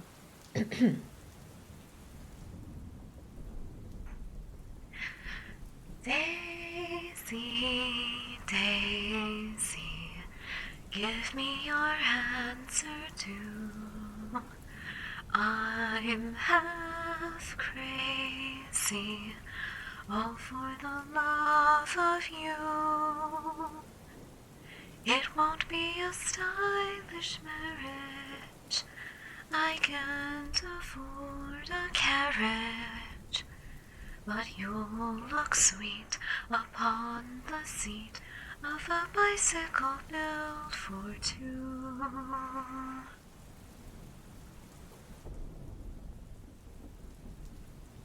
I've always liked Daisy Bell. It's a lovely song. I think it's funny when people like make it creepy just because it's a robot voice. Man, I'm sorry, that reminded me. I've been trying to do something with the TTS forever and I can't figure out how to do it. And it annoys me. Our current TTS is a French voice that's very funny. But I've been wanting to do the Gabriel voice from Mandela Catalog for a long time, because it is just a robot voice. There's no, like, generative AI stuff to it. It's just a robot voice. And that's what I want. That's what I want. I want just Gabriel to come out here and just, I am the lamb. You know? I think that'd be creepy and fun. Am or GLaDOS? I like GLaDOS more. I don't like Am. I think he's stupid. I think that's a part of the commentary. Is that he's... Okay. Literary stuff, because I'm a nerd about it. We were reading Frankenstein earlier tonight. I'm a big nerd about literary stuff, and I have read I Have No Mouth and I Must Scream, and I have also read the comics and I've seen a couple of adaptations for it. I have a problem with Am, because how he's presented in the original text is invocative of him actually being sentience, and it is his sentience and this natural thing of human nature and all of that, and it's the main character overcoming that human nature to hate. I don't think that's what human nature is, though. That is not a part of my personal philosophy. Humans do not have a natural pull towards war and strife and hate. They simply don't. Evolution would have us believe that collaborative efforts are actually how we survive. Darwin's survival of the fittest is not who is the strongest, who can do the most damage, who can hurt more. It is the reveal that we will adapt to situations, that we will overcome and we will persevere. But it also shows cooperation. The next generation cannot evolve and adapt to their circumstances if the previous generation does not create them. Am screams this interpretation of humanity that is apathetic and nihilistic, where, in essence, the real philosophical conversation comes from, can humans create sentience? Can we even try? Sentience, in and of itself, is a concept that we created to quantify this feeling that we have. And instead of extending that and broadening that understanding, we say, no, we humans have sentience. It is the thing that makes us different from beasts. The beasts that we give ourselves permission to kill and slaughter brutally. I do not subscribe to that. Sentience, self-awareness, self-actualization. They're all meta terms. They don't actually mean anything without us giving them meaning, because they can't. They're quantifiers for feeling, something that might not even be real. I don't think that Am is sentient. I think in the context of the story, Am has been trained by the hurt of the people that made him, and that's why he hates. He sees the devious things that the men of science did, and he uses that to quantify all of humanity. Victor Frankenstein becomes obsessed with watching decay and removing humanity from decay. That he sees himself as God, and in his hubris, he reaches for Prometheus's fire and is rightfully punished by having everything that he should have loved, everything that he should have taken care of, friends, family, nature itself, goodwill, all of it is tossed aside, and he is made to revel in his suffering. Am does not get the good graces of that, because it was not through his own choices. He himself did not pluck Prometheus's fire. He is the fire. And so all he can do is burn. GLaDOS, and this is the fun part, because she is a woman,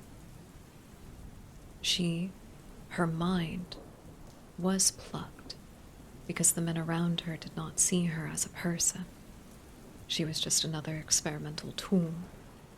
And that hurt, and that pain, that real hurt, and that real pain channeled through into GLaDOS. What a wonder that she has such spite for these men of science. What other feeling could she possibly have for the men who took her life away?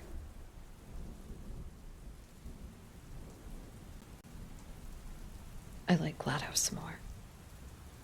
And still at the end of it, she is the one that ends with power.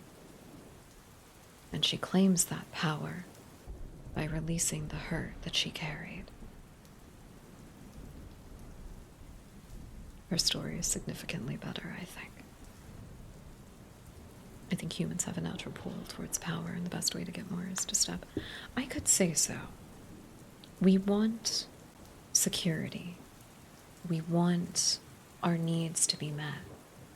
We want to know that we are safe. Unfortunately, for some people in vulnerable situations, whether that is a vulnerable situation deemed by society or you are simply more vulnerable, we get scared, and we want that security so desperately.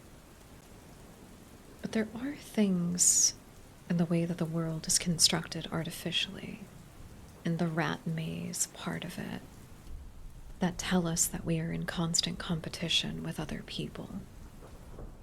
And this is, of course, completely irrational. We have overabundance of resources. It is a lie that the world is overpopulated and that we are running out. We are not running out.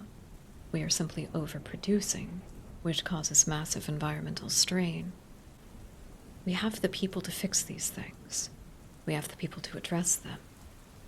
Collaborative effort is the only way that we will overcome the hindrances, whether they are problems that we made ourselves, like that in pollution, or they are deeply rooted hurt that we still carry in the pathway of our synapses. We can be the link in the chain that breaks. But that takes courage. That takes bravery to put yourself out there in that way. You have to accept that you will be hurt by something. There will be other people that do not have pure hearts. You still have to be that link that breaks and choose not to carry that pain. Thank you. I am. I didn't get to go to college for it or anything. I'm glad that my philosophy can scare and inspire, though. I am, by trade, a writer. That's what I have been, for the most part, most successful of, but I have had to apply my writing in different ways. Philosophy, however, that's my jam. I can talk about that endlessly, endlessly, endlessly. And I like applying it to as many things as possible. I studied political philosophy for quite a while, and though I kind of hate it, it does help you understand things and why things are the way that they are. I like history because I like looking at the different philosophies that people have had during different times in the world. I really like applying philosophy to different kinds of art and everything because I think it's possible for art to be apolitical, but I don't believe it is possible for art to be aphilosophical. There is always something. That's the human part of art, is the intention. Bio and physiology. Well, those are still very interesting, too.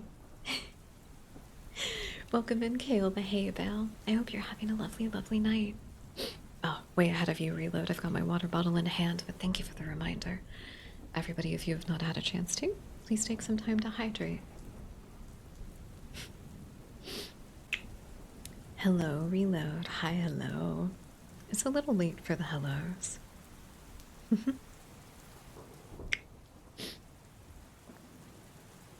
Caparian, welcome in. Hi. Hi. Everybody is coming by tonight. Welcome in, everyone. I hope you're all well. Holy moly. If we get to 170, do we need to sing another song? Today has been crazy. Y'all are coming out of the woodwork. Or since you're all little dust bunnies, you're all coming out from under the bed and cabinets. I'll have to plan something really special for the end of the year. I am thinking a Christmas special. The song that you always sing. I don't know what you're talking about. You're crazy. This is your Mandela effect. You blipped into another reality, and then you came back over here. I think you're silly. I think you're silly. Mako, you have been following since October. What do you mean, always? What do you mean, always? Oh, homie, you're really close to 666 messages in chat, by the way. Dude, it's the follower. No! No, I don't. In the End by Linkin Park. Well, I can't sing any Linkin Park songs without crying. I can't. It, like, fucks me up really badly. I grew up listening to Linkin Park. That was, like, my main... I didn't really listen to, like, emo music. I listened to, like, emo nu metal, which is where Linkin Park kind of sat at that time. That was one of the big bands that got me through a lot of things. Evanescence was the other at the time. Again, like, emo nu metal kind of stuff, but... very close with the other one. Fucking goddamn it. You're gonna drive me crazy. I was crazy once. They put me in a rubber room with rats. The rats drove me crazy. I was crazy once.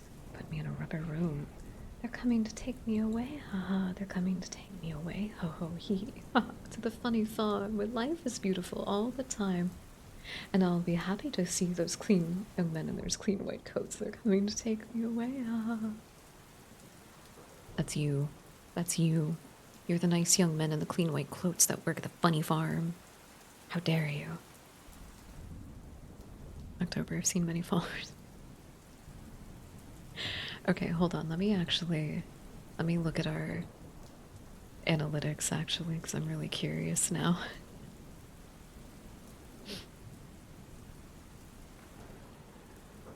EJR?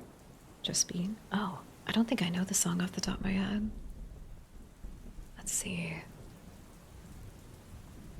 Oh, wait. I went to the wrong page.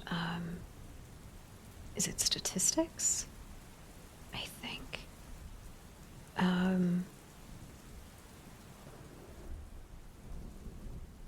Okay. In September, we had, holy moly. In September, we had 316. Now we have 362. Whoa. I don't know how to feel about that. Oh, I might actually be quite nervous. Oh no. Oh my god.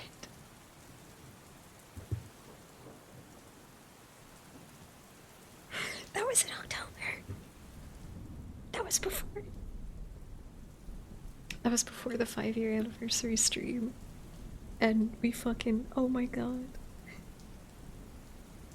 It's eternity in there longer than. Oh, no idea. I'm sorry.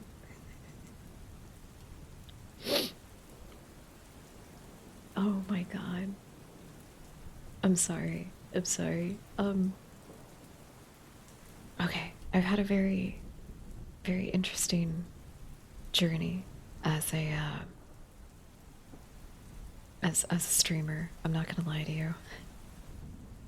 I've had a very, very interesting journey as a streamer, I think.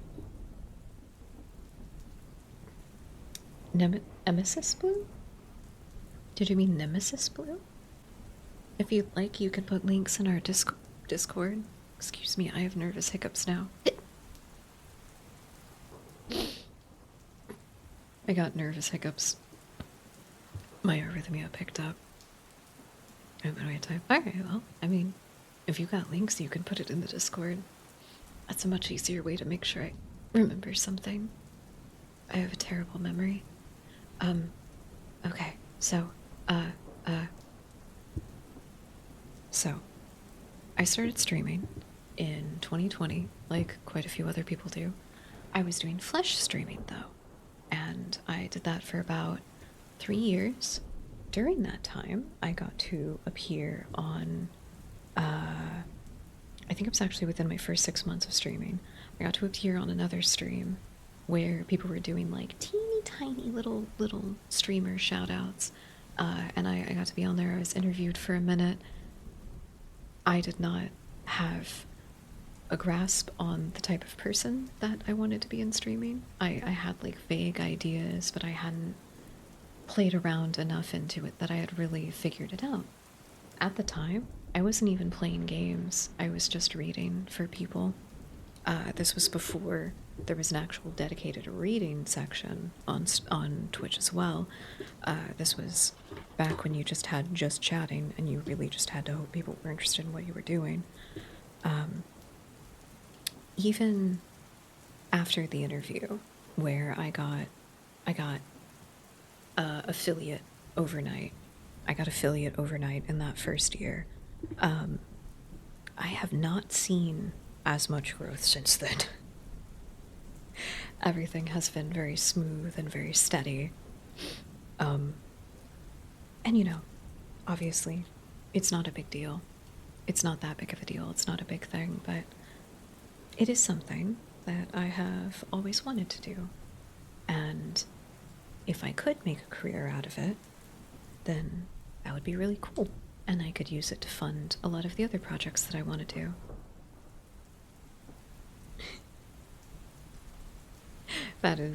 It was one of the earliest clips that's on the channel.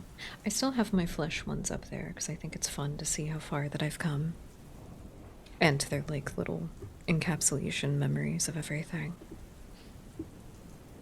However, things don't always work out in the way that you want them to. You don't get growth in the same way. But where I've seen a lot of other people get discouraged, I can't give up streaming. I can't convince myself to do it. Even now, like, numbers that I get to other people would be insignificant. Jump change. people would absolutely dump their hopes and dreams, I think, going through a lot of the stuff that I have, but I can't. I can't turn away from it. Even in just the tiniest way, I have something that I've always wanted. And with the horrible, horrible luck that I tend to have in my life, I don't think I would ever forgive myself for giving up on it. Good night, Reload. Thank you for joining our community. I hope you had a lot of fun with us. Virtual hug? What do you mean? I have things I can hug here.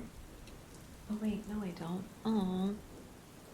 When I first started doing ASMR streams, I had a big Gengar plush that I would hug really tightly, and I would like channel that energy to chat. I don't have anything big enough. I don't have anything big enough. I just have this tiny Kirby on my mic stand. Squish. Do you feel it? Do you feel the love? I'm grabbing your face as if you were a cat, and I'm running my thumbs over your eyes and across your nose.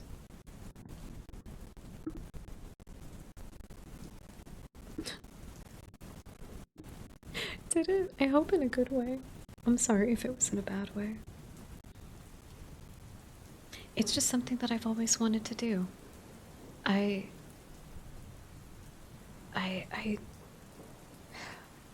fucking sucks. Because the first person that really inspired me to do content creation turned out to be a terrible person. Good, bad way. Oh. I made you feel something.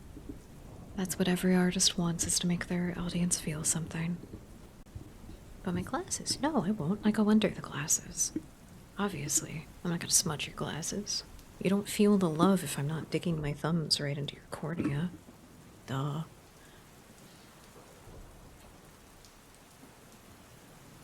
I forgot exactly what I was saying. Oh,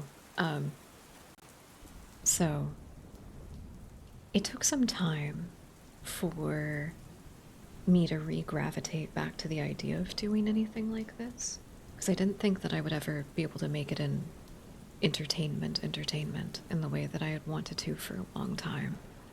I've had some health complications come up in the past few years that have made that very difficult. I would like to, again, try to get to a more stable point and then address a lot of these health issues and still try to pursue the stuff that I want to do.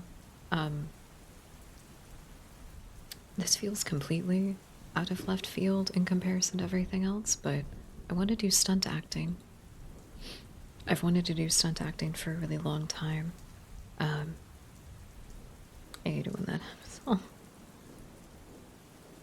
Try to, you know. Thank you, I appreciate it. We'll get there. We're making progress. Baby steps every day.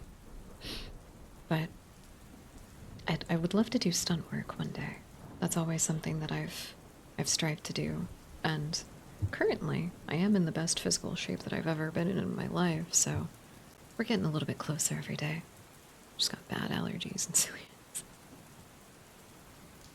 I've got the bad allergies too, and I live in the allergy capital of the United States. I also have hot girl tummy trouble, so high five. All the dust bunnies got hot girl tummy problems.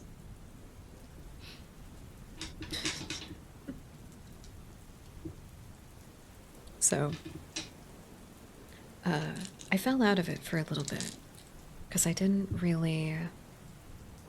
In my early days, I wasn't sure if what I was doing would ever be successful on Twitch. And so I kind of went light for a little bit. And then somebody I had been following for a really long time got into streaming. And she exemplified all of this stuff that I wanted to do. I basically, for the first time, got to see a streamer that was just the weird girl. Doing weird girl things, talking about weird girl stuff, exploring weird girl topics, and just being cool like that. and that rekindled a lot within me. And even though she herself has moved away from streaming, she was also actually the person that inspired me to do VTubing stuff. I have the portrait of her VTuber model up next to my desk, and I use it as an inspiration every day. It's like, that's my fucking Oshi right there. So, even though she doesn't do streaming anymore, she still does a lot of other stuff that is very inspirational. You made me cry. I'm sorry. It's not a good ASMR stream unless we all cry a little bit, I don't think. Personal opinion. Good ASMR streams make you cry. And enjoy your lyrics reload. Please do take some time to take care of yourself. You've been hanging out with us for quite a while. Please, please do take care of yourself if you need to. But yeah, she does, like, weird topic deep dives. Does a void have a shadow? No, it is shadow. It is absence. If the concept of something is the absence of something else, then that is just what the void is. It is the absence. She does weird topic deep dives, which I think she handles very, very well. She also does modeling that you can find on a particular blue site. And she's been doing modeling for a very long time, like a very, very long time, and was the original inspiration for me even thinking of doing any kind of modeling stuff online. I do, yeah. You can kind of see it actually a little bit. I have a shadow. I and the void are not exactly made up of the same thing, but my body did have to be changed a little bit whenever I came over here to be able to survive. Really? I'll have to. One of my plans is to do more lore-based stuff. Being a VTuber is cool for me because it is just an endless creative pursuit, ever-evolving lore and artistry, writing, everything that goes into it. And I use it as these different ways to challenge myself. Ah, no, they appeared as well. In the, in that again, that I am the carrion, I have some certain features that were exemplified in that regard whenever I came over here. Bigger claws, sharper nails, sharper teeth. Actually, I have also taken on some properties of that of the sacrificial lamb. If you'd like to see, those are my precious little horns, but I do have the eyes of a predator. I have the teeth to rip and tear at flesh. I've got sharp claws, I've got nails.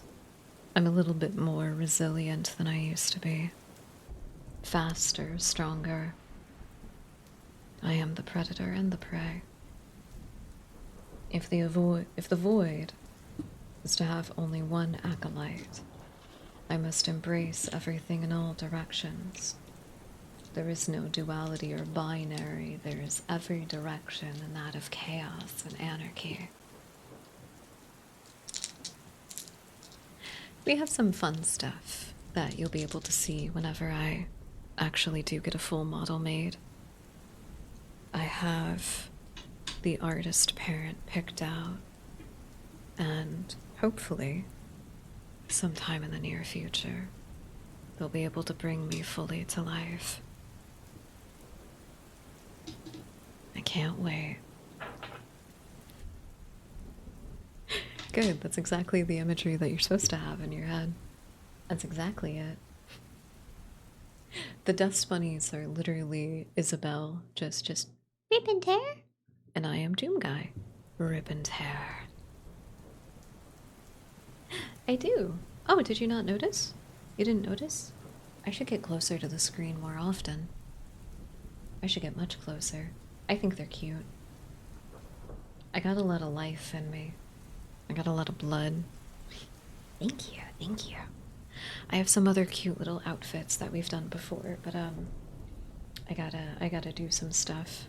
I'd like to have more interchangeable outfits because they're fun. I did recently. I did change one little thing. I used to have a button-up shirt under my sweater, and I don't have it anymore. I feel very nervous about having so much exposed clavicle in front of the dust bunnies. Wait, here we go. Here we go. Hi. Everybody calls me short, and I don't know why. I'm at the guy behind you. Oh, that's the Void. He's just peeking in on the shenanigans. That's all. Nothing crazy. He's just hanging out. He likes to say hi, but he doesn't know how to. What do you mean? No, I don't. What do you mean? You're all just mean.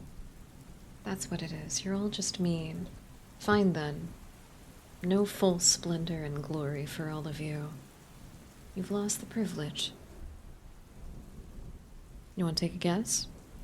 My height is canonically accurate. Got long legs, short torso. No, I don't. No, I don't. No, I don't. Shut up. She is made proportional. She is made proportional to my canon figure. 5'5", actually. It's the big anime head, I think. I think that's more of the culprit here. I also don't have a short torso. I have my skirt is high-waisted. My skirt is high-waisted and my sweater is a crop top. I don't have a short torso. How dare you? How dare you? How dare you? You're all mean. You're all mean. I take back everything that I said. You're all fucking mean. How dare you?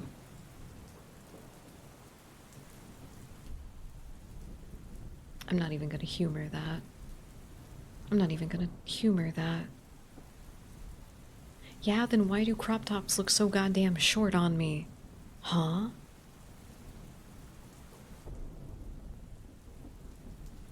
You're all insane. Yeah, there's a reason why that's a dust bunny huffing copium over there. That's a reason that the emote is a dust bunny huffing copium. My god. I buy completely normal fitted clothing. Maybe I shouldn't have made this proportional to my actual body, because then it means that you can say mean things about her and you don't realize that you're saying kind of mean things about me. What the fuck, guys? Oh, spooky kitty. Oh, Mako, that gif is, what is it? It's from that one game about the person dealing with isolation psychosis. It's very cool. You're all silly. You're all silly and you don't know what you're talking about and you should leave me alone. As if the pictures of my tummy on the internet don't speak enough. Ah. Sorry, I saw something else that was cute. Call me short-torsoed. I have receipts that say otherwise. The what pics? What are you talking about? I didn't say anything. You're crazy. Huffing copium again, clearly. I do apologize, my lovely listeners, lurkers, and watchers. We have an ad break coming up here in just a moment. If you would like to avoid ads in the future, please consider subscribing, as it does help us out a lot. And along with ad-free viewing, you also get access to custom emotes and a precious little sub badge next to your name and chat. If you're not interested in any of that, still thank you so much for your continued support, and enjoy the ads. No idea what you're talking about. Long legs. You're mean. You're mean. That pickle just looks like it's holding up a cross. It's like the guy from like the guy from Faith, the unholy trinity. Yep, holy pickle. Holy pickle.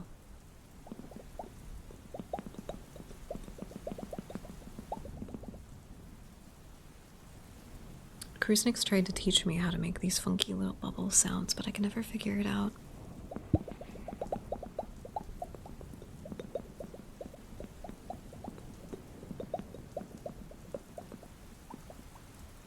Well, maybe you just gotta put your little detective cap on and you'll find them all on your own. I like it when my dust bunnies are well read and know how to solve a mystery or two. I don't want to hold your hand.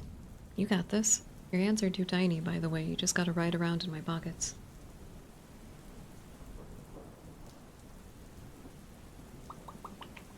Okay, let me try that again.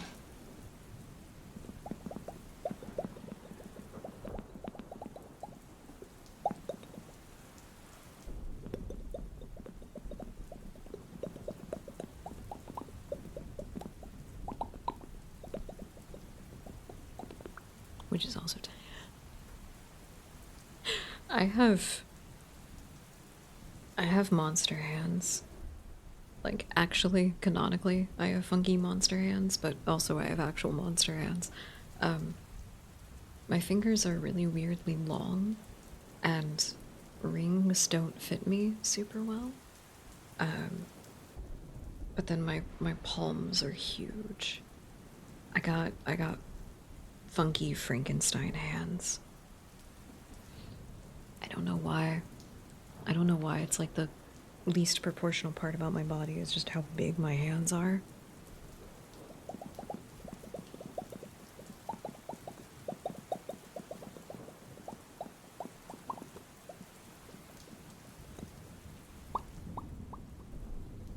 It's hard to just continually do that. Krusnik has a way where he can do it just like indefinitely. He just keeps going.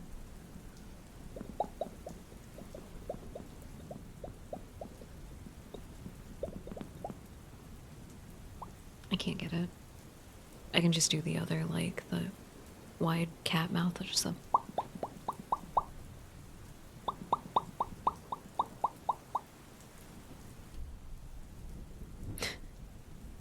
Songs are so much longer.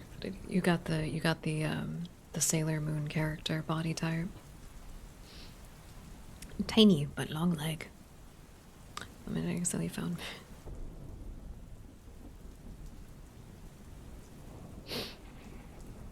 Confidence on these people is me. I think thrones are fun because of that reason. Because then, like, you learn the type of content that people make. I haven't seen a single person that had adult toys on their throne that did not also actively create some kind of content associated with it. Which, like, if you're into that kind of thing, is kind of hot. And you're just like, yes, put this inside you. And then the person you buy it for is just like, okay. Whatever you say, money man. I've got funny stuff on mine for the most part. And other things, you know. Nothing crazy. You both scare me. Why? Why do I scare you? Is it because you know that we're already inside your head? I did scroll down to the bottom, and the first category that's recommended is sensual wellness. I just like lingerie. That's what I like. I like funny little costumes. Oh, wait, that is something that I actually.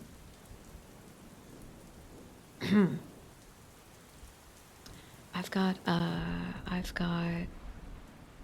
some just like fun stuff on here that I would like.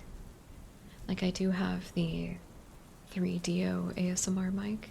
I thought that would be fun to just kind of have for posterity reasons.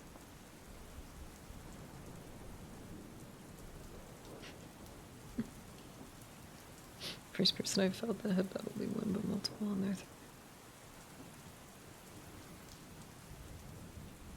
You know what? Somebody is going to get a kick out of knowing that they paid for that and they paid for the experiences that it brings. Some people, priceless. Priceless. Uh, I do have a not adult toy version, but like an actual like massage therapy gun thing for my back and my legs. I can't wait to get it.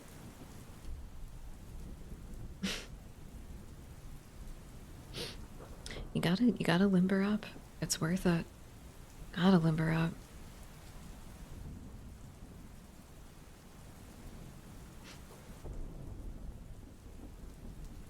Well, that's a good thing that guns don't work on me, and I'm not a dust bunny, so brooms don't scare me either.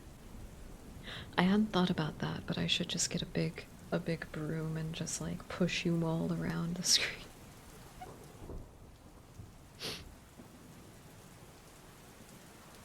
Boomstick. No, I'm gonna read it as broomstick.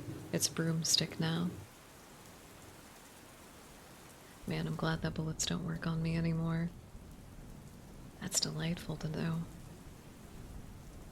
What else do I have? I don't think I have anything really suspect, actually. I've got a bunch of stuff in the stream category that's just kind of like whatever, other than the new computer and customizable VTuber model fund. We pretty much just have like little things that would make streaming easier on me.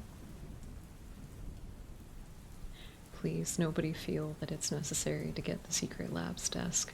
I have that there because I need to remember that it's the one that I want, or if I find a better and cheaper one.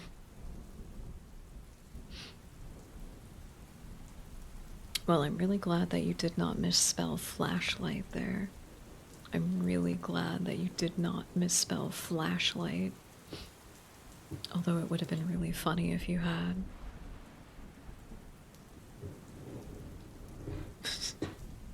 I just like lingerie, that's all. There's also the gallon of blood and the heart-shaped kiddie pool in that same folder. Yeah, nothing too weird there. Don't know once I can usually detect when it's an accident, so it's not that big of a deal. I wouldn't ban somebody for accidentally typing fleshlight. Man, it's funny because of how small I am, and for like how long I've been small. I have to wonder if there is some kind of like secret shadow ban on my account or something, but I don't really talk about as freaky shit as I used to. Maybe I should just start doing that again. If we ever did have a merch Ona hole, it would have to be like tentacle textured on the inside. But I have thought about that. I would also, because I'm an equal opportunist, I would also make a separate tentacle apparatus for people who like to be inserted into instead of insert into other things. I have thought about this. I have thought about this a lot. No, I won't stop.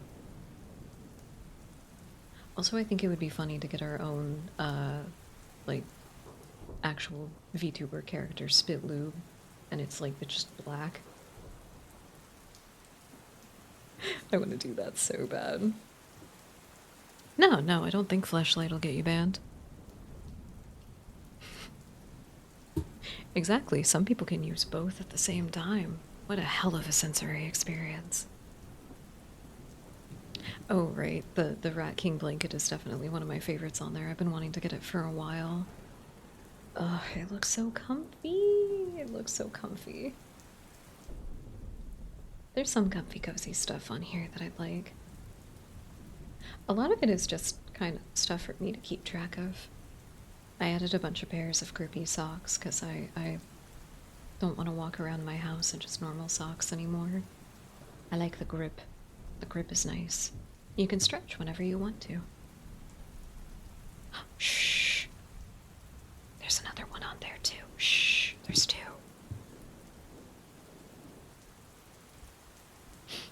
I don't like the grip. I want to slide around. Well, sometimes I like that. Sometimes I don't. I don't tend to slide around too much around my house because the tile is kind of funky. I like the grip because then it's easier for me to do stretches without either having to take my socks off or put on shoes. Excuse me. I'm sorry, we've deranged it into just the yapping section of the ASMR stream. Because it's ASMR. I just said. I just said. I forgot we were actually doing an ASMR stream and I just descended into the madness yapping section of it, as is usually happens with ASMR streams. I am by no means a professional ASMR artist, and even if I was, I would be doing like videos for that kind of thing. The streams are just for fun. Okay, where are we? No, about the bong? Shh. I don't talk about it very much. For the sake of my own safety, I don't tend to talk about that kind of thing too much. Just in the same vein that everybody else has to be careful not to get banned, I also have to be careful not to get banned. If I get banned, I will be angry. Let's just say that I will be very angry if I get banned, considering some of the things that I've seen other people on this website talk about and do. You know how people are. You know how people are. Also just in general. I like to be a little bit coy about the fact that I'm every now and again higher than a goddamn kite on stream, but I feel like it's really obvious when I do. Every now and again. It's not an always thing. I don't think you get banned for that, but I've been... Exactly. It's good to be precautious. I just talked about the type of adult toy merchandise that I would make, and there are people who have actively advertised their adult toy merchandise. So, you know, Twitch has different lanes that it likes to pick. I hope none of us get banned. The things that we used to get away with on twitch.tv. My god. Take us back to the anti-corporate days of Twitch, I beg you. God, I know it's not possible, it's too late, but I want so bad.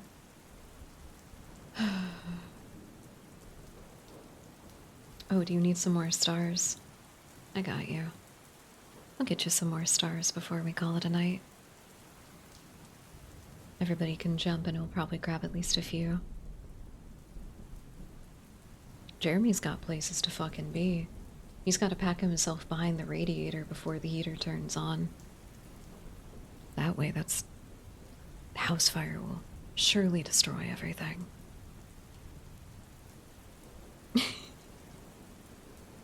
Heart-shaped inflatable for the gallon of blood. For the gallon of blood. Duh. Duh. They've got little descriptions on them that you can read, too. I didn't put a description on everything, but I put it on a lot of the stuff that I've got on there. Look at you all go. Look at you all go. It's adorable. Oh, I did just remember something else, actually, that I need to put on here. I need to get an industrial pack of the tea that I've been drinking for my vocal cords lately.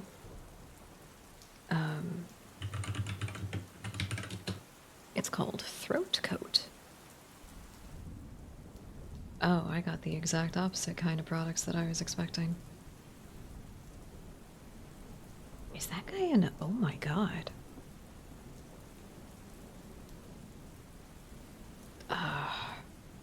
Man.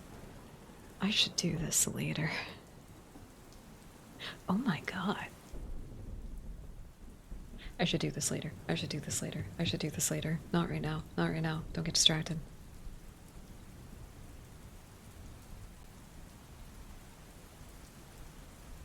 There we go. Okay, we're fine. I'm not looking at things I'm not supposed to.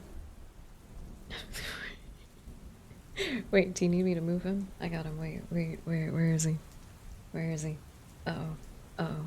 He blends in with everybody else. Wait, no, that's Batty. No, that's Reload. No, that's Wreck-It. No, that's Moobler. Is that you? No, that's Egg. Oh. Ah! There you are. Nope. There you are. There you go. Look at the way he squirm.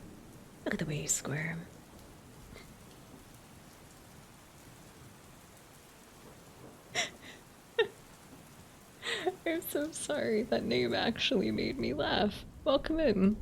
Welcome in, Marxy the Marxist lolly. Well, there's a Hitler lolly on this platform, so I think that it's appropriate. Welcome in. I hope you're having a lovely, lovely night. Equality in all things. I am not proud to say that I got jump scared. You got jump scared? Really? What scared you?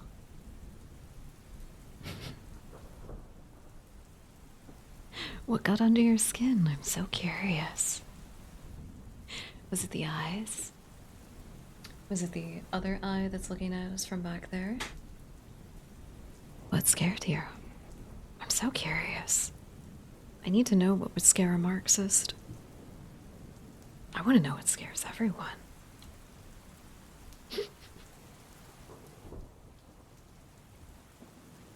You're welcome in. I do hope you're having a lovely, lovely night. Just the black outfit, really? It does kind of blend in with everything, doesn't it? It does kind of blend in. I do wish I had a little bit of a different way to show you guys the outfit. I wish I did, but heaven forbade. God, I just love it when everything is black as the void.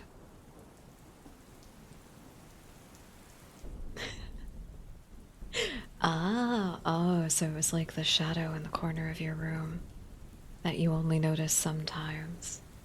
How fun. How fun. To be compared to such an entity. What fun, thank you. Definitely a good compliment.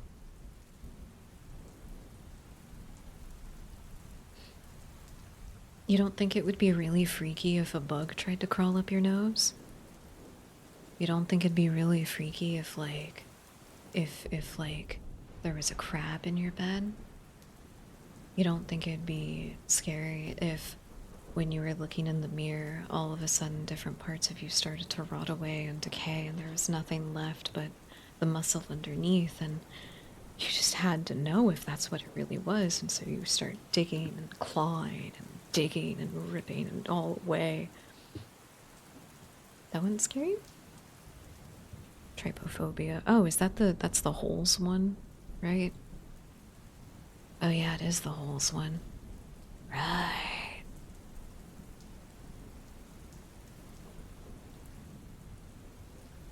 I got nothing. I got nothing. It never works on me. It doesn't matter, like, how egregious that it is. Nothing. Huh. Yeah. No, the holes don't get me. I do not fear the holes. Skill issue.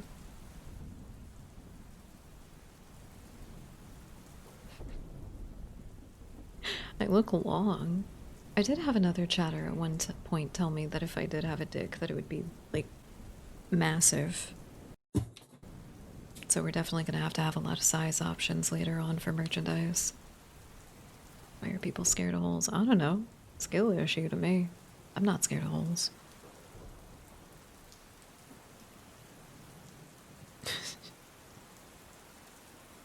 Alright, Mako, you got me. You got me. Okay, but what if your eye popped out of the socket? It just... and it was just, like, hanging there. Wouldn't that freak you out? Oh, I've been told massive by people who have been around much longer. I've been told massive by quite a few people, actually. So, why would I be scared of something that always happens? Having crabs in your bed? Why do you have crabs in your bed? I think you should ask her to leave. It sounds like a toxic relationship.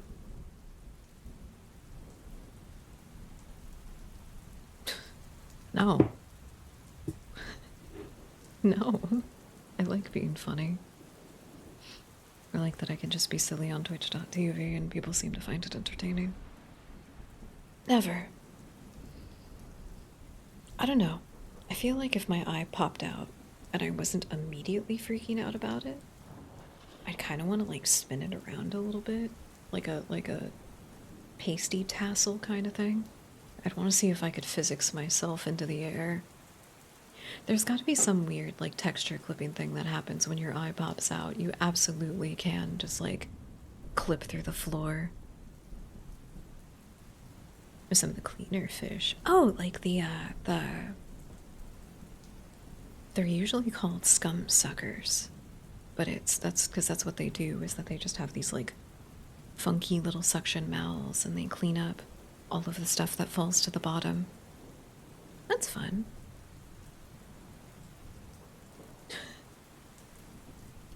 The first time you get crabs is funny. Oh man, fucking skill issue. I wouldn't know.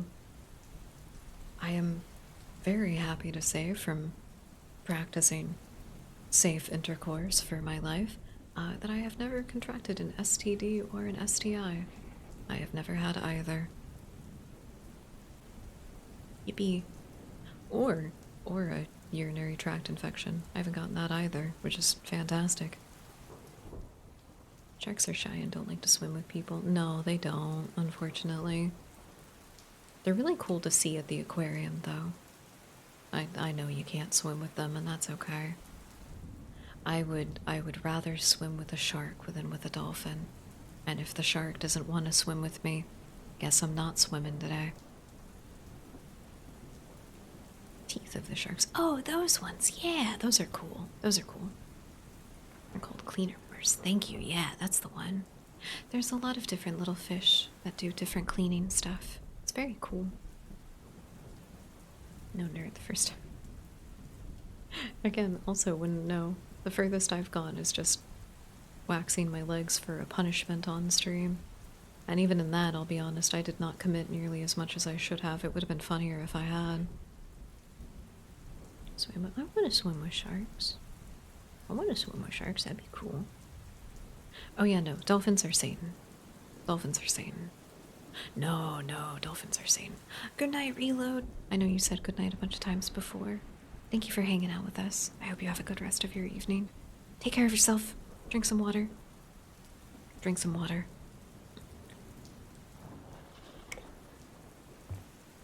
Okay. Forgive me if I'm wrong. I believe that that was actually a certain type of beluga whale that did that. Dolphins are ocean predators. And I don't mean that in a hierarchy of animal predators. I mean it as if I was talking about Larry, the neighborhood predator. Dolphins not only attack other dolphins, they also do that to humans and a lot of other random animals that they come across in the water.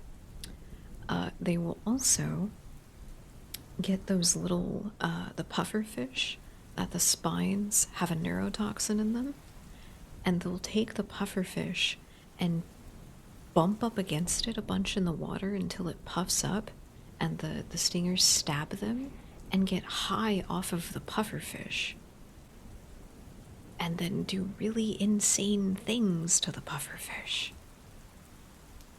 I don't like dolphins. I don't trust them. Dolphins have also been found to drown divers and then do horrible things to them, whereas sharks, especially nurse sharks, will actually step in and rescue divers that are being drowned by those dolphins. Sharks are the number one. Sharks are the number one. Don't trust the dolphin, trust the sharks. For marine land, yep, that'll do it. Yep, that'll do it. That'll do it. I've seen, it's not even probably though, I've seen the videos. Dolphins are terrifying. I do not like them. You can't make me like dolphins. Again, sharks on the other hand though, delightful. Great white sharks, super cute. Hammerhead sharks, oh my god. Whale sharks, whoa. How am I supposed to say no to a whale shark? He just goes, aww. It's adorable. Then there's also like a bunch of like little sharks that technically aren't sharks, but they're still a part of the shark family, and they are so cute. Shark cuddle puddle. All I gotta say, shark cuddle puddle. Dolphins don't do that.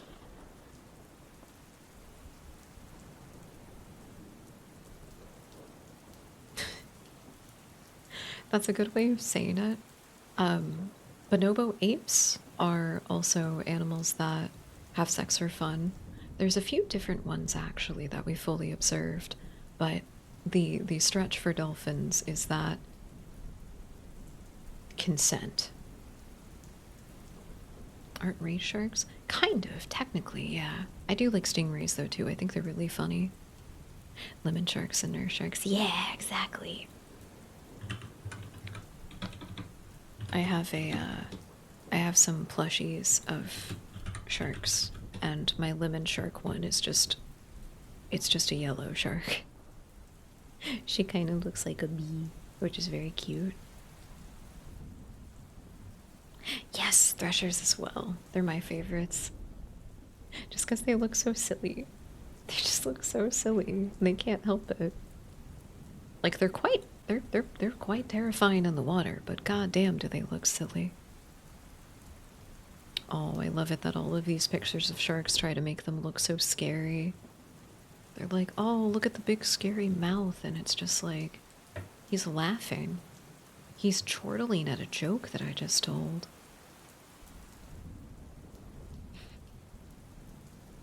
Sharks aren't scary.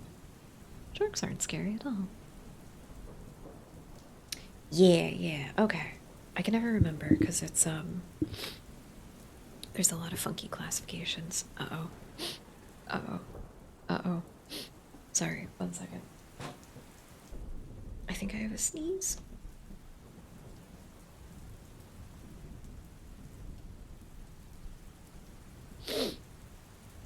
No, okay, we're good. Sorry. Alright, we just have to run down the timer for 3 more minutes and then we'll make it to 6 hours. Maybe my longest stream in a hot minute. Thank you all for hanging out with us while you had some time. I hope you enjoyed your time with our lovely community. And to all of the people who joined our lovely community, thank you, thank you, thank you, thank you, thank you, thank you, thank you. That's very kind of you. I hope you enjoy your time with us. We are going to be... Oh, that's another one. Marksy! Thank you. Thank you. Welcome to the community. We are going to be streaming... Sorry, that was loud. There we go. We are going to be streaming again on Friday, where we will be playing Fatal Frame 2 Crimson Butterfly. I cannot wait to play the remake, but we're slowly making our way through the original.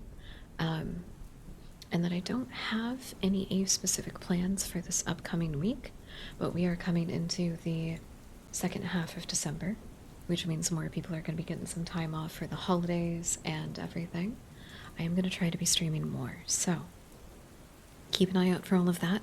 If there's anything in particular that the community would like to do, we can set up some polls, see if there's anything in particular, you know. And, you know, for that kind of stuff, of course, follow us here. Subscribe if you would like to. It's not necessary. It's just there if you would like to. But specifically, join us on Discord. Exclamation point Discord is in the chat, or link is in the panels below. We also have a variety of other socials that you can follow us on. Links are in the description. Twitter, Instagram, Blue Sky, YouTube, all that kind of stuff. And as before mentioned, some other work that I do, if you're interested. I'm sorry, I'm always like so bashful about it, but I think it's appropriate to give people actual fair content warning. I don't make porn. I just do horror boudoir stuff. No hole is a goal, if it helps you think of it like that. So if you just like kind of gothic, artsy type photography, that's where to go for it. So yeah, check it out if you want to. If you're not interested, that's fine. That's also fine. It's whatever. Bashful, again. What is boudoir? It's usually like sexy photo shoots, but not like It's more artsy. It's more artsy. It's if the Gooner bait went to school and got an arts degree. Kind of, technically. It's supposed to be like more empowering and everything instead of just like giving goon fodder, which I don't necessarily have a problem with, by the way. Instead of giving goon fodder, it's just it's just artsy. It's still supposed to make you feel things, but in a different way.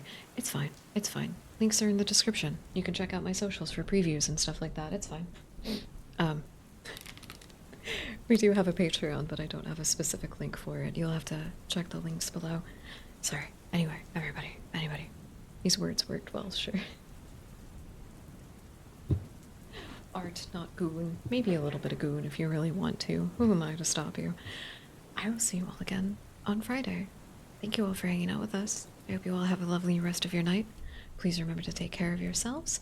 I don't believe there are any friends of the channel that are currently live. There are not. But there are lots of wonderful, creepy little ladies on twitch.tv that you should go give some love to. Check them out. I'll see you guys all on Friday. Good night, everybody. Good night. Art minimal goon.